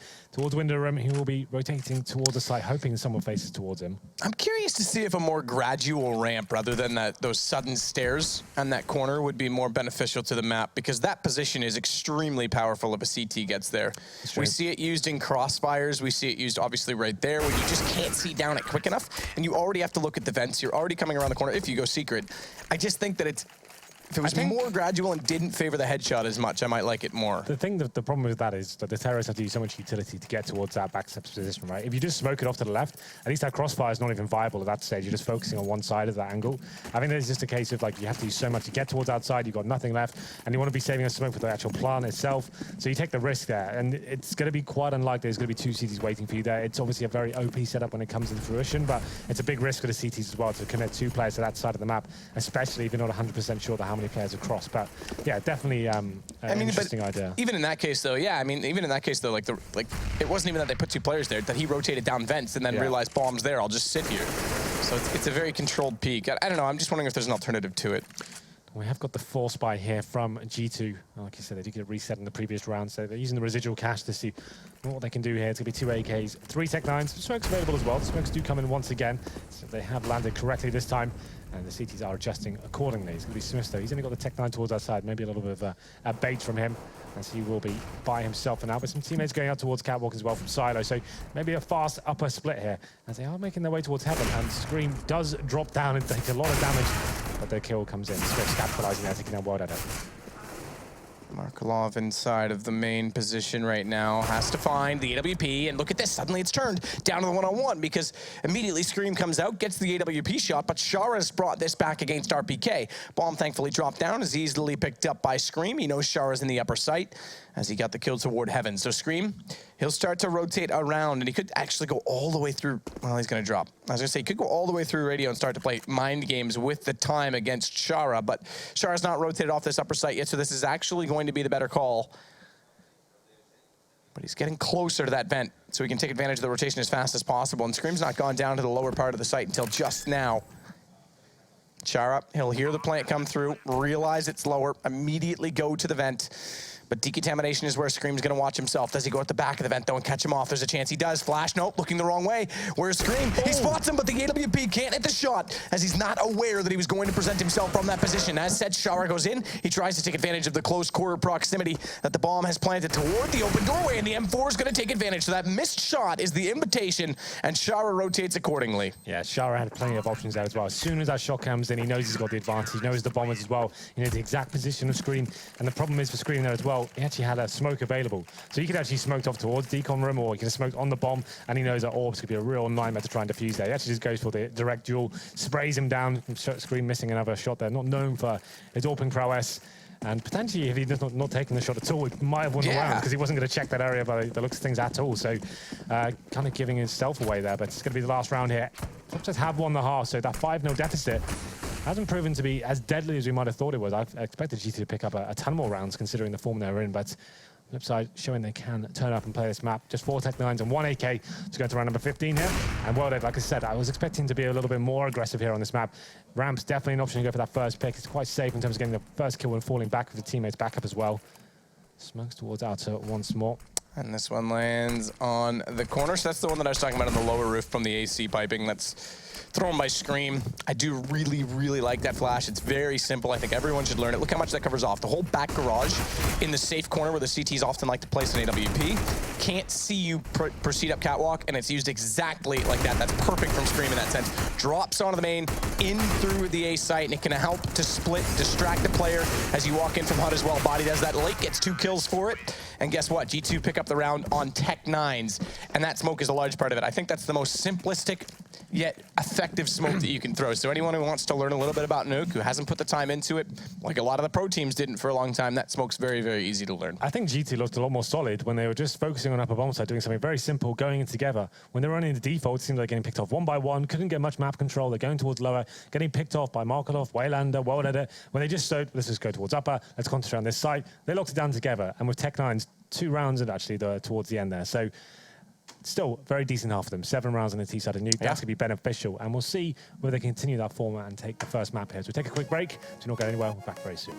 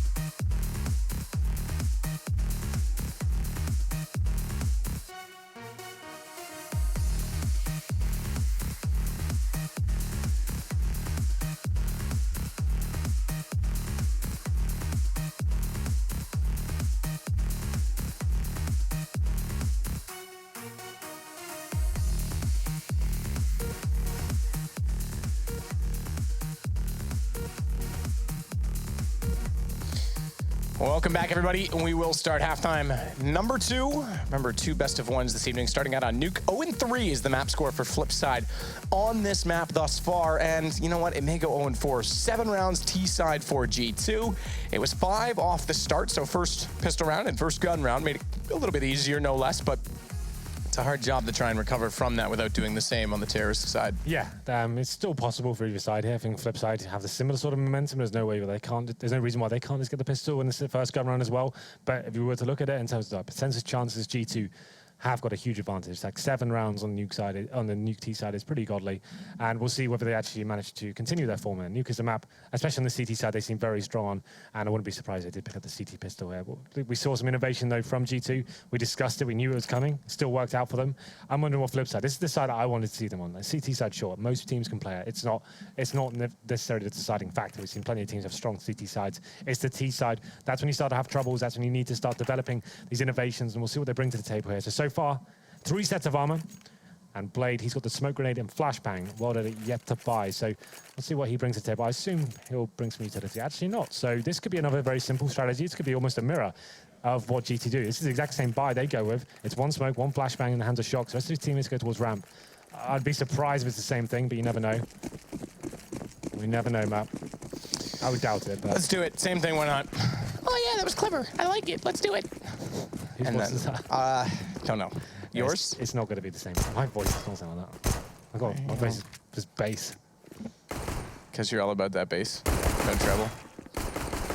Oh, we'll let it. He's all about that trouble because he's not hitting a shot over toward ramp. 3 players stacked up from G2, so guess what? Even if they wanted to do the same thing, G2's entirely denying it by having that presence. They're going to get aggressive as well. Smiths, he's already got 1, needs to find another. Does so, and Body follows it up. They're stuck inside the squeaky room. Shara, he's the last alive, 1 versus 2. However, they're isolated. Body's going to get it. Bomb was always down inside of the lobby as well. That's one of my favorite Nuke strategies on the CT pistol. You get there, nice and aggressive. It's a bit audacious. It can be detrimental when the team goes towards outside, but you push 3 towards ramp. The objective, you don't necessarily have to go absolutely nuts. You're just looking for that first kill as a unit and trading, getting the man advantage. You keep going until you get that advantage and you fall back.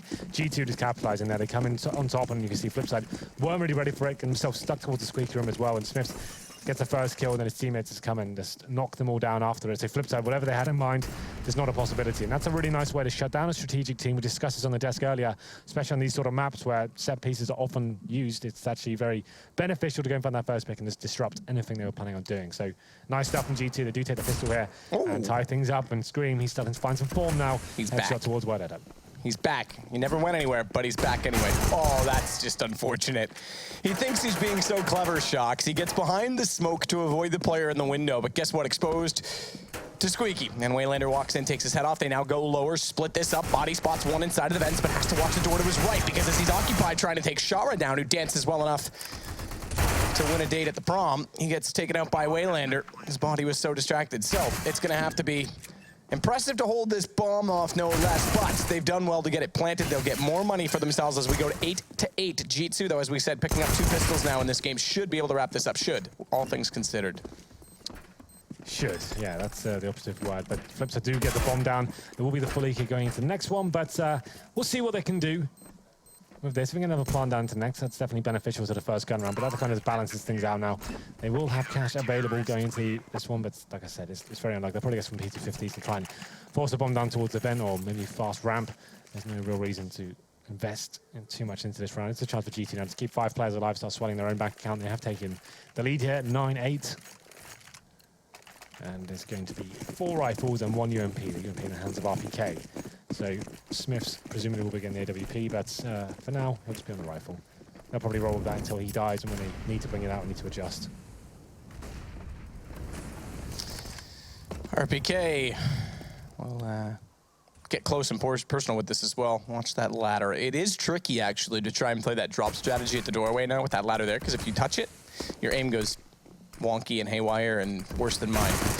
But he's going to go in toward the door instead, takes the fight directly to them. He only gets one with that SMG. He's going to be able to do that. He's got the information, but Blade, he's dropped down and got an M4. Even better for him. However, there he is, greeted by Smiths. Yeah, it's a good rotation from him. As soon as you hear and you're playing the ramp from position, as soon as you know the vent is a possibility, you need to be going denying that potential plant situation as well. Smiths doesn't still deny the plant, but he does stop the threat towards that lower bomb site. Scream now coming in from upper. We said his aim starting to come into its own, but 3 versus 3 is still possible for the terror side as they do face, and that's another crisp headshot from Scream. 3 versus 2. This should be a round that Flipside can't hold off, but you never know. Shara in a decent position here to find the next kill.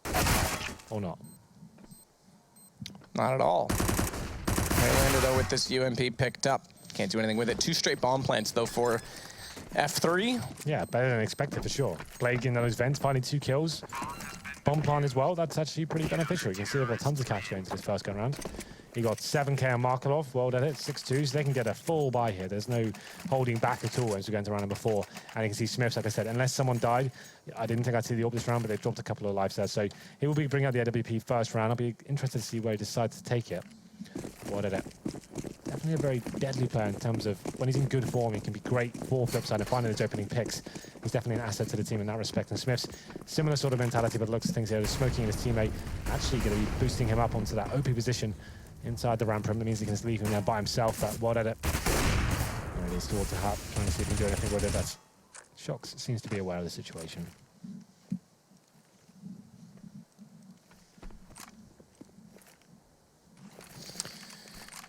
So flash out now as well to try and catch them off. Triple smoke out this time. They'll use the same one on the catwalk flip side, as well as 2 more toward the front of the garage as well. That'll totally allow them to walk towards Secret for free, which they've now done. We'll see if Waylander can find the entries around the corner. Potential flash being bounced down. Nope, they're just gonna let the AWP go first. World edit, he'll clear the corners. Faithful on the AWP.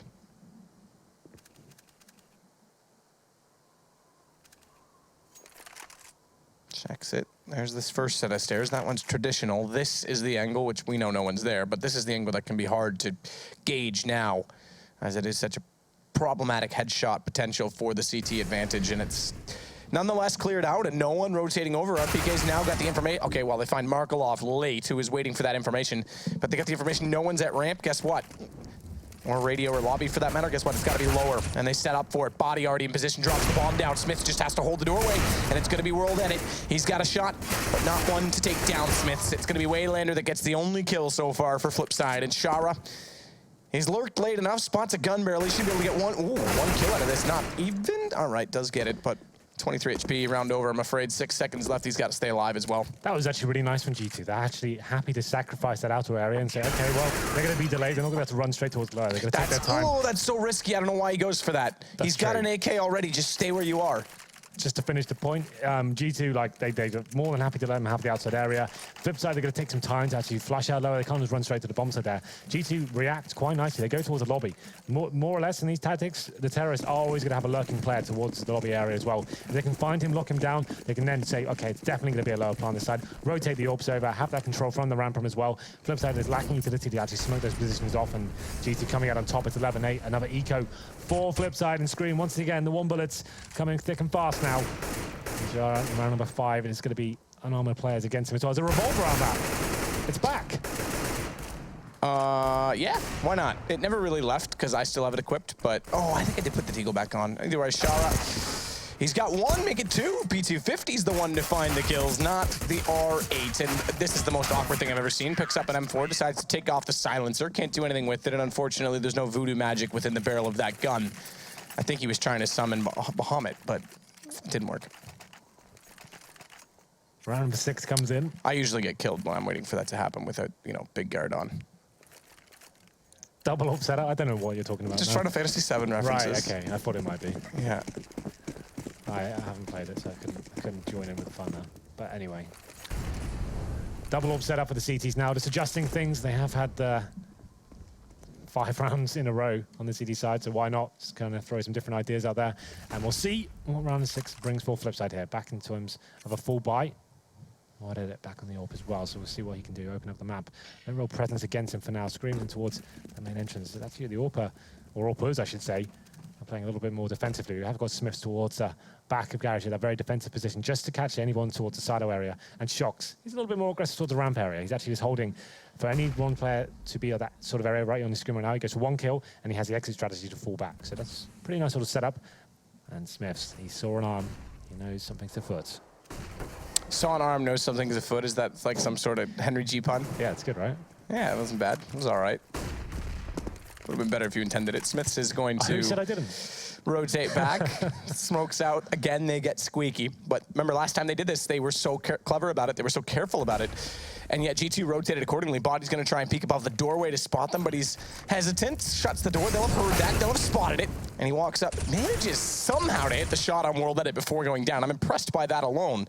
But this is the exact crossfire. So they get the early rotation. They get Screamy in the position where he can walk back up. Now, it's not quite utilized in the same regard because Body went down sooner, but Scream's still able to pick up a kill from it.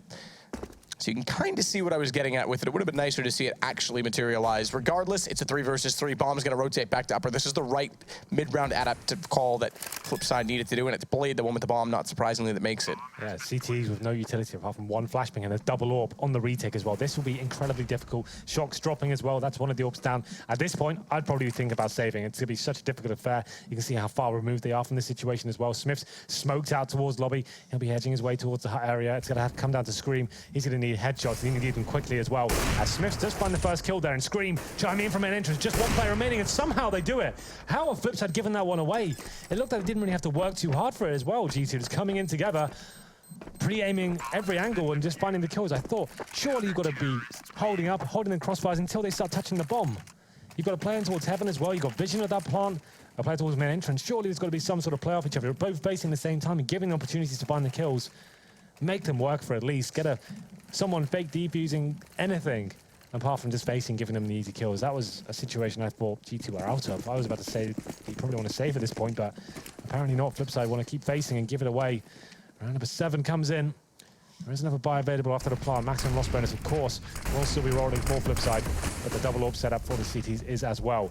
It's going to be Waylander towards outside by himself. This is the 1-player setup. I discussed it before on the analysis test with Yanko. The idea you can send 1 player here instead of multiple ones. It keeps the CTs guessing as to what's actually going on. When upper execute comes in, you potentially move players away from certain areas and isolated them. As you can see right now, Shocks by himself towards the ramp room. He misses that first shot, but has the exit strategy, as we discussed before. So at this point, gets himself to another defensive position, gets that first kill, but Smith seems to be coming in here thick and fast. He actually gets 2 shots with the AWP, and that's going to be the round lockdown as well. He rotates in towards ramp. There's that Flipside, had that area on lockdown, a very valuable part of the map as well, and they just can't do anything with it. It's going to be a 4 versus 2 now, Waylander and World Edit. Not much to play for. They still have a minute on the clock. That's something to work with, but World Edit, surely he's going to take him down. Smith spots the gun barrel and punishes him for it as well. Waylander outside, dead now, of course.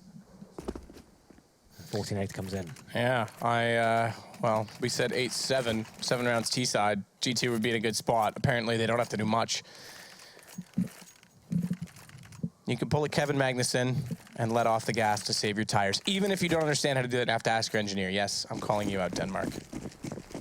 But they can coast to the finish line because they do this now, despite the accumulative lost round bonus. There's not going to be much money really on F3's side. They've bought into this one fully with AKs in full utility. We'll see if they can finally come up with a clever strategy. Not that they haven't been trying, not that they haven't cleared off the map correctly and gotten towards secret. It's just that G2 knows how to react correctly in each case. That's been a really actual interesting thing to see. Like, we don't think Nuke at that kind of map, being able to reclaim sort of areas, but the lobby especially, they are reading it very nicely and actually shutting down options for Flipside in these clutch situations. So it's quite refreshing to see G2 coming up with these kind of innovations in terms of the CT side. We know they're very good on Dust 2, we talk about that all the time, but Nuke, it seems like they've got a great setup here and understanding of when they need to be pushing and when not to be. So coming to the dying sectors here for Flipside, need to start finding some rounds. They're yet to post anything on the second half. It's currently 7-0, and it's looking like they're going to be struggling here going forward as well. Not much left to play with. 1 smoke and hands of Markle off.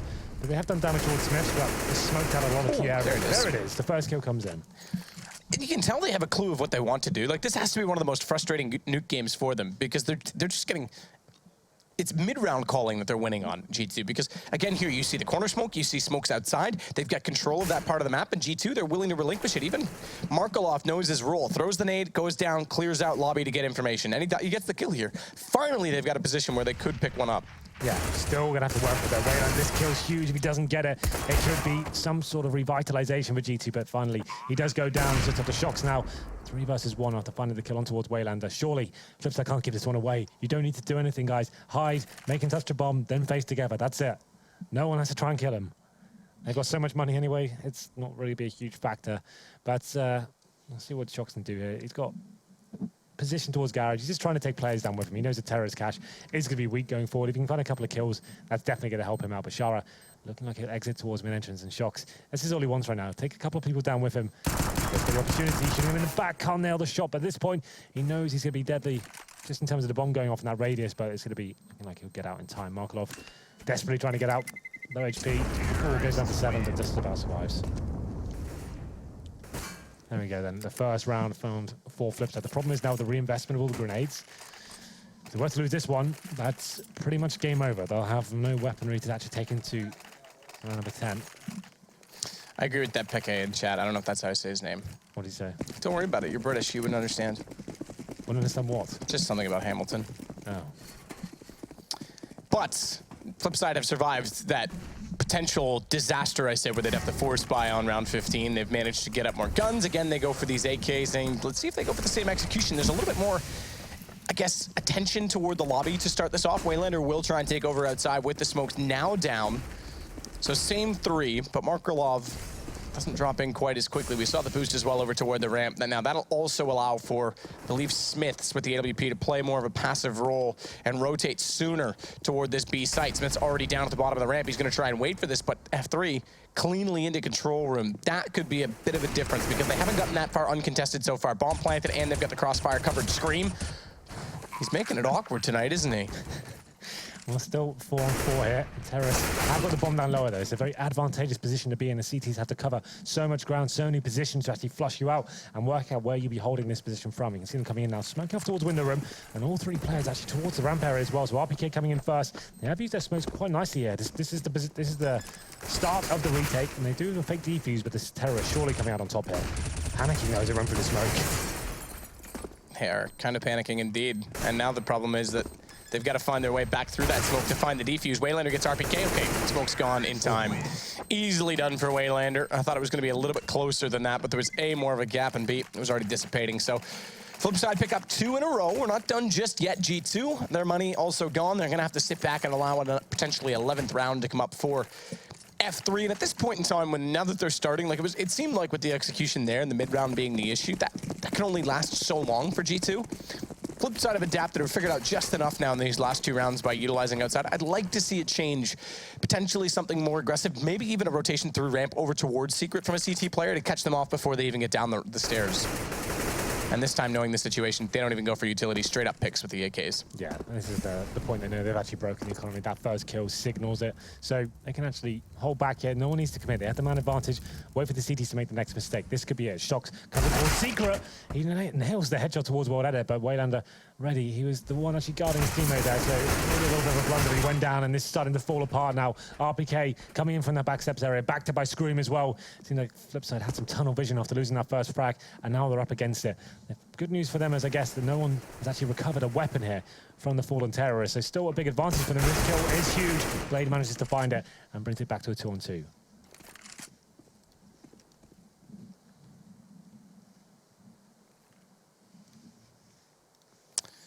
Body, 1, 2, what is that? Okay. The Deagle's just absolutely lovely. I was gonna say he's in a position where he's pretty much gonna be outmanned here because they're setting up for the trade peak. Wasn't even building that up to be a play, and he just smokes them both. Let's get a slow-mo of that. I want to see it again. That was pretty beautiful. I liked it. But yeah, G2 somehow picking up that round. It seemed like Flipside got the opening pick. There's nothing to work with the G2 side, and somehow they find the crossfires, and Flipside overexposing themselves potentially there. Just running that default, trying to slow things down. I thought that was tied up, but that could be the round that ends this one. As Flipside, you can see, they've got 2 pistols going into it, 3 AKs, and G2 with a ton of cash as well with the AWP. So it seemed like a comeback potentially could have been on the cards there. It's a big round body to pick up with that Deagle, and he continues his good form. As we're going to round number 11 there. The AK-47 headshot through the smoke, spraying wildly, does take down Blade. Well, dead it. He's already got outside again this time from G2, being passive once more. They'll catch out Smiths early, but it's back to the 4 versus 4. Second player, he'll confront Scream at the window at Lockers, but gets pushed back. Thinks about a repeat, oddly enough, and it might have worked as World Edit was going for the reload, but watch to his right. World Edit's got company outside with him. It's going to be, I believe, Waylander. Yes, it is. So they're going to set up this crossfire. They walk in. RPK's caught. He's late to rotate over, but Shocks pulls Markelov back. He's got well, doesn't. I was going to say regain the control of Hut, but unfortunately, Waylander coming through late. And they're going to take this on the outside aggression again. So G2 get their 15th round. Okay, that's great. They can sit back. They can relax a little bit. They haven't built up the bank enough to justify a full buy in this one just yet because, well, let's face it, they only need one more round. Might as well save for the buy. Here we go. Here's the slow-mo I requested. Production team on point as usual. Boom. That's actually so impressive. Yeah, that's kind of sick. Well played, body. 15-11 now, and it's going to be, like you said, there's no reason to force buy here. Don't get yourself in a rut. There's still 4 rounds to go, you know, before they get to the overtime. Let's make sure we finish this one properly and not in a force buy situation. So there's going to be some deagles here, and we've seen what these players can do with those weapons, so maybe still a few more twists and turns in this round. I don't think it's going to be smooth sailing. Completely Flipside here, but oh, what it. Once again, they do find the first pick. That's towards Smiths this time, but RPK rotating back towards the secret area, and Shocks will be there as well. Scream finally does hit it. I was going to say trying to replicate body, but does manage it in the end. So he's got the shot against Shara. Now he'll fall away. Smartly so, as they have a man advantage again, but Waylander's spotted just enough for Shocks' head, and he's got 2. That Tech 9 reigns supreme with its accuracy and movement.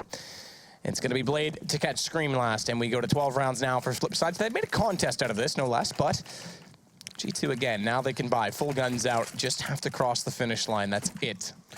RPK leading the fragging charts here. 27 kills for him. We've discussed him as being a solid player recently. Like, he's actually just been up there, top of the scoreboards, very good at exchanging frags, and actually just the first one to go in, happy to do it, and just hitting the shots to count as well. Nothing amazingly flashy most of the time, but just been really impressive as of late in terms of what he's doing for G2 in his role. It's going to be round number 13 here. It's 3 in a row required for Flipside to take us to overtime. You can see the money isn't fantastic for G2. You can see they've got no head armor, not a big deal against the AKs, but 2 Famases. Only 1 incendiary as well and 1 kit. So still an advantage for Flipside in terms of the buy here. Let's see what kind of strategy they bring to the table. Some smokes going towards outside. Whether they use them is yet to be seen. It's going to be the debuff smokes to take away all the vision. Some Molotovs towards the secret area as well. And they will be indeed capitalizing towards this area. Flashbang coming in. It's trying to cross over towards the secret area potentially as well. The bomb will be there. So you'd assume it should be some sort of lower split considering. They've got 1 player towards lobby as well. It's Markelov watching for that reaction.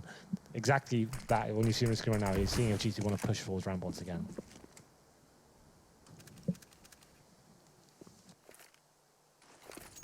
Markelov will flash once, twice, but not thrice, because let's face it, you can't do that in Counter-Strike. You're not allowed to buy 3 flashes. But if you picked one up, Henry, he could have done so. Perhaps he should have, because Smiths walks back up. That's the opening pick. G2, is it enough to finally let them stabilize this as well? With 30 seconds, it definitely puts pressure, onto Flipside. But once more, they've taken outside, they've taken off secret. Shocks doesn't spot the gun barrel. Shara, he's going to walk right into this. Oh, but nearly turns around and catches him off. Shocks will switch to the AK. Quick drop takes Waylander as well. Blade may have found body, but he's got to find a lot more, and he does get at least 1. But Scream's traded it out. It's 1 versus 3. Bomb is planted in World Edit. He's at the control room, but the glass broken. Scream knows he's there. And guess what? It's over. G2, well, they'll pick up map number 1. The best of 1, keep in mind. So that's a point for them in the season. As Flipside come close, but now will fall to 0-4 with an overall record on this map. Yeah, you have to remember that both halves of this map is G2 picking up both pistols, getting those huge leads as well.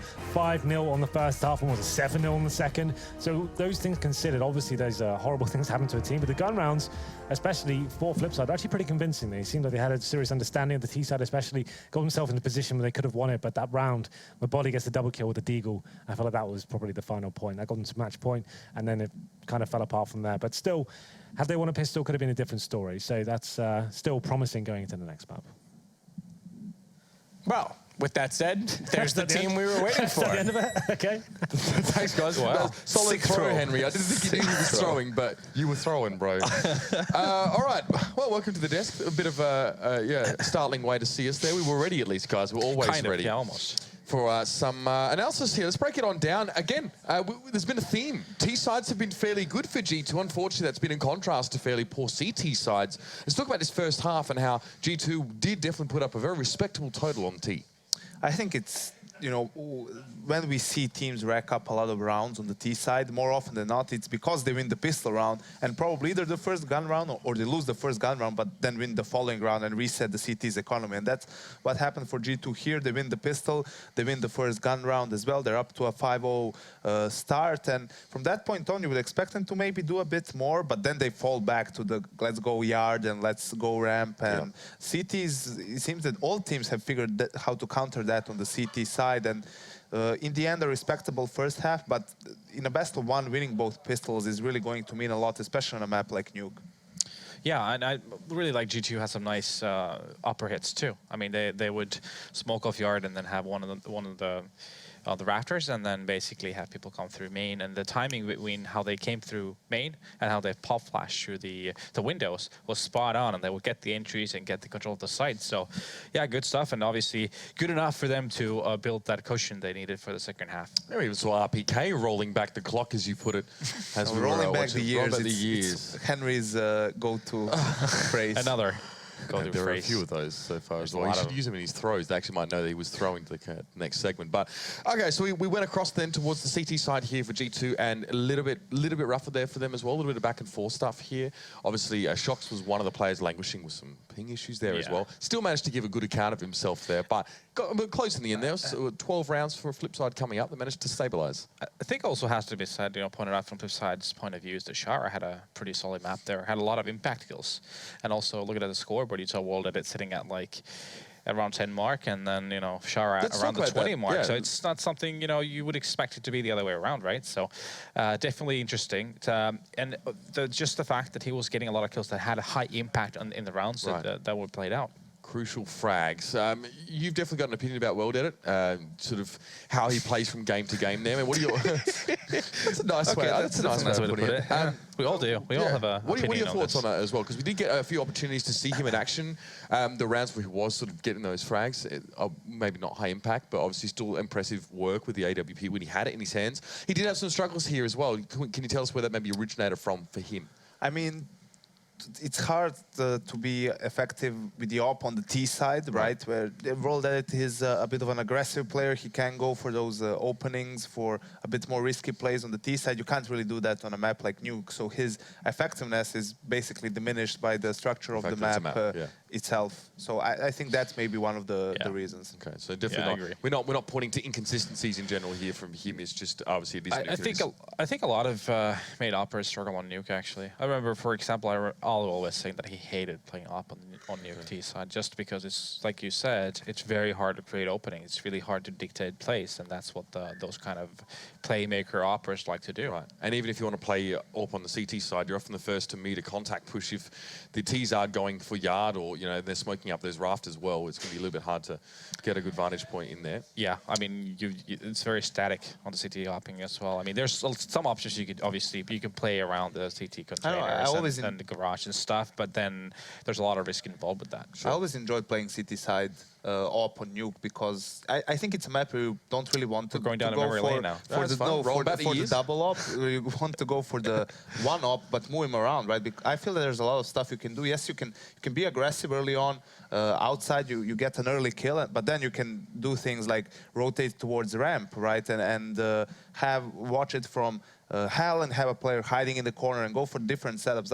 Because the CTs are so slow in taking yard control and getting to a bomb site, you can move your opera around, and by the time they adjust, they won't expect you in a different position. So I feel that there's a number of positions you can alternate on the CT side with the AWP. Or play hot if you wanted to. We've seen that. JW was pretty good at that at one point. So you can. Why not? JW does what JW wants. Yeah, it's not exactly. Bad example. He's not exactly writing the textbook for AWPers, I think, to follow there as well. But I mean, you can pivot well with an AWP on that CT side there as well. So G2 do get over the line here. It's a decent performance from them, it's safe to say. But we do still have one more map to come from them as well. It's going to be Train, but before we do that as well, I want to remind you guys that we've got more games to come for the rest of the week, and obviously in the NA side of things, and you can get involved in those and see what's coming up on the Score Esports app. It's available, of course, for your iPhone device or for your Android one.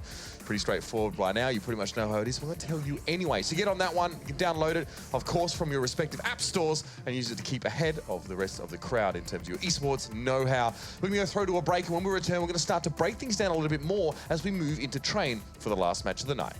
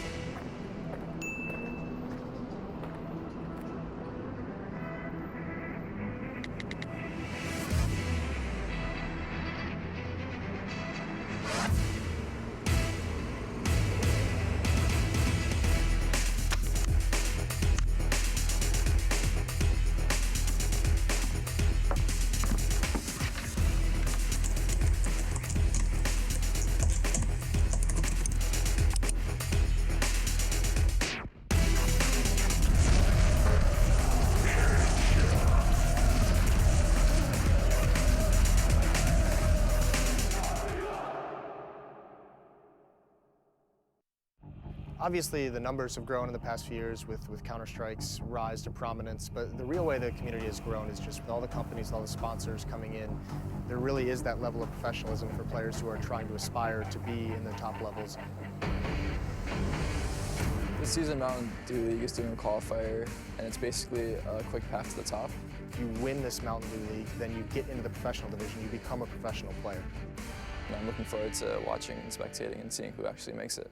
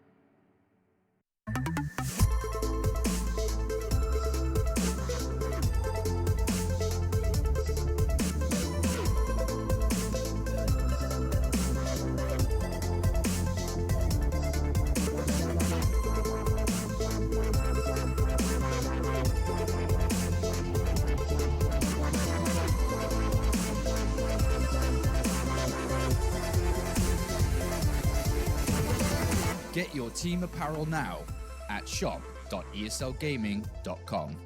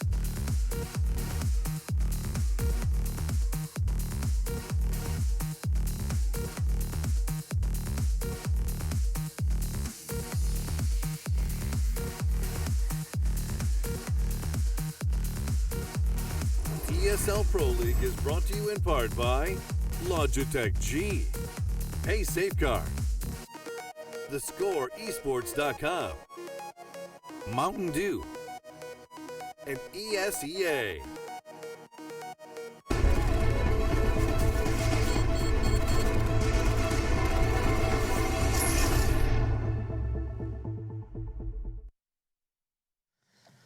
And welcome back, ladies and gentlemen, to the ESL Pro League. There's just one game left in the night, but myself, Yanko, and Natu are holding out strong here in the ESL studios. And again, G2, some promising signs from them there as well. Nuke is always going to be a bit of a misnomer, very, very hard to really gauge teams on this one yet, as you guys have already said. But Train should be a more interesting one, especially, and maybe a map where we can see this CT side deficiency of sorts recently of G2 maybe exposed a bit more or recovered.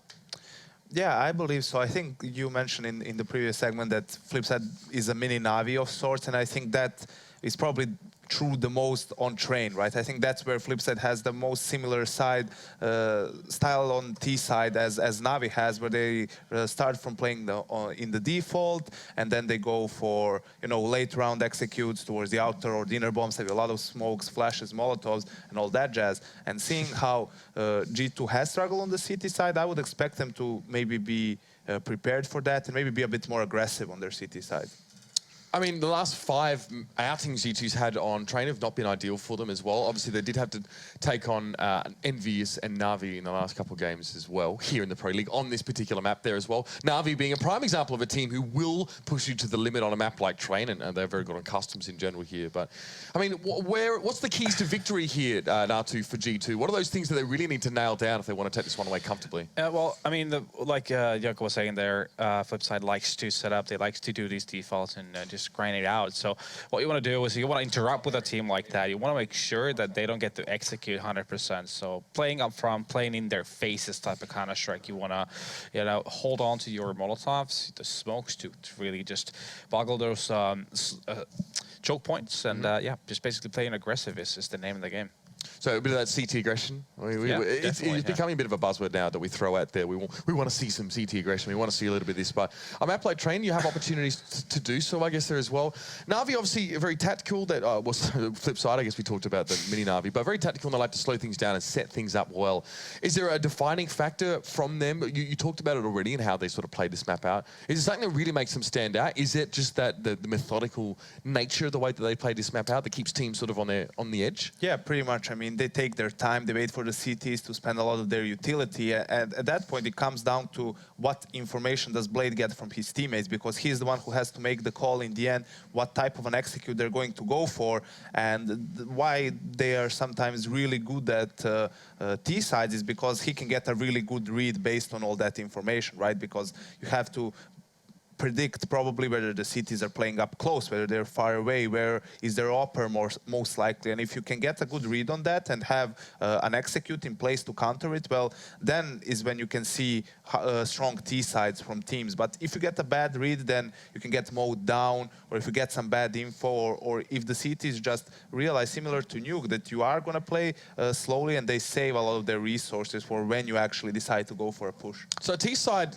when they want to execute, or in this case, Blade needs information. How easy is it to get information on this particular map here as a T side coming forward? Because obviously a lot of your avenues, as you said, are choke points. You know, Ivy can be a choke point, go through brown holes as well. It can be hard to glean the positioning of the CT side here. So what's the best way to do that as a T side team coming forward, wanting to know where the enemy is? Well, I mean, if you start off with a default, then it usually means you'll be sending 1 or 2 into alley. So you're going to have people there basically just finding out what's going on in that part of the map. You might be taking on a ladder.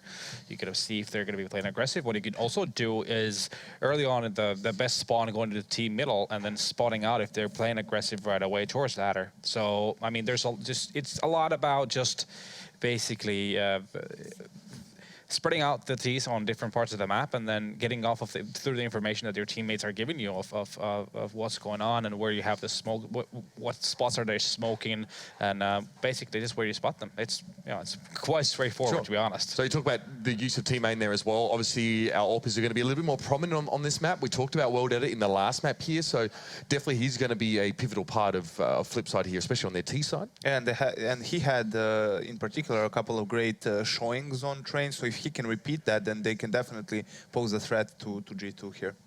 Well, we're going to jump into this one, ladies and gentlemen.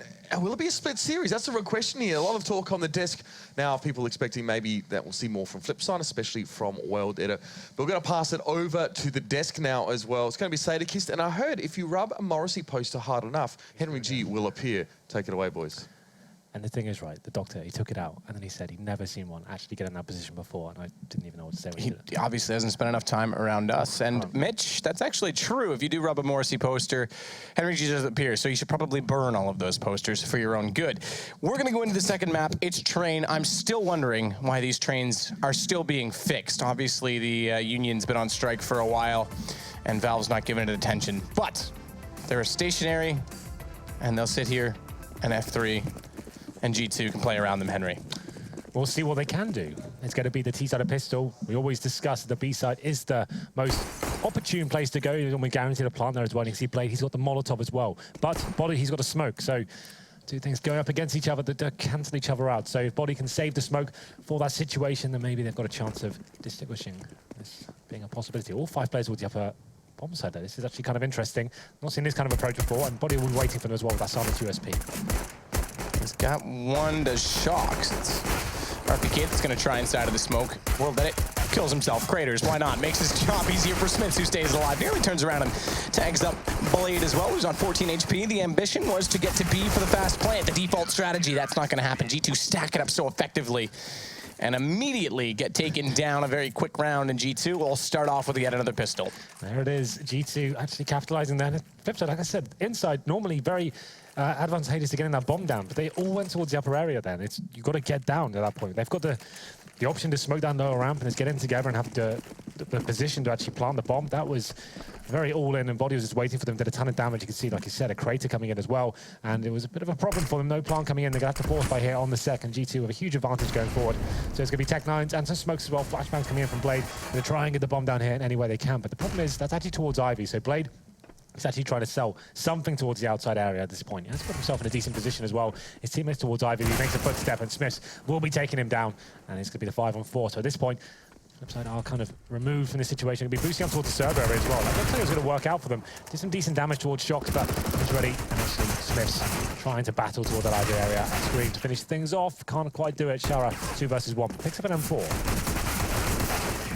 And I think the ambition for Blade was to try and rush through the smoke, expecting someone to be at hell, hence the footsteps, but Smith's up above is easy to take him down with that MB7, so they try as they might, they will not get a bomb plant down, forced by, okay, they get a few kills out of it, they'll force reinvestment. In that case, it's reasonable, but it's still not ideal, as they'll have to sit pretty and go to the P250 in the hands of Shara, getting those 2 kills, but otherwise just the single smoke bought up on him, and all right, flashbang if you will, but they got to try and get a bomb down again on B, and they've got 2 players in their way of doing so again. It'll be a problem. Might be. We'll see. You're right. You're right. It might be. I'm sorry. Did I count my chicken before it hatched? Either way, Shocks has 1, switches to the pistol. They push through. He's got 2, surprisingly, in that situation. Tech-9, I take that back. He actually got 3 with the Tech-9, so 4 in total. Yeah, that's very impressive. The second one must have just been over someone's shoulder, and I didn't even catch it. But Body, he's got Markolov to close it out. Very, very impressive for Shocks. That's big money build. Indeed it is. 8,500. Why not? It's going to be pretty difficult to shut this money system down for the CTs, but we have got AWPs arriving for Flipside as well. They have got 4 AKs to go with it. The utility is not amazing. There's only 1 Molotov available. But it's going to come down to these all picks. We know Ward Edit, especially on this map, he's had some great performances. Most notably, I think it was in E-League, where he actually got like 30 kills in the first half of Train on the T side. So maybe if we can replicate that sort of form, we could have a real game on our hands here. This first round will be indicative of which way it's going to go. But let's go straight into this round. It's going to be Shocks. He's actually got the orb towards the lower ramp. Call this the kind of shotgun style AWP, just going in close range, go with that first shot, fall back. But no one going to be gifting him any sort of intel at the moment. But that does allow him to stay there for now. As you can see, it's going to be Shara. Tempting fate. Will he go any further? Oof, it's close. That gun barrel nearly showed, didn't it? Little bit close. Shocks will just wait a little bit longer as well, but there we go. Perhaps fell asleep at the wheel, because that was an accident waiting to happen. World Edit walked into it. 1 misses an easier shot that time, though. As he flicked to the right, the player had stopped where he was already aiming, and he fires a shot that echoes off into nowhere. It's going to be Shara rotating back around on the back of this as a result, but keep in mind they still have the man advantage. 45 seconds to work with, and now starting to throw some utility through those broken windows on toward the A site. Waylander clears out Pop Dog. They've got one at main, and then a single player in the form of Markelov waiting to split from the third prong approach onto the A site, coming down Ivy with Smiths. He's playing up at quad. Spots Blade coming in from the main entrance. Does get a little bit of damage onto him. He's on 54 HP, but as he swings back out, Blade does take him down. RPK's done well to trade that, though, from on top of the train. It leaves him susceptible to Markelov, who comes in late, body catching Shara. So back and forth again. It's still G2 down a man.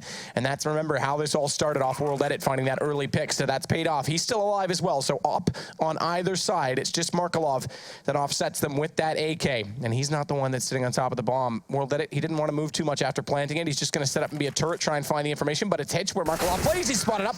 No scope, not successful.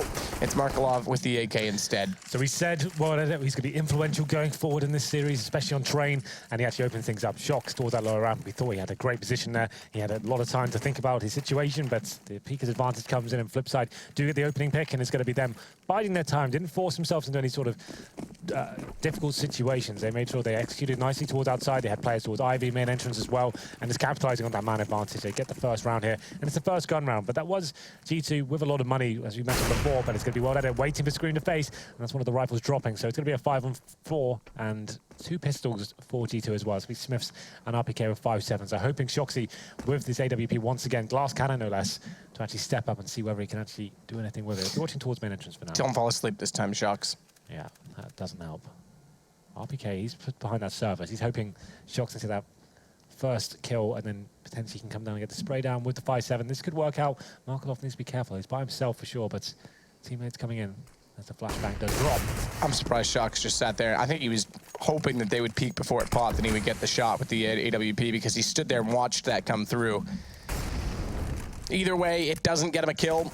Flipside, World Edit, he's on 15 HP, but he's got an AWP, so just needs to hit one shot. If I'm not mistaken, they switched the texture of the Hyper Beast, because I had one that was well worn and it looked like crap, and now it's like, looks way better. So someone can tweet me and let me know if they did change that skin a little bit. Regardless, it's 4 versus 4 now as it comes back. Shara going down. It's Shox that does find that kill. RPK is going to try and get clever inside of this smoke. He's waiting for them to walk through. He's in the open completely, but as time goes by, he doesn't want to be sitting there when that goes away. As such, he'll shuffle over. Now the smoke comes through.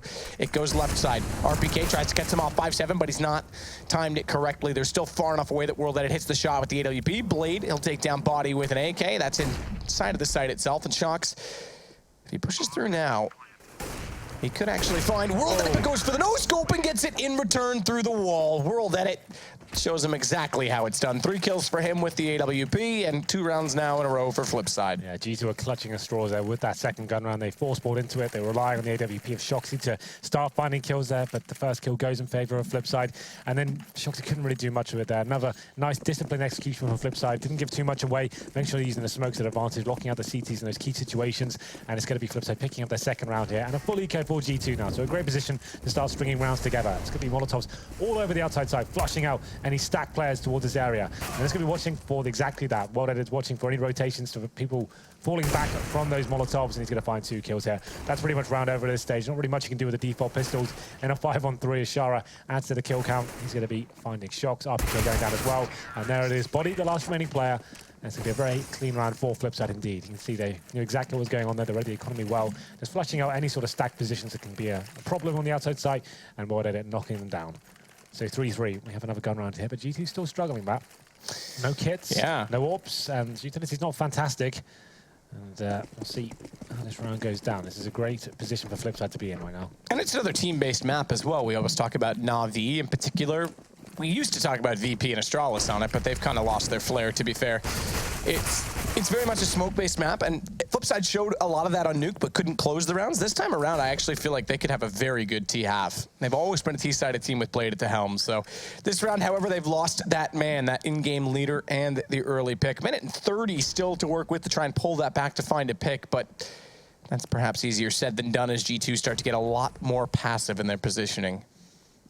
5-on-4. It was Blade who went aggressive towards main at the start, trying to smoke towards Ivy and sell something towards that area, but Scream facing him Managed to work with as well, does find that first kill. It's going to be towards inside, we'll be playing towards now, as Shara goes towards the upper platform here. The problem is with the CTs, no orbs available, as I mentioned before, so the M4s can't really justify a phase towards this area. So terrorists have got a great advantage in this sense and have a bird's eye view of the site as they go in. It's going to come down to World Edit once again. Can he get this first pick, as Body does spot the first players towards that platform.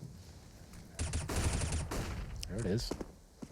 Well, unfortunately, they find Shocks, but Body's there to trade back down the narrow corridor beside the tanker. It's another shot from RPK to take Waylander. That was his next threat. World Edit, though, does get RPK over the train. He's got to pick up the bomb and plant it. 34 seconds to do so. And instead, he's going to get a little bit unorthodox and try and spot one out before he goes for it. He could have had this down already. It would have been money in the bank for Flipside, but he wants kills, and he's going to get one on Smiths, but he's looking the wrong direction. He's anticipating the flank to come through right now.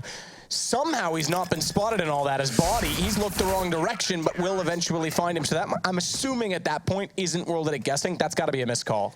I'm not too sure. I guess when he's just assuming they'll be pinstring in that scenario. He's just someone's got to be coming for Pop Dog. I've faced 3 or 4 times, only spotted one player, so he's just trying to use his own game sense, I guess, his own inbuilt radar to work out where the remaining CT was. But that's Body repositioning to the exact same place as Kinguin got killed as well. It's quite clever in that respect, and takes him down. And it's G2 picking up another round here, but still not a convincing one. It comes down to a 1v1, and they're going to be back from the Famases and the UMP. The reason that I say that it might have been a missed call, though, is that Body actually got 2 kills from upper. So they should have known that he didn't push through. Yeah. So that was a bit peculiar. Either way, I understand. I totally would have expected the pincer as well, but it was just the fact that he got 2 kills that kind of confuses me. I guess it's one of those rounds when you're a 1v1, you don't really want your teammates shouting things at you. You kind of want to be in the zone and use your own game sense. It's difficult to actually give those calls in, because then if it doesn't work out and you're just guessing, then it can be a little bit frustrating. But this is quite nice and wide. Like I said, huge advantage for Flipside, even in this round. Although they lost the last 1v1 has made this very expensive for G2. They're struggling. They've got no smokes remaining. 1 kit, 1 orb. And if Flipside pick this one up, it's almost certainly going to be a double eco. So you can see GT trying to work the frags in the moment. Body does have a decent flash towards upper, but he's going to be pushed back himself. So tug of war going on right now. As Body does face towards the around against that first pick. He desperately needs it as well. Can't find the second, but Shocks is there to follow up. Waylander will go down. This time they'll go for the fast bomb plant. Blade will be the one to do so. And perhaps the right call. World Edit, he'll watch down first. Ali goes back out to the second. Smiths is there as well as a player up close with the rifle. So they win that battle. They get RPK to find Blade, and guess what? It's just Markelov remaining. Come on, Markelov of old. Anders somewhere is crying desperately for you to win this round. Molotov gets interesting. They haven't got a smoke to defuse it, so it's okay. Now it's actually... That's gone. Yeah. If he got that kill on upper with that Molotov down as well, there was definite potential to win that round. But they have got a kit that's going to hand to Smith. The defuse will be pretty comfortable in the end, but certainly grounds to win that one. But G2 pick it up. 3 players surviving as well. It came down to Body. Like I said, they didn't have much to work with there. It was just down to them being a little bit more aggressive, flashing themselves in, trying to find those first picks. Didn't work out on upper round, but Body readjusting, finds the first kill, back up from Shocks as well. It seems like Flipside are more than happy to execute towards the inside area, especially when they know they have the advantage in terms of the utility. So working out for them in that round. It's going to be G2 picking up a couple in a row, and this is an interesting buy from Flipside. So they've got World Edit on the scout. I don't want to get Galil, but the scout in these sort of rounds, very difficult to make anything happen. It's quite rare someone's going to present their head to you on a plate. Let's see what World Edit can do with it. So we go into round number 9. It's been quite a fast half here. CT's pretty passive now, just 1 player towards inside. That will be Body once again. Seems like he's the player to play those anchor positions most of the time for G2. There's a tag, but it's G2 finding an abundance of kills across the map. Markelov does find one of the turn it towards Scream, but a 4-on-2. A lot of work to do here to have any chance in this round. The Icarus fell. I do enjoy this gun, simply for its hyperbolic name, but it is going to be 1 shot going in. Biblical name, rather. World Edit going to swap that over now to an AK. He gets caught out by Smiths. And G2 finding 3 rounds on this CT side after I had stated that I thought Flipside could actually capitalize this T-half. They start to slip away just a little bit, and unfortunately, this is another map that's quite even in terms of its round, more so than Nuke, in fact. So they've really got to start accumulating these, building them back up. They've lost the money to do so. They'll go to P250s. They can justify that as they've got 3 rounds now against them. They'll get 4 if they can't win this one.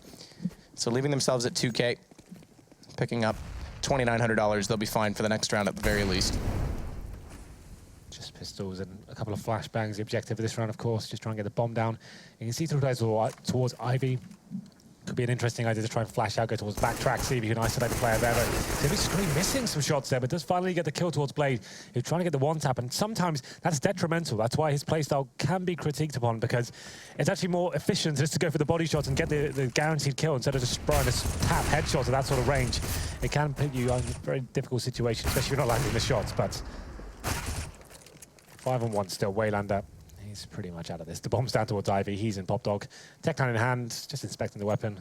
Just going to be walking around and wasting time by the looks of things, but G2 keeping all 5 players alive, winning 4 rounds in a row now as well, so looking like they're getting into the swing of things on the CT side here.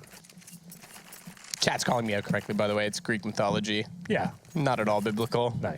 Listen, I can't think of everything on the fly. In fact, I can hardly think of anything, Henry. I just read the kill feed. Not in your current form, but normally. What is wrong with my form? Well, that's the way you spend your weekend. What's wrong with Final Fantasy VII for 36 hours without moving from a chair? Nothing wrong with the game, but 36 hours.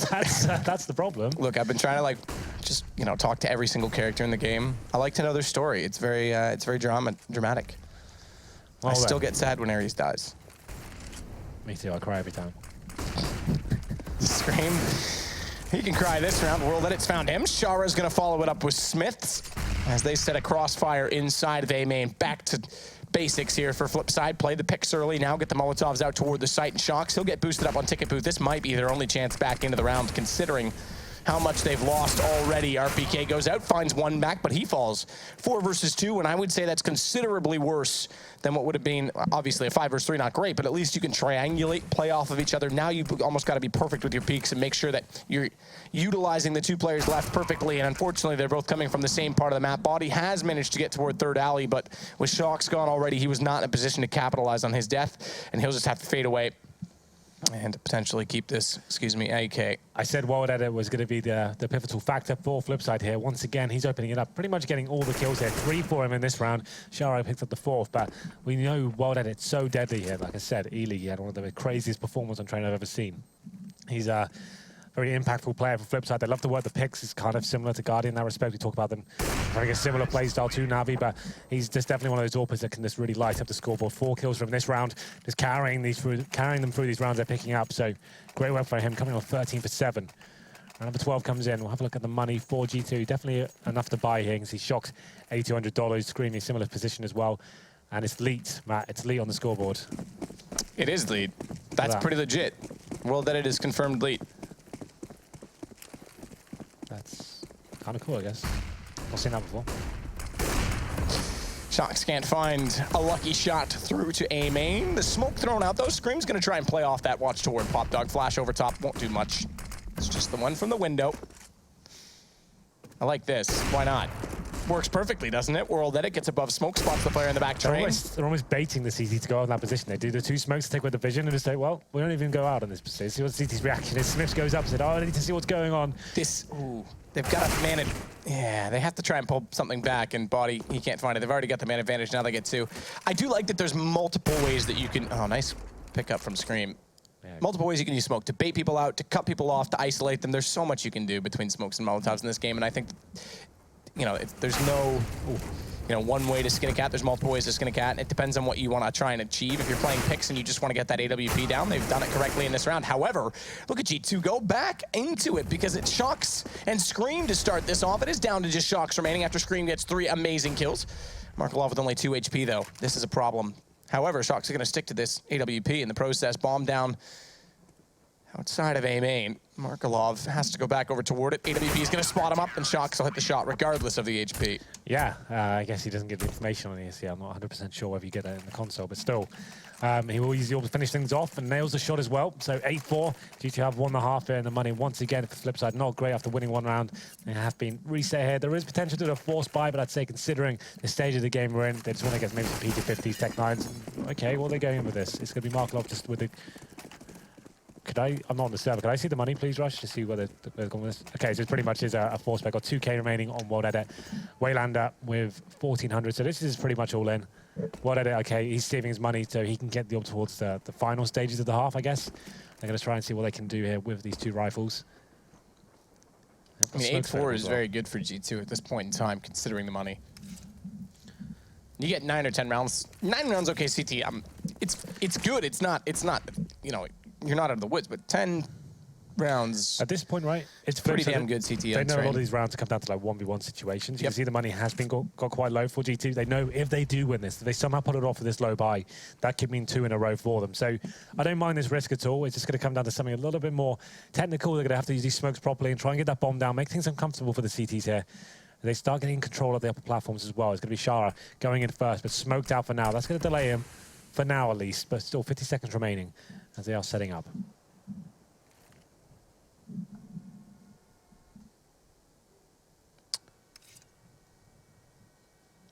Is that it? He'll throw the smoke through the window, aim at the light, line up essentially the 2 railings. Laylander waits for that to go through. He's got Tech 9. Fast drop, potentially down. Body shot in the air, but not taken down. It's going to be him and Shox that collect 2. Make it 3 now on the way in for Shox. Smoke won't allow him to spot Markelov, who will slide down the sidewalk, but all he really does is get greeted, confronted by an AWP, and it's a 5 versus 1 blade. P250 in hand. And immediately dead. Not really much you could do there. So that was a big round for Flipside, like I said. Trying to go all in, and it had it worked out, that could have saved them this half. They could have found themselves 2 rounds off the back of that. It would have been an EK4 G2 for sure. But it doesn't really lead to anything. Good crossfires from Body and Shox. Shox getting baited in tremendously. That is spraying them down for the upper ramp. It seems like Flipside do like to prefer to come out of that area instead of lower. A lot of teams will favour this. Smoking out the lower ramp. Flashes come through. Molotovs towards the side, and that's how you actually... The revolver's back. Can we get on revolver cam, please? So it's Waylander. I can't even think of a logical reason you'd ever use this gun in any scenario, but we'll roll with it. We'll see what happens. It's horrible, and it's gone already. I don't think we've ever seen anyone pick up a kill with it, and we've seen it a couple of times in pro games in the last year or so, but... You know, there it is. Horrible round, but... If they get 11 rounds on the CT side, Henry... What happens? I'm not sure. 4 rounds, man. I haven't gotten that far. 4 rounds. I know. I feel bad because I called the fact that, you know, if they were going to have a good T-half. So I'm sorry, Blade. It's my fault. Sadokist is the problem. The thing is, though, like, had they won the pistol, they would have got, well, speculating, they would have got like 6 rounds. They had the 6-0. They won the first 3 gun rounds, right? It's really difficult to get rounds on the T-half, especially if you lose that pistol and G2 start resetting you a lot. It's not necessarily you're having a bad T-half, it's just like there's the break sometimes. Like sometimes the economy runs away from you, certain clutches or a pistol goes against you, it can be 3 rounds that are missing. So there's no reason why the same thing can't happen for G2 on the next half. It's always the thing I say, never take these big score lines with, I guess take it with a pinch of salt sometimes in the top levels of CS. Well, Shox with 1 AWP, Smiths with the other.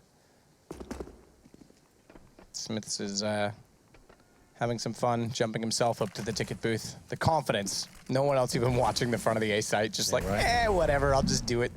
No one's here. It's a lovely looking wall with the red light glancing off it. I miss the red light in our apartment in Bucharest. Me too. I did tell you to turn it off, but... It's fine. Either way, Scream waiting up above. Nade smoke out. Molotov, in fact, so to limit the movement of F3, potentially try to funnel them in towards Smiths.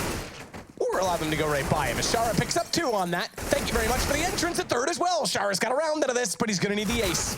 And he's not going to get it. Body comes out late. He swapped over to an AK. And 11-4 for G2. Yeah, it's a convincing half for sure, but it is the CT half of Train, Matt. Like I said, if Flipside get the pistol, they get rolling, they definitely can still be in this one. So I'm going to say it's going to be a close game still. Mark my words. I almost look like Sheldon right now. God, I hate that show. I'm going to shave and get my head shaved as well. We're going to take a break. We will take a break. When we come back, that's not going to happen, but maybe by tomorrow.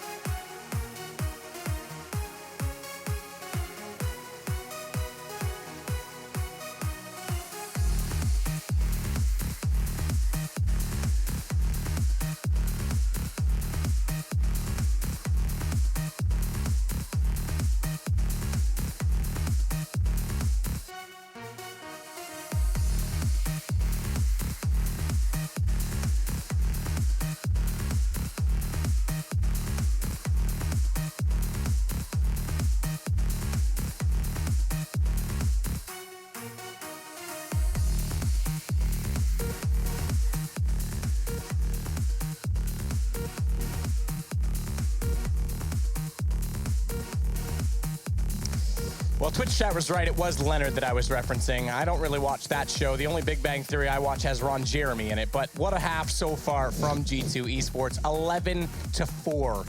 Again, they lead the way. This time it's more convincing than Nuke was on a map that I would argue is actually more even. That was a good joke. You tickled me with that one. Good work. That got me. Do you know he's apparently on board a flight right now with Adam Acapella from MLG? Is he really? Yeah, according to Adam's tweet. That's nice. Well, maybe we can get a picture, a selfie with him. That'd be a rare treat, wouldn't it? Yeah, it would.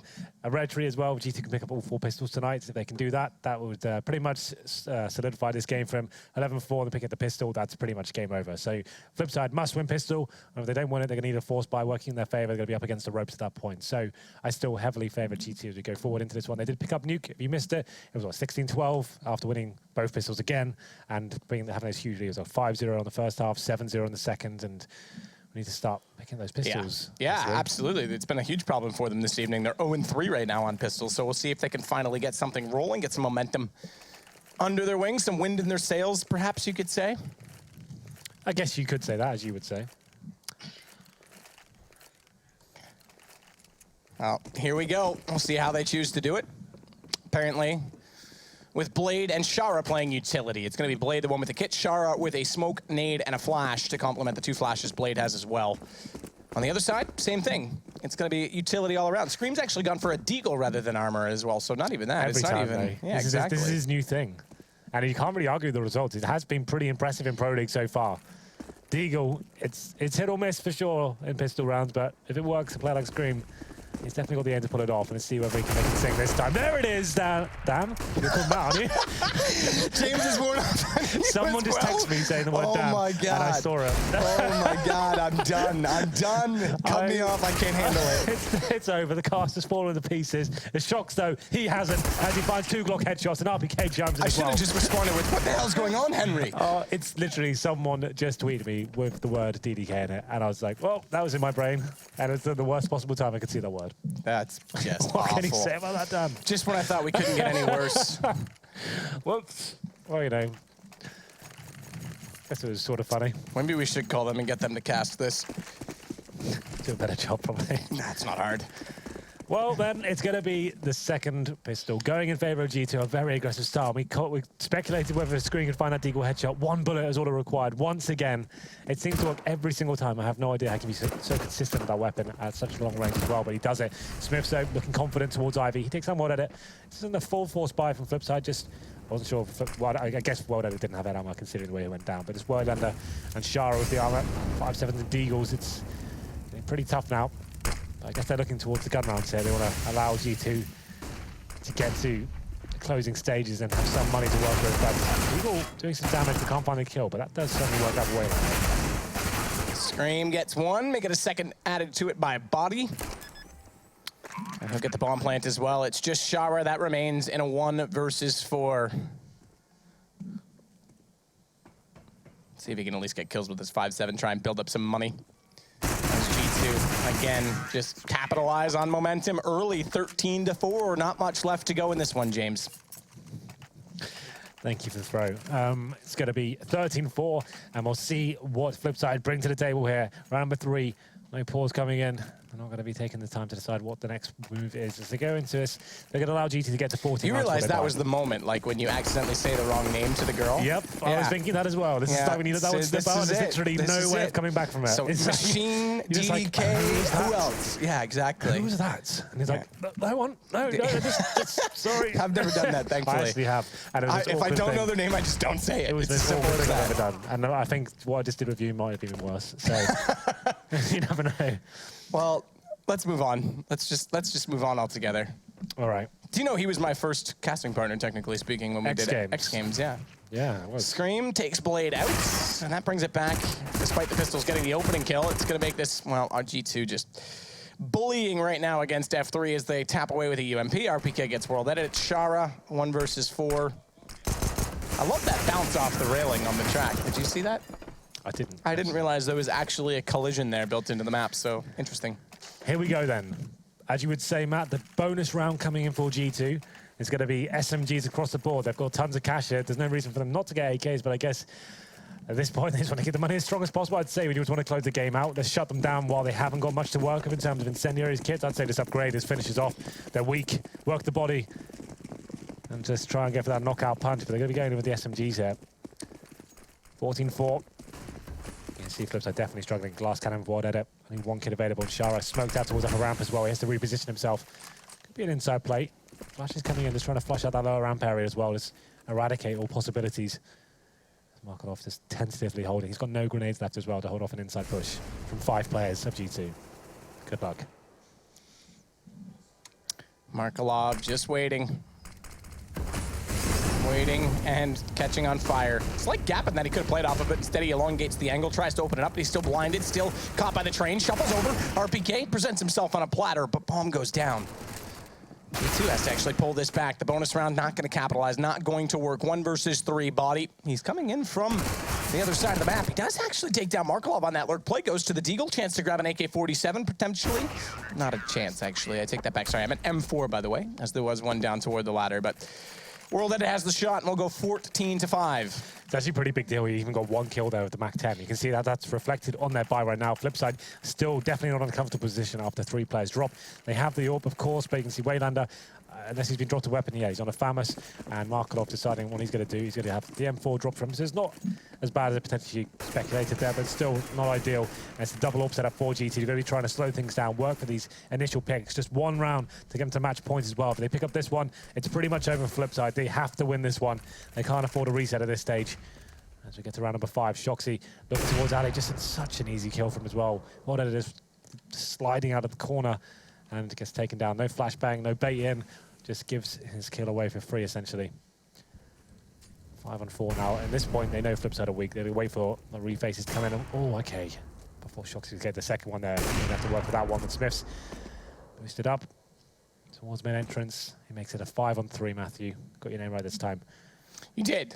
Thank you. I'm glad I mean something to you still. You know, it's only been a year. Not much, but something. All right. We started a show. We've gone around the world. We've done lots of regrettable things that we'll never tell our grandkids about. I don't think either of us will have grandkids. Well, you're right. I should probably just, yeah, that should be like implored by the doctors at this point in time. Unless we adopt Matt, that's not happening. Well, it's going to be Blade to take down RPK, catching off the headshot. Shox gets Blade back. I'm going to continue on as a professional would do in this situation as G2 on the brink of overtime point. Penultimate point. Shox will take down Shara and do exactly that. 15-5, G2 leads. And F3 has no cash. Yeah, that's a real hard reset for them. You can see what Flipside are up to. They were trying to work those picks. They had the AWP, hoping Wild Edit can find that similar form he had in the first half as well. But Shoxy just holding the tight corner. Heads that first shot, and then you can see the whole round fell apart.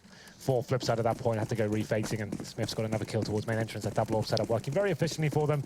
Potentially the last round here, it's 5 pistols, and you can see GT doing it as well. This will be going towards main entrance to bully their way into the victory here. As Waylander goes fully flash towards E-Box. They do find the first kill here. This could get interesting. It's going to be a bit chaotic as Markelov gets the first 2 frags at a 5-7. Blade comes in as well. It is all of a sudden a 4-on-2, and they just surrounded the terrorists here. Now it's just down to Shox, as he does get confronted by Wild Edit, staying alive for now, but somehow Flipside come out on top with just those pistols. It was GT just thinking, okay, they've only got pistols, let's just go out together towards main. We'll finish this off right here, right now, but somehow Flipside hold on. Yeah. Just about. Well, just about. There's still massive amounts of cash on the G2 side. Body has 10K, which will allow the drop to RPK, and I believe he dropped Shox. I'm not 100% sure. I didn't see the money spent from Shox, but I think he dropped both in that case. So this should be last buy if they don't win this one. Now the guns are back up on the F3 side. It's a lifeline. Or is it really just, at this point, all for glory? To salvage something. There we go then. The first pick has come in, the much needed first pick. They take 9 rounds in a row now for Flipside just to force overtime. A lot to hold on to.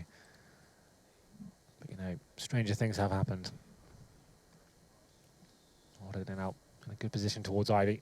Body will be there. Flashbang comes in and does actually hit him the leg shot as well. That's his work done for this round, essentially. He knows he doesn't damage there, so he smokes him off and forces him to rotate as he's going to go join his comrades towards in out. Tension building though. G2 still have a shout in this round. Got utility left over. It's going to be 3 smoke grenades, Molotovs as well, flashbangs in abundance. They start to get control of the inner halls as well.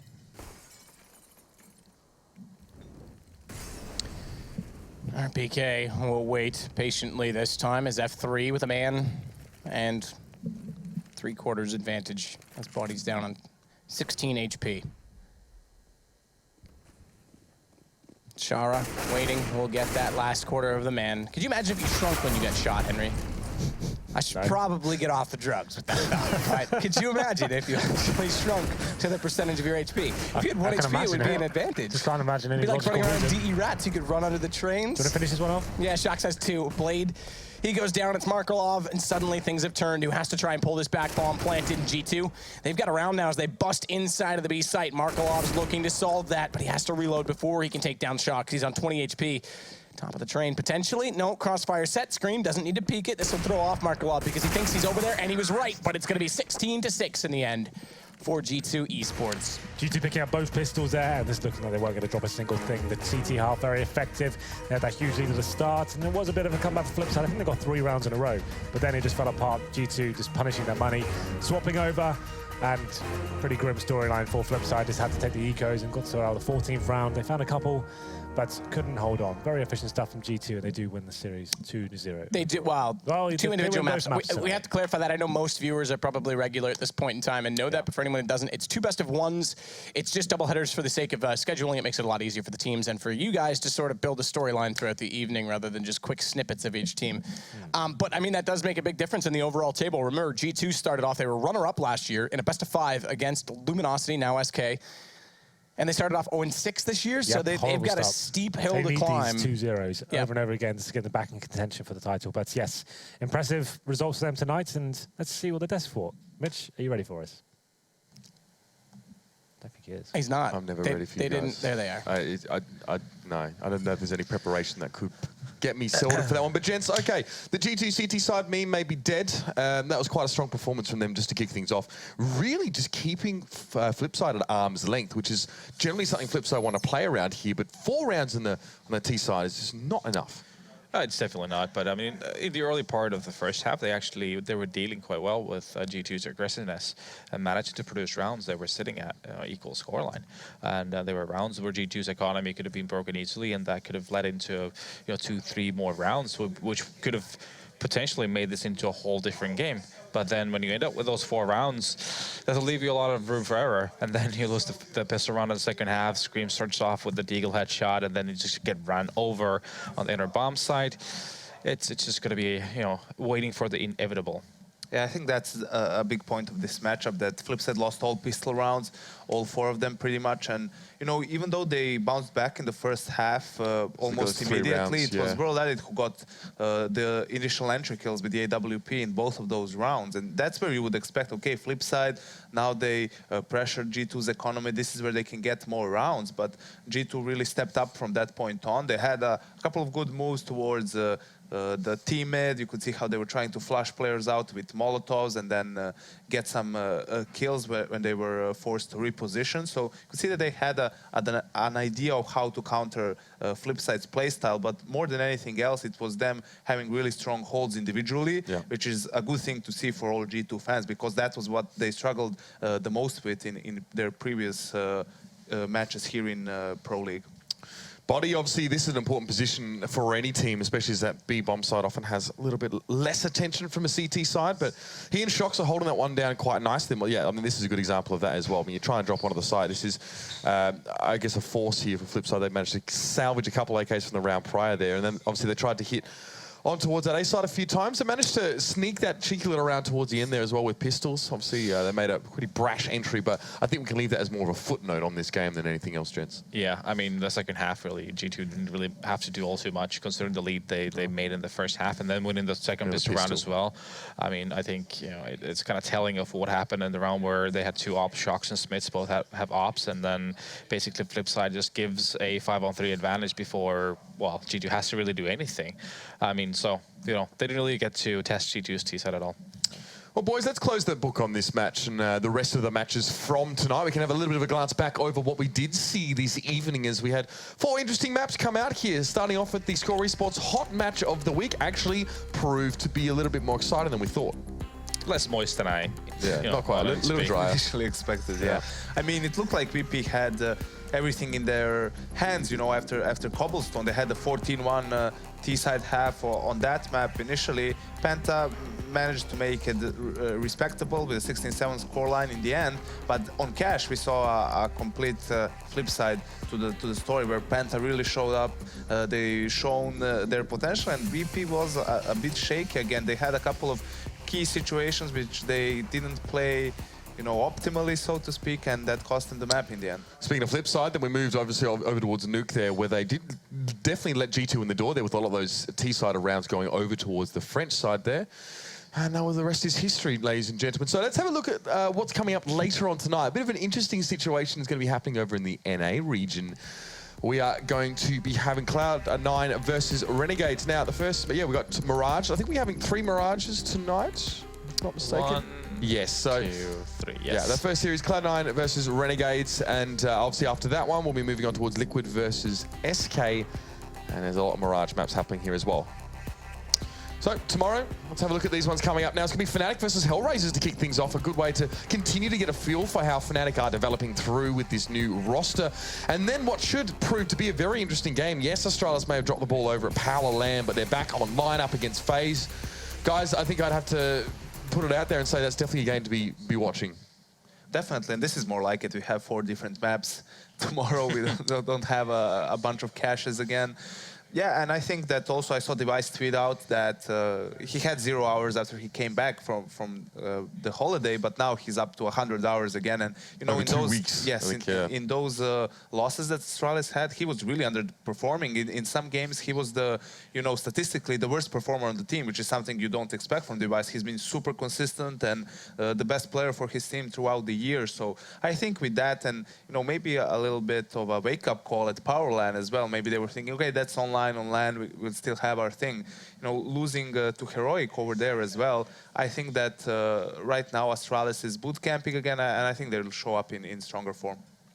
Well, we'll have to wait and see, ladies and gentlemen. We will be back here tomorrow night as well. If you did miss some of the games this evening, we've got you covered. You can get your hands on the Score Esports app. It's available for the iOS and for Android machines. You can head over to your respective app stores and download that one as well. And if you're like us and you're probably going to have a little bit of a sleep, but you still want to know the NA scores in the morning, you can use the app to check them out as well. Guys, it's been a pleasure to have you on the desk for tonight. We'll be seeing these guys again tomorrow night. And of course, the usual suspects over on the casters there. So from all of us here, thank you very much for watching. Good night. We'll see you tomorrow.